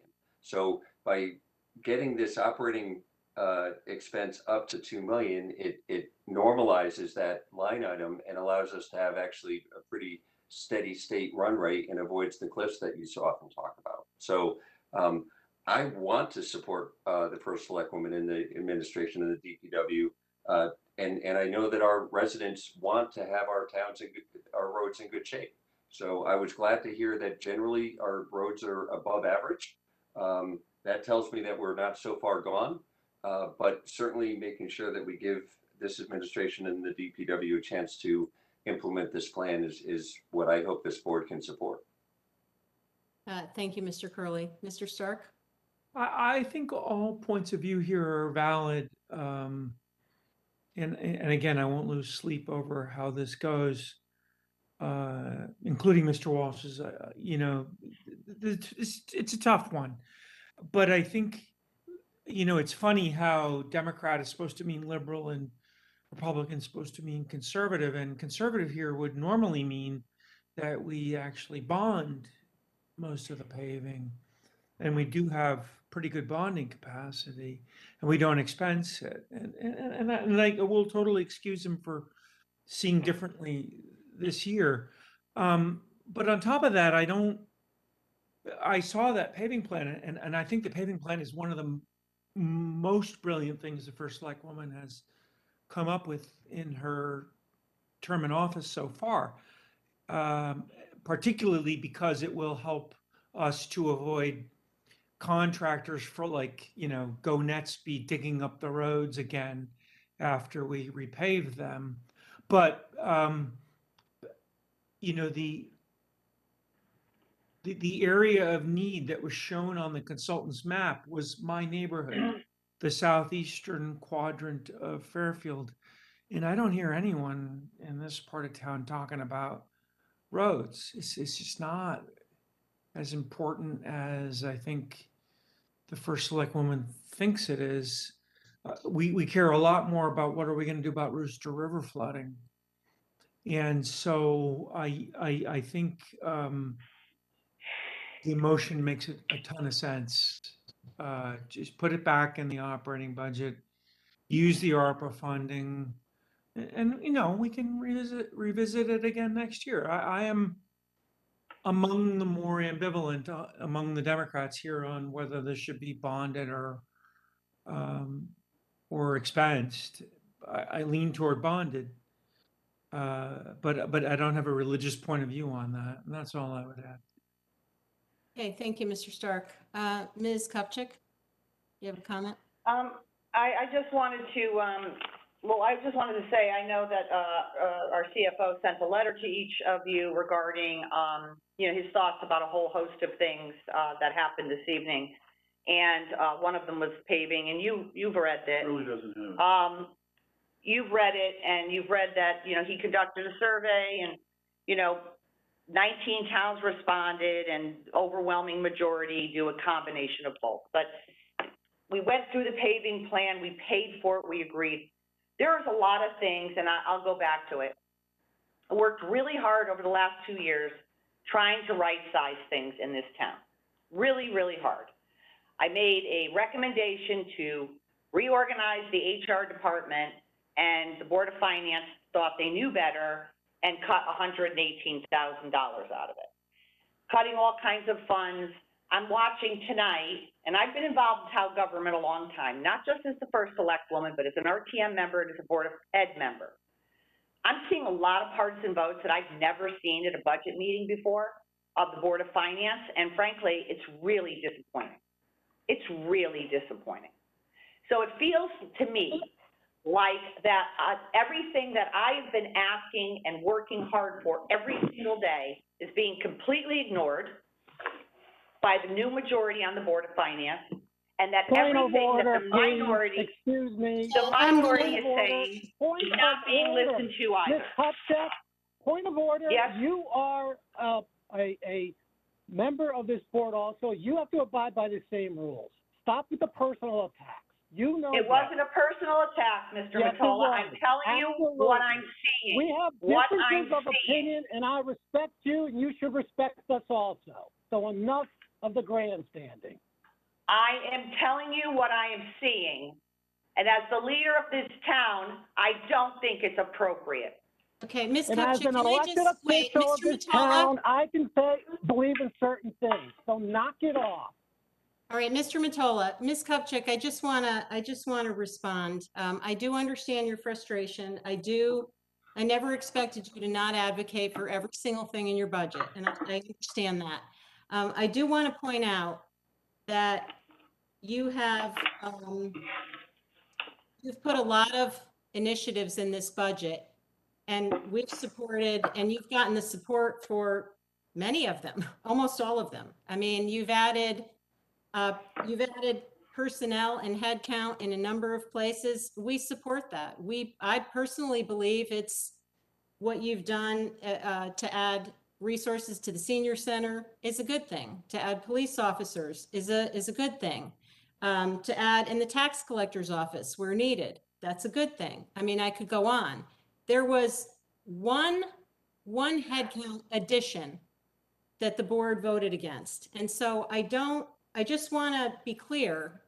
This is not some repudiation of your budget. I mean, virtually everything that you have asked for in terms of your reorganization, we support that because I think everyone, I can only speak for myself. I support it because I think you've put forth some really important investments in the town. So I just want to say that, and I want you to appreciate that. The fact that there is, one headcount reduction, which frankly this board has done time and time again to first select men before you. I mean, this happens all the time. So this is not personal. It is not partisan or anything like that. And virtually everything you've asked for here is supported. This paving budget is, again, a support for your plan.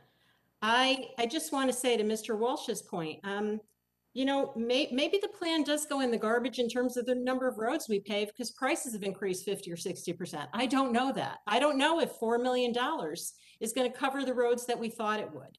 But to say that adding money to the paving budget is not supporting your plan I'm just bewildered by that. We absolutely support your plan.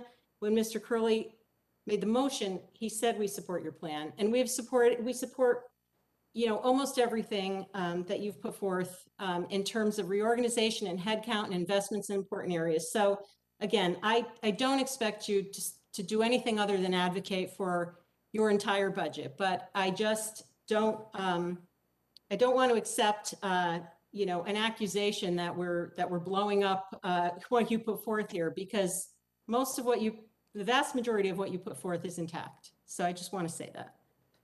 Thank you. Mr. DeWitt? Thank you, Madam Chair. I just want to get back to the numbers here for a second, just so I'm clear. First Selectwoman, help me. The total funding, I thought, as I recall, the first year of total funding for the paving was $4.1 million. Is that correct? $4,030,000.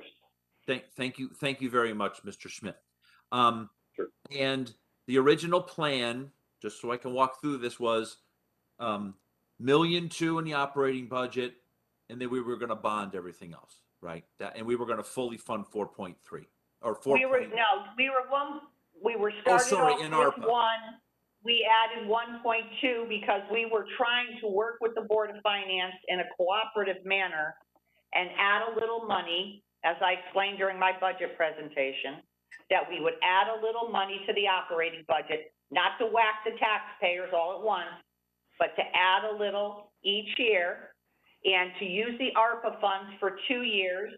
So that's 1.25 for this year and 1.25 for next year, and then bond some of it. Or I recommended during my budget presentation, potentially using money out of the surplus. So we wouldn't have to add to the operating budget for the paving. And as has been described to me, and I shared with you all during the paving presentation, the joint meeting, that a lot of the roads that are included in the paving plan are 20, 25 to 30-year investments. Yep. Because of the depth of the work. It's not just chip seal. Some roads are less, some are bigger projects, and it made sense that we would bond those longer term ones and put money in the operating for the others. And then of course the ARPA fund. Right, so great. So there was a 1.2 in the operating budget, there was money from ARPA, and then the bonding was gonna make up the rest of the 4.3. So Mr. Curley, with your increase that takes this to 2 million, plus the 1.25, I'm doing math in public, so that's 3.25. So we are, and again, I just want to talk numbers, I don't want to talk politics here, right? We're officially not fully funding the first year of the plan from what you're proposing. Is that correct? No, I disagree. I think by adding to the operating budget to get the operating expense up to 2 million gives more flexibility, certainly. There's $2.5 million of ARPA funding that this board, prior to this board reconvening, that's been designated for this. And so that's actually 4.5. Now, if the administration chooses not to use that 2.5 and only use 1.25 this year and 1.25 next year, that does create a shortfall.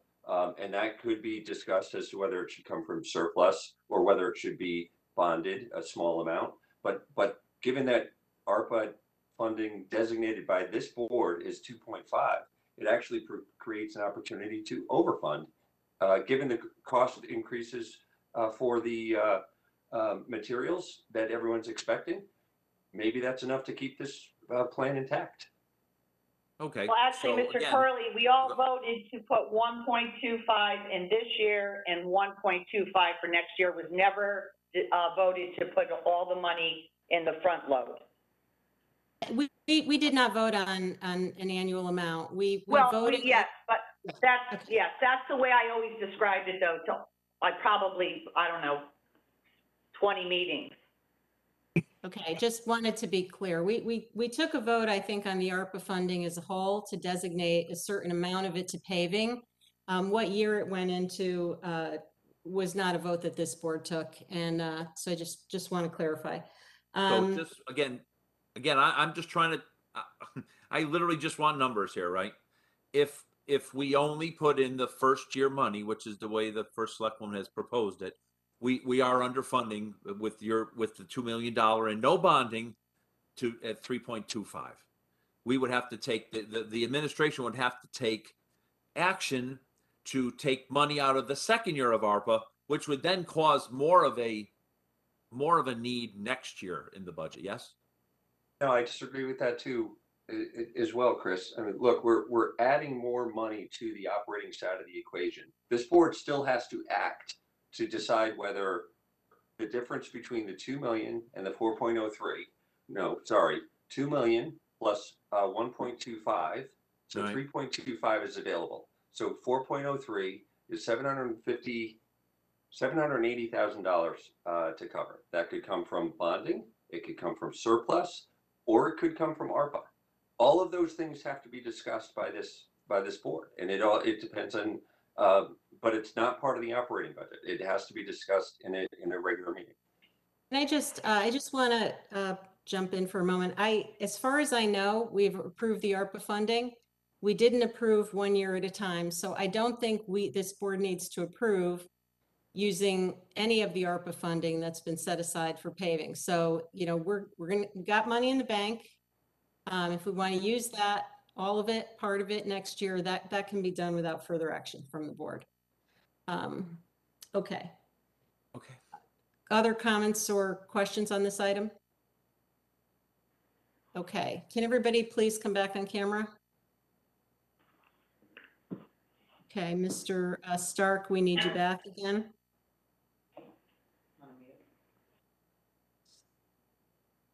And I think, is Mr. Testani here? Okay, there you are, Jack. Okay, Mr. Stark, please turn your camera on.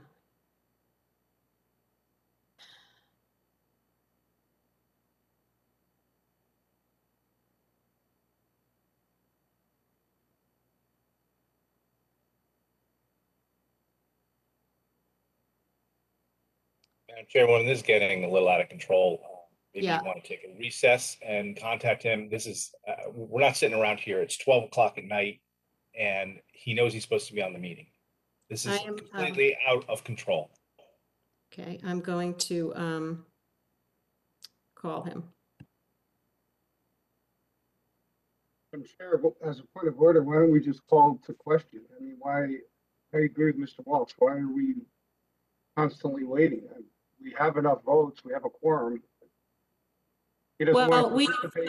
If he doesn't want to participate, he doesn't have to. We have previously voted for a member of the board who was not connected, and I just want to give the same courtesy to Mr. Stark. I have a budget vote for a minute. We waited once before for a board member for 30 minutes or so. So if he stepped away for a bio break, let's just wait a second here.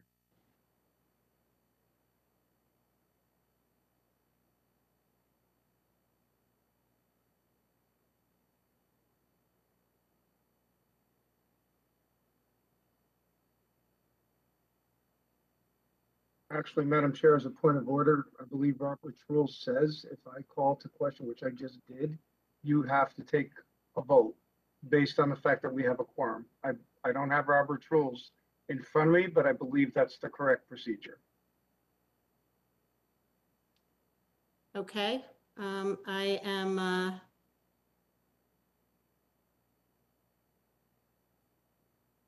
just bear with me for a minute.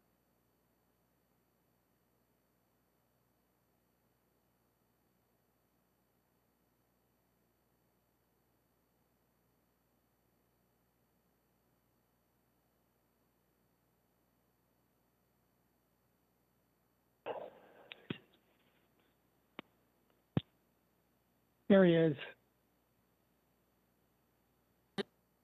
Okay, Mr. Stark, can you please, please keep your camera on if you would. We're about to take a vote here, so thank you. All right, so we are voting on the motion to increase line item 57002 asphalt paving in Department 5030 by $800,000. All in favor? Ms. Charlton, Mr. Mottola, Mr. Curley, Mr. Stark, Ms. Marmion. Opposed? Mr. Testani, Mr. Walsh, Mr. DeWitt, Ms. Leclerc. Okay, thank you. The motion passes 5-0. All right, we're getting toward the end here. Sorry, Madam Chair, 5-4, Madam Chair. 5-4.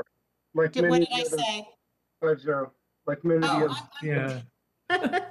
All right. 5-4-0. Not zeros, any of you. 5-0. Sorry, I will take another sip of coffee. Okay, the motion passes 5-4. My apologies. Was that reference to zeros from Mr. Stark? I'm sorry, I didn't understand. Okay, let's move on to, so we were on Public Works Operations, which was on page 167 of the budget. So I'm going to keep going through. Page 173, Building. 178, Engineering. 181, Health. 185, Human and Social Services. 188, Solid Waste and Recycling.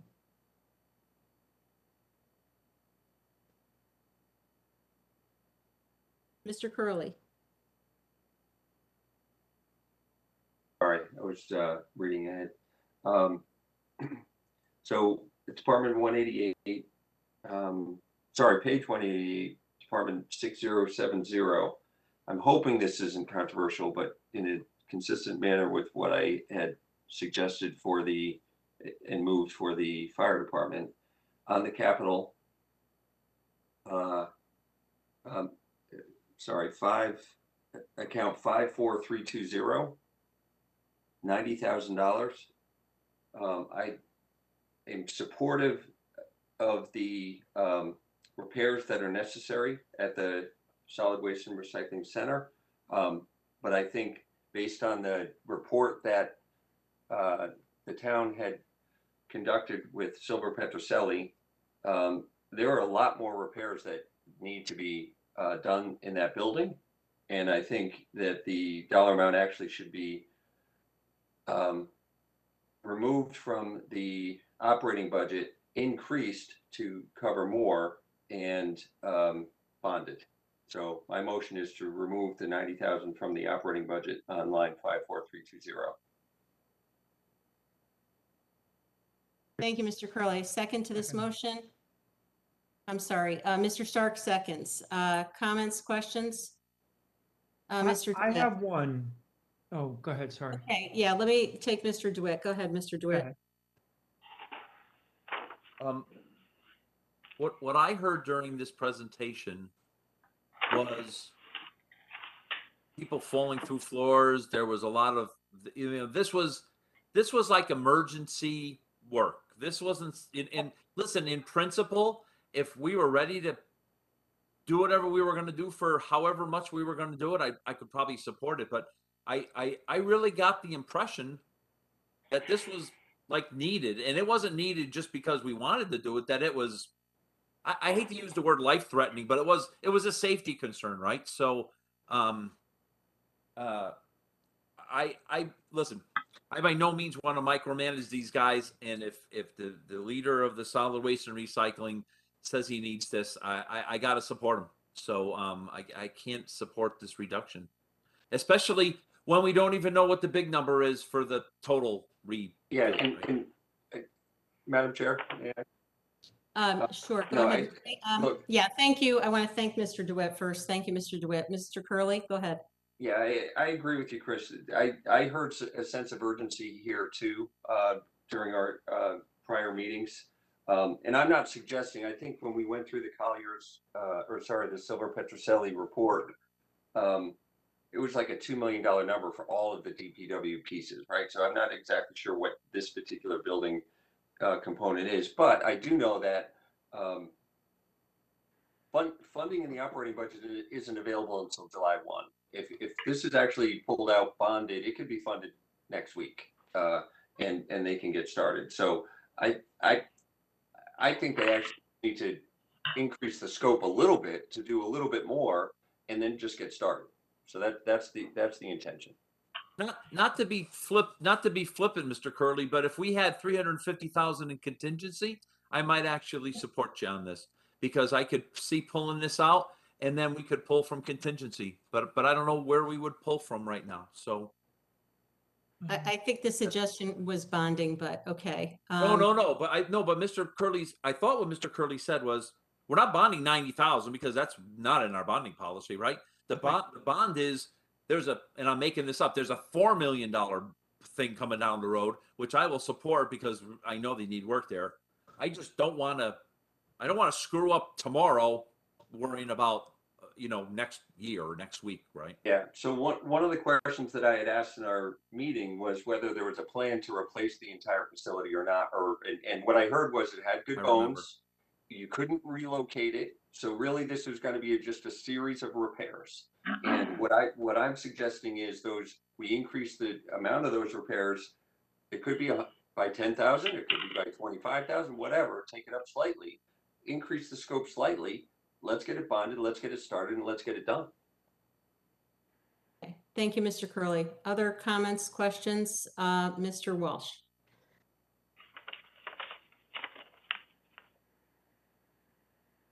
Curley, did you speak to DPW about this cut? Who's you? Outside of our budget hearing? Outside of it, yeah. Did you, Mr. Curley? Did you talk to anybody from DPW about this? No, I did not. Okay, I contacted John Cattell because Mr. Marsilio was out of the office. And we spent about 45 minutes kind of going through this and what his plan was and timing and things like that. So yes, he wants and needs, and you stressed needs, Jim. This is not like, some like thing that I just want to do. This is a need, and it's an immediate need.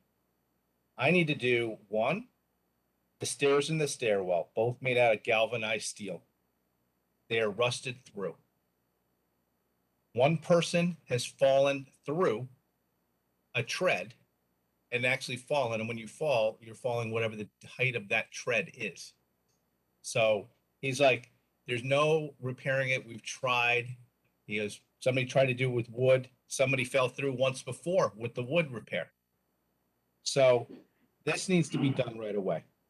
The floor drains that he needs to replace right away as part of this $90,000. There are two sets of drains. There's an upper floor drain, and it's basically it's not catching any of the liquid that's falling, and all of it's leaking onto the driveway, which includes oils and other types of contaminants, and it needs to go into a separator. And that the neighbors are all complaining around there because of the smells that are coming. Because once this stuff comes down, it's just going to the side of the road. He also mentioned that there was a lower floor drain. And that's a bit of an environmental problem. And that's where the compactor is dripping things that are going between the compactor and the trucks that are hauling the stuff away. And he says that there's a certain juice that's made while everything's being compacted. The garbage is being compacted. And it's got all sorts of stuff in it. And right now, that's just falling on the ground because the drains are not operable. And he thought that was an environmental issue as well. These are things that need to be done immediately. He says it smells horrendous down there because of both of these things. He's actually going to try to make some funnel system to catch some of these juices and try to start cleaning up. Now, when I went to him about the other things that need to be done, is they did tell us that it has good bones, but the other things are not going to be for a number of years, not at least 2 to 3 years. Those including replacing the tip floors where the garbage trucks dump all of their stuff because the reinforced concrete is coming through. They've made one repair of it already, but it's already starting. He says you can start seeing the rebar again. The overhead doors, there's 7 of them, 4 large and 3 in front that are smaller. The large ones are about $20,000 a piece. He would like to start replacing those in a few years. Once that is done, he needs to make some masonry repairs. And then there's some further things down the line, including exhaust supply fans, which will require all sorts of monitors because now it'll become a closed environment. So they can't have buildup of gases, especially carbon monoxide and some other things. So this is going to be something that's done. And he says he would just prefer to do it through their budget. If you can give him $90,000, he can get through the first phase and we'd be good for a couple of years. $90,000 doesn't meet the bonding policy, so we need to put it in the operating budget. And I think that's where it should stay. And we should get it done immediately, at least as a start of this. They don't seem to be, and I asked him, are you looking for everything to be done at one time, one large bond? He said, no, we are not looking for that. He goes, we couldn't do all of that work all at one time unless you get me a new transfer station. He goes, you want to get me a new transfer station? That's fine. But we're not looking to close down the transfer station. We need it. It can't be moved without environmental issues. And he would like to break this thing up over a number of years and can do it if we give him some money every once in a while when he puts it in his budget. So based on that, I don't see any reason to cut $90,000 that's desperately needed for, especially not only for environmental reasons, safety issues, which we could have a claim, now we could have another insurance claim. It's going to depend on whether the person works for us, whether it's workers' comp or general liability claim, because we do have vendors that go in there that do not work for us who could sue us. So, and also for the neighbors around there, the smell, he says, is horrendous, and he'd like to get working on that with these drains. So for those reasons, I cannot support this at all, and I hope everybody votes against it. Thank you. Mr. Curley? Yeah, Thank you, Mr. Wall. I actually wanted to just say thank you, Jim. You did yeoman's work with the diligence and calling down and getting that detailed list. I appreciate it. I agree with everything that you just said. The reality is, if this goes in the operating budget, they can't spend the money until July 1st. The list of things that you listed, if he increases the scope just a little bit, gets those doors that he's looking for, or addresses all of those things that were on your list, I'm highly confident that he could spend more than $100,000, and he could do it as earlier than July 1st. So I agree with the urgency. I heard what they were talking about in the presentation, and I agree with your concern about potential insurance claims. So we absolutely should make this a priority and get the funding available so this work can start before July 1st. So to me, this is absolutely fitting the bill based on what you described. So thank you for doing that diligence. I appreciate it. No problem. I did ask him about that, whether it was needed immediately. He says they can make it work if we can get it to July. Oh, that seems to be different than that. You're just contradicted yourself. I'm confused. No, by that. I'm just telling you. He said, I asked him, I'm like, he goes, I don't walk on the treads. Now you're interrupting me. So I'm sorry. what sorry, I'd like Mr. to say is your point about the insurance claims is real. So yes, it is. I'd rather get this funded sooner rather than later. It just seems like there's a heavy emphasis on bonding everything. Bonding. And we have a whole bonding committee where we don't even know what we can bond. And we're trying to have another meeting of that committee, as Ms. Charlton knows, because we're on it together. And we haven't even figured out what our capacity is. I know there's been a lot of talk about wanting to bond all sorts of things tonight. We don't even know what we can put on the town's credit card. So, well, I think we do know, we know our capacity. We have not, in fact, authorized anywhere near our capacity for the current year. That's not to say that, that's determinative of anything that's discussed tonight, but I'll just make that point. I'm just going to ask board members if you would, I realize somebody might need to step away for a minute, but can we please just stay on screen if we can, so that we're not looking for anybody during a budget vote?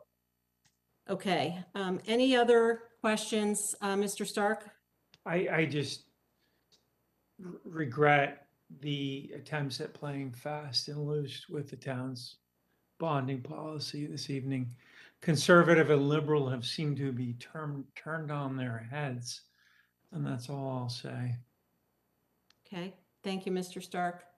I just want to, just a note for the board, I just exchanged a message with Mr. Kelly about our procedure, if we should go over, and he told me that, and those on the WebEx can probably see it, there's a timer in the upper right-hand corner.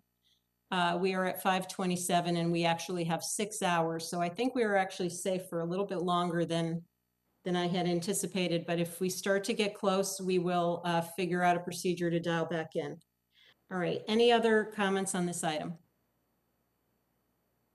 Okay, seeing none, let's put this item to a vote. This was a motion on to decrease Department 6070, account 54320, maintenance, building, repair, and grounds by $90,000. All in favor? Okay, Ms. Charlton, Mr. Curley, Mr. Stark, Mr. Mottola, Ms. Marmion. Opposed? Mr. Walsh, Mr. DeWitt, Mr. Testani, Ms. Leclerc. Okay, the motion passes 5-4. All right, so we're gonna continue down the list. Page 192, Main Library.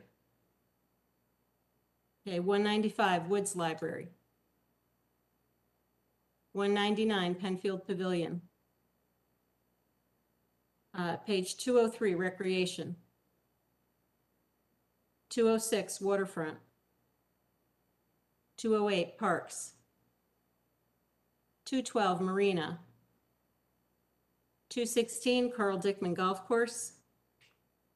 220, H.S. Richardson Golf Course.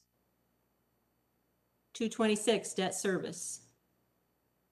228, Retiree Benefits. 232, retiree health. Okay. That takes us through expenses. So before we vote, I'd like to ask Mr. Schmidt or Mr. Magneri if they could give us the summary totals of everything we have just voted on, including the following. The change in the total dollar value of expenses and the new total expenses, the change in the value of the current year levy as compared to the Board of Selectmen and the new tax levy, and then the new mill rate and the mill rate increase from prior year. Could I ask a question? Sure. I hate to do this, but I'm going to anticipate Mr. Walsh's question, which I do think is entirely fair. And I don't mean to put words in his mouth, but it might be good if they do it on the basis of the existing tax collection rate assumption and then on the revised tax rate collection assumption. All right, let's get We're the bonding, Mr. Stark. I agree with you. That's good. I thought you would. It's entirely, your point was entirely fair. Okay, and that's They fine. could do both. I don't want to give them more work. We can do both, but my comment at the beginning stands. So Mr. Schmidt, Mr. Magneri, are you there? And can you give us those numbers? We are here. Just give us 1 minute. Yeah, just give me a few minutes. Sorry. A few seconds.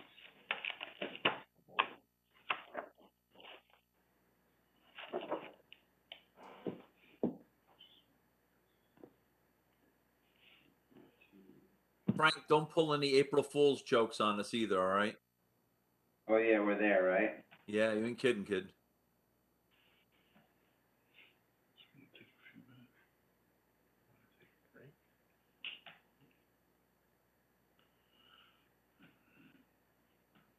Alrighty, so.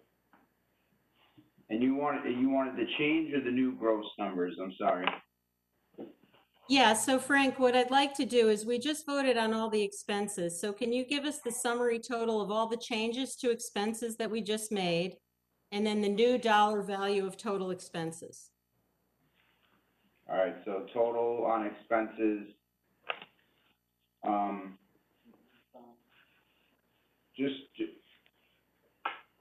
I'm sorry, can you just allow me 1 second? I just have to ask a question.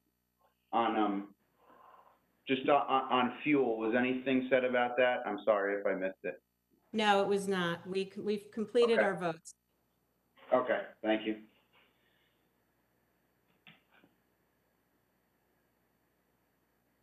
In that case, the total change that I have is a net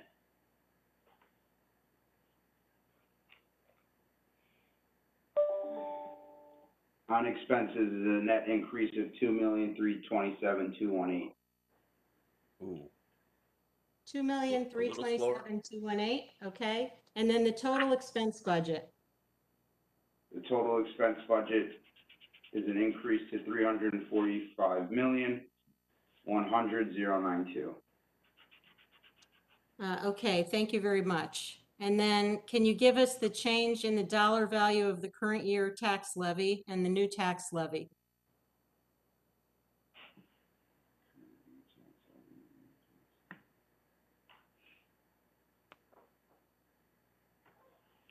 So just to clarify, you're not looking, are you looking for the total, are you looking for the net current year tax levy required or the current year tax levy assessed?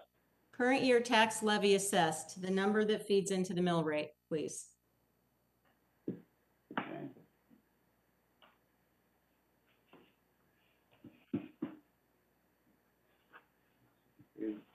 The new total is 324,512,056. And that represents. Make sure of these numbers tomorrow morning. Otherwise they're gonna. Sorry, hold on.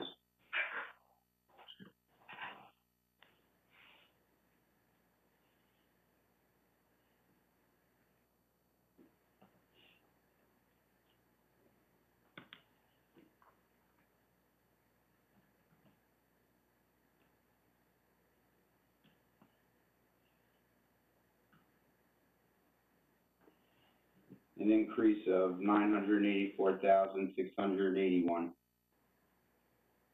Okay, thank you for that. And can you give us the mill rate and the increase in the mill rate? Mill rate I have as 0.00035, oh, sorry, 0.02733. Okay, and the And increase that is an increase percent? from 0.02725. And so what is that in change in the mill rate from the prior year?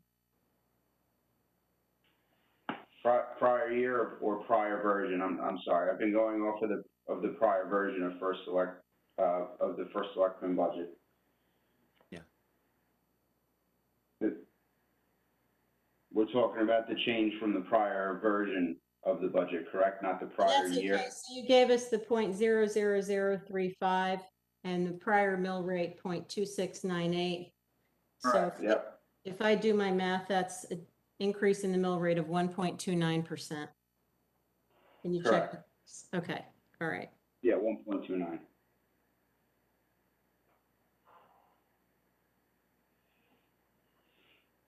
Okay, so I just want to repeat that and make sure that I have it. So the total change in expenses was 2,327,218. The total expense budget is And I'm sorry, I just want to clarify, when I was calculating that, I was calculating as compared to the Board of Selectmen, the budget Board of that the Board of. Selectmen. Yes, no, Okay, that's all right. that's the correct way to do it because that was our starting point. So total Okay, change in expenses, 2,327,218. New expense budget, 345,100,092. That's a Correct. change in the Board of Selectmen. So the current year levy as compared to the Board of Selectmen budget changes by 984,681. The new levy is 324,512,056. New mill rate, 27.33. Increase in the mill rate from the prior year, 1.29%. Okay. All right. What's the numbers that? We're gonna, yeah. Thank you, Mr. Walsh. I just want to make sure I had those numbers right. Do you want to also give us the other number, Frank, with the old tax collection rate? I'm sorry, can you repeat your question? It's what you asked for, Mr. Stark. It's what you Is asked that for. the old collection rate or the new collection Oh, rate? the one, what we just had is the updated collection rate based Got it. on the town's Okay. recommendation. So we're gonna get it with the old one.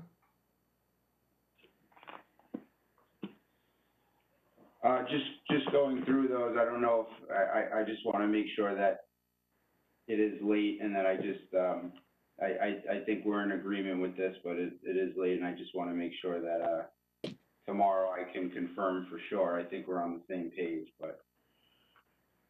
Yeah, I think I think you're right. I mean, the key one is the expense number because that's what we're going to vote on. The rest is informational, but it's important to the board, I believe. Okay. All righty. So you want it at the old collection rate, correct? Yep. Okay.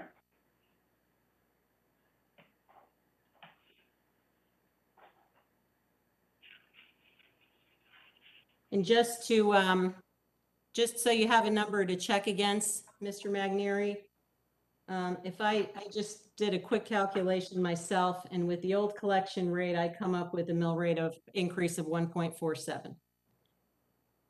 And I come up with the same. Okay, excellent. So again, what were the two? 1.47 and what was the lower one? 1.29. Okay, thank you. Okay. All right, so yes. Can we ask the budget director to calculate with the changes that we made, what percentage the Board of Education budget went up tonight and what percentage the town side went down tonight?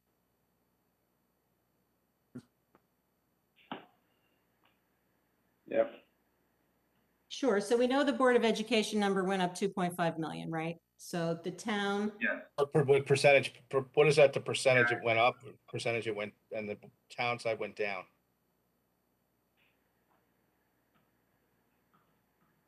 yeah, so just so, and I'll let Mr. Magneri confirm this, but what I have here is that the Board of Education went up by 2.5 million and the town went down by 172,782. I guess I was asking on a percentage basis, what the, not the dollar amount, the percentage. Okay, so You just to want to know confirm, the you're percentage changes? So Mr. Walsh, just so I'm clear, so you want to know the $2.5 million, what is that as a percentage increase against the Board of Selectmen budget? Yes. Sure, okay. Well, luckily, I've got my, I think that's the 1.2% that everybody was quoting, 1.25%. Sorry, she wants to know from, I have 31.62% increase from the Board of Selectmen.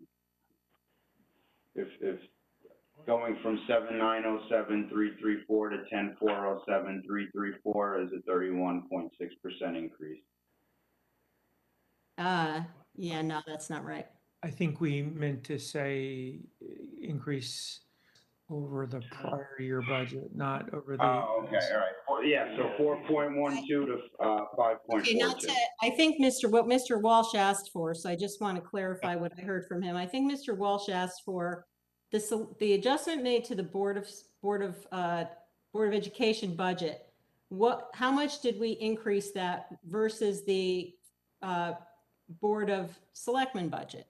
And that's 1.25%. That's the number we've been talking about. It was a cut of 1.25% that was restored. On the town side, the cut, let me see if I have 0.15%.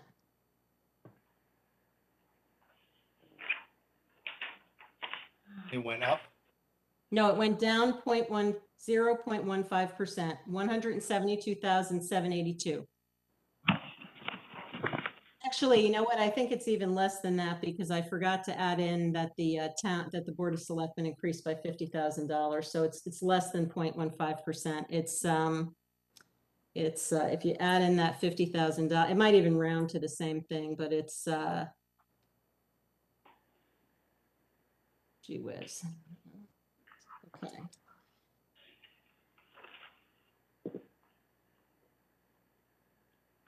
Yeah, it's still 0.15%, 0.15%, Mr. Walsh.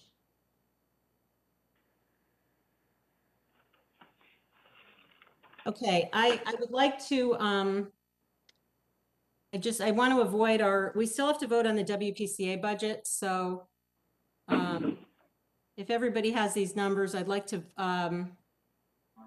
make a motion to vote on this budget, please. Or, Madam Chair, did we actually vote on the 172,782 that you quoted for the expense piece in total? Well, that's what I'm trying to do that now. So we have the information. And so now what we're going to do is vote on the expense budget.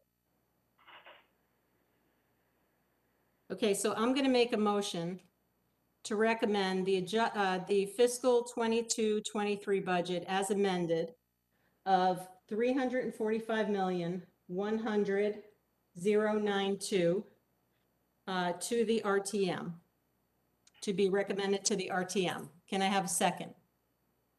Mr. Stark. Okay. Comments, questions? Okay, all in favor? No, hold on. Okay. I'd like to make a comment. Yep. I just like to, my comment is, I can't support this budget. There's too many gimmicks in this. And as I think we've seen all night, very partisan. The 5 of you Democrats own this budget. It's your budget. And I found it kind of amazing, because it's an amazing accomplishment that, that in a way, I find that this budget damages the town's long-term fiscal stability and hampers the town's services, while at the same time increases taxes. And that's hard to do. And that's just the way I feel, and I will not be voting for this budget. Okay. Other comments, Mr. DeWitt? Thank you, Madam Chair. You know, when you roll up the numbers, it appears like the town has gone down a very small amount. But I have a little different perspective. You know, Mr. Matola said earlier, you know what, we always tell the Board of Ed, just deal with it when we talk about these little changes in the budget. Well, we've shifted now. So now the town's dealing with it. And Madam First Selectwoman, as far as I calculate, you've got to figure out how you're going to have some management reserve to the tune of about $1.46 million to cover a lot of the risks that we're taking here tonight, and make sure that if we really do have to get into risk management, or we really need contingency, or we really have to fill some holes with solid waste, that's covered. So I look forward to a year of hearing the Board of Ed never be above budget and never have to tell me that they're not doing maintenance or they're not doing anything. They're not buying something or putting something on hold because they got their full budget. I'm looking forward to that next year because I expect it to be a stellar year when we're talking about that. But Madam First Selectwoman, like I said, as far as I calculate, you got a $1.4 million of reduced services. I don't know how else to put it to cover what happened tonight with the risks. So that's my assessment of the budget, and I cannot support the overall budget as well. So thank you, Madam Chairman. Thank you, Mr. DeWitt. Other comments before we vote? Mr. Stark? I don't sharply disagree from Mr. DeWitt's comments. I do think we, as I've said earlier, that we contribute too much to reserves for our own good. But you know, his viewpoint on that is totally legitimate. There is a possibility that he's right, but I don't see it that way, given our overall reserves. But I do hope that people as thoughtful as him and the members of the Board of Ed, maybe members of the RTM, can put our heads together collaboratively outside of these very formal processes that we're bound to think about ways to keep the education budget in check for next year. We're smart people. We can figure it out, and party lines mean nothing to me in that effort. Unfortunately, when we get boxed into our corners here in these meetings, we have very little leeway. But out there in the broader world, we could do a lot of good to figure out ways we could save money and yet still deliver first-class education to our kids. Thanks. Thank you, Mr. Stark. Other comments? Mr. Testani? Thanks, Madam Chair. I just want to echo a little bit of what Mr. DeWitt and Mr. Walsh said. For me, it was a little bit of a disappointing night. Without getting into too much detail with regard to previous budgets I've encountered outside of Fairfield, I was envious when I first got onto the board that Fairfield had a AAA credit rating. And I know from my first experiences with the budget how it got there. And it certainly wasn't by rating the fund balance. It wasn't by rating risk management. It wasn't by doing as what was referred to as gimmicks, which is part of this budget tonight, which was anything but bipartisan. There were many votes that I think everyone was clearly in favor of the majority control of the board, which again, as I alluded to earlier, went extreme left. So if you want to talk about party politics, and certainly the Democrats ruled the night as far as you all owning this budget. And in my opinion, it was done at the risk for the town, and it was done potentially at the risk of our AAA credit rating, which is a bastion of Fairfield's reputation in the fiscal world. And from there, our taxes are going to go up. So I as well won't be voting for the budget. And I just think overall, it was a very disappointing evening with regard to how it was conducted and a lot of what was said. And it was, I'm just sorry for one that it went into those areas, because it certainly could have been avoided if there had been more bipartisan consideration, but that was the last thing that was talked about for tonight. So I'll be voting against the budget for my first time as a Board of Finance member. Thank you. Okay, thank you, Mr. Testani. Okay, any other comments? Okay. Seeing none, I'm going to make a motion to recommend the fiscal 22-23 budget as amended of $345,100,092 to be moved forward to the RTM. Can I have a second on that, Mr. Curley? Okay. All in favor? All right, Ms. Charlton, Mr. Curley, Mr. Stark, Mr. Mottola, Ms. Marmion. Opposed? Mr. Walsh, Mr. DeWitt, Mr. Testani, Ms. Leclerc. Okay, the budget passes 5-4 and goes on to the RTM. Thank you for everyone. All right, we have 8 minutes left here. I would love to pass the WPCA budget without having to dial back in. So I have here one item that I'd like to make a motion on in the WPCA budget, and that is related. So the WPCA budget on page 246, line 52100, health self-insurance. I'd like to make a motion to increase that by $19,164, and that is the same. The nature of that adjustment is the same as for the general fund. It's just to update the health insurance numbers to reflect the updated estimate by Aon. So can I have a second? Mr. Curley, questions, comments on this one? Okay. All in favor of that amendment? Okay. Ms. Charlton, Mr. Walsh, Mr. Curley, Mr. Stark, Mr. DeWitt, Mr. Testani, Mr. Mottola, Ms. Marmion, and Ms. Leclerc. Okay, that amendment passes unanimously 9-0. Okay, so with that, does anyone else have any other motions related to the WPCA budget?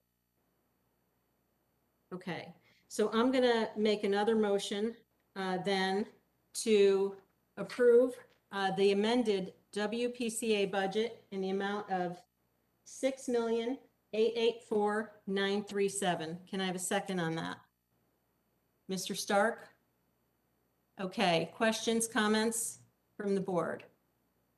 Okay, all in favor of the WPCA budget?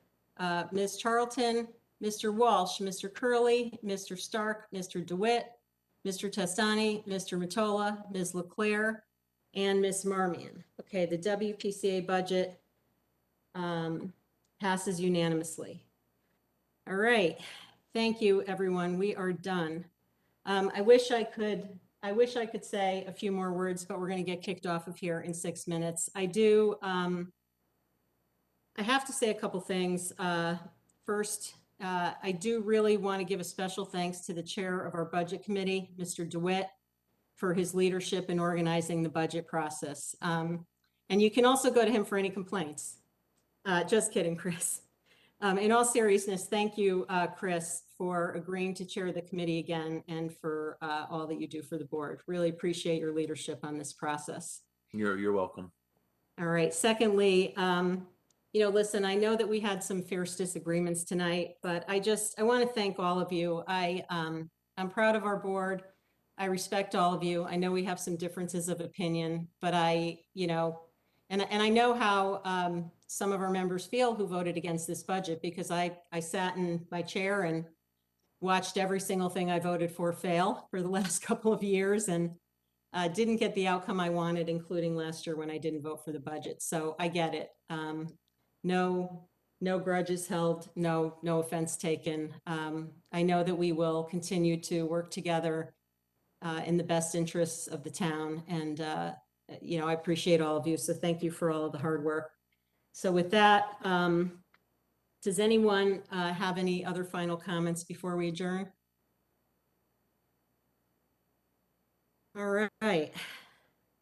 With 4 minutes to spare, I will take a motion to adjourn. All right, Ms. Marmion, seconded by Mr. Stark. All in favor? Ms. Charlton, DeWitt, Ms. Testani, Mr. Stark, Mr. Curley, Mr. Mottola, Ms. Leclerc, Ms. Marmion. All right, we are adjourned. Good night, everyone. Thank you.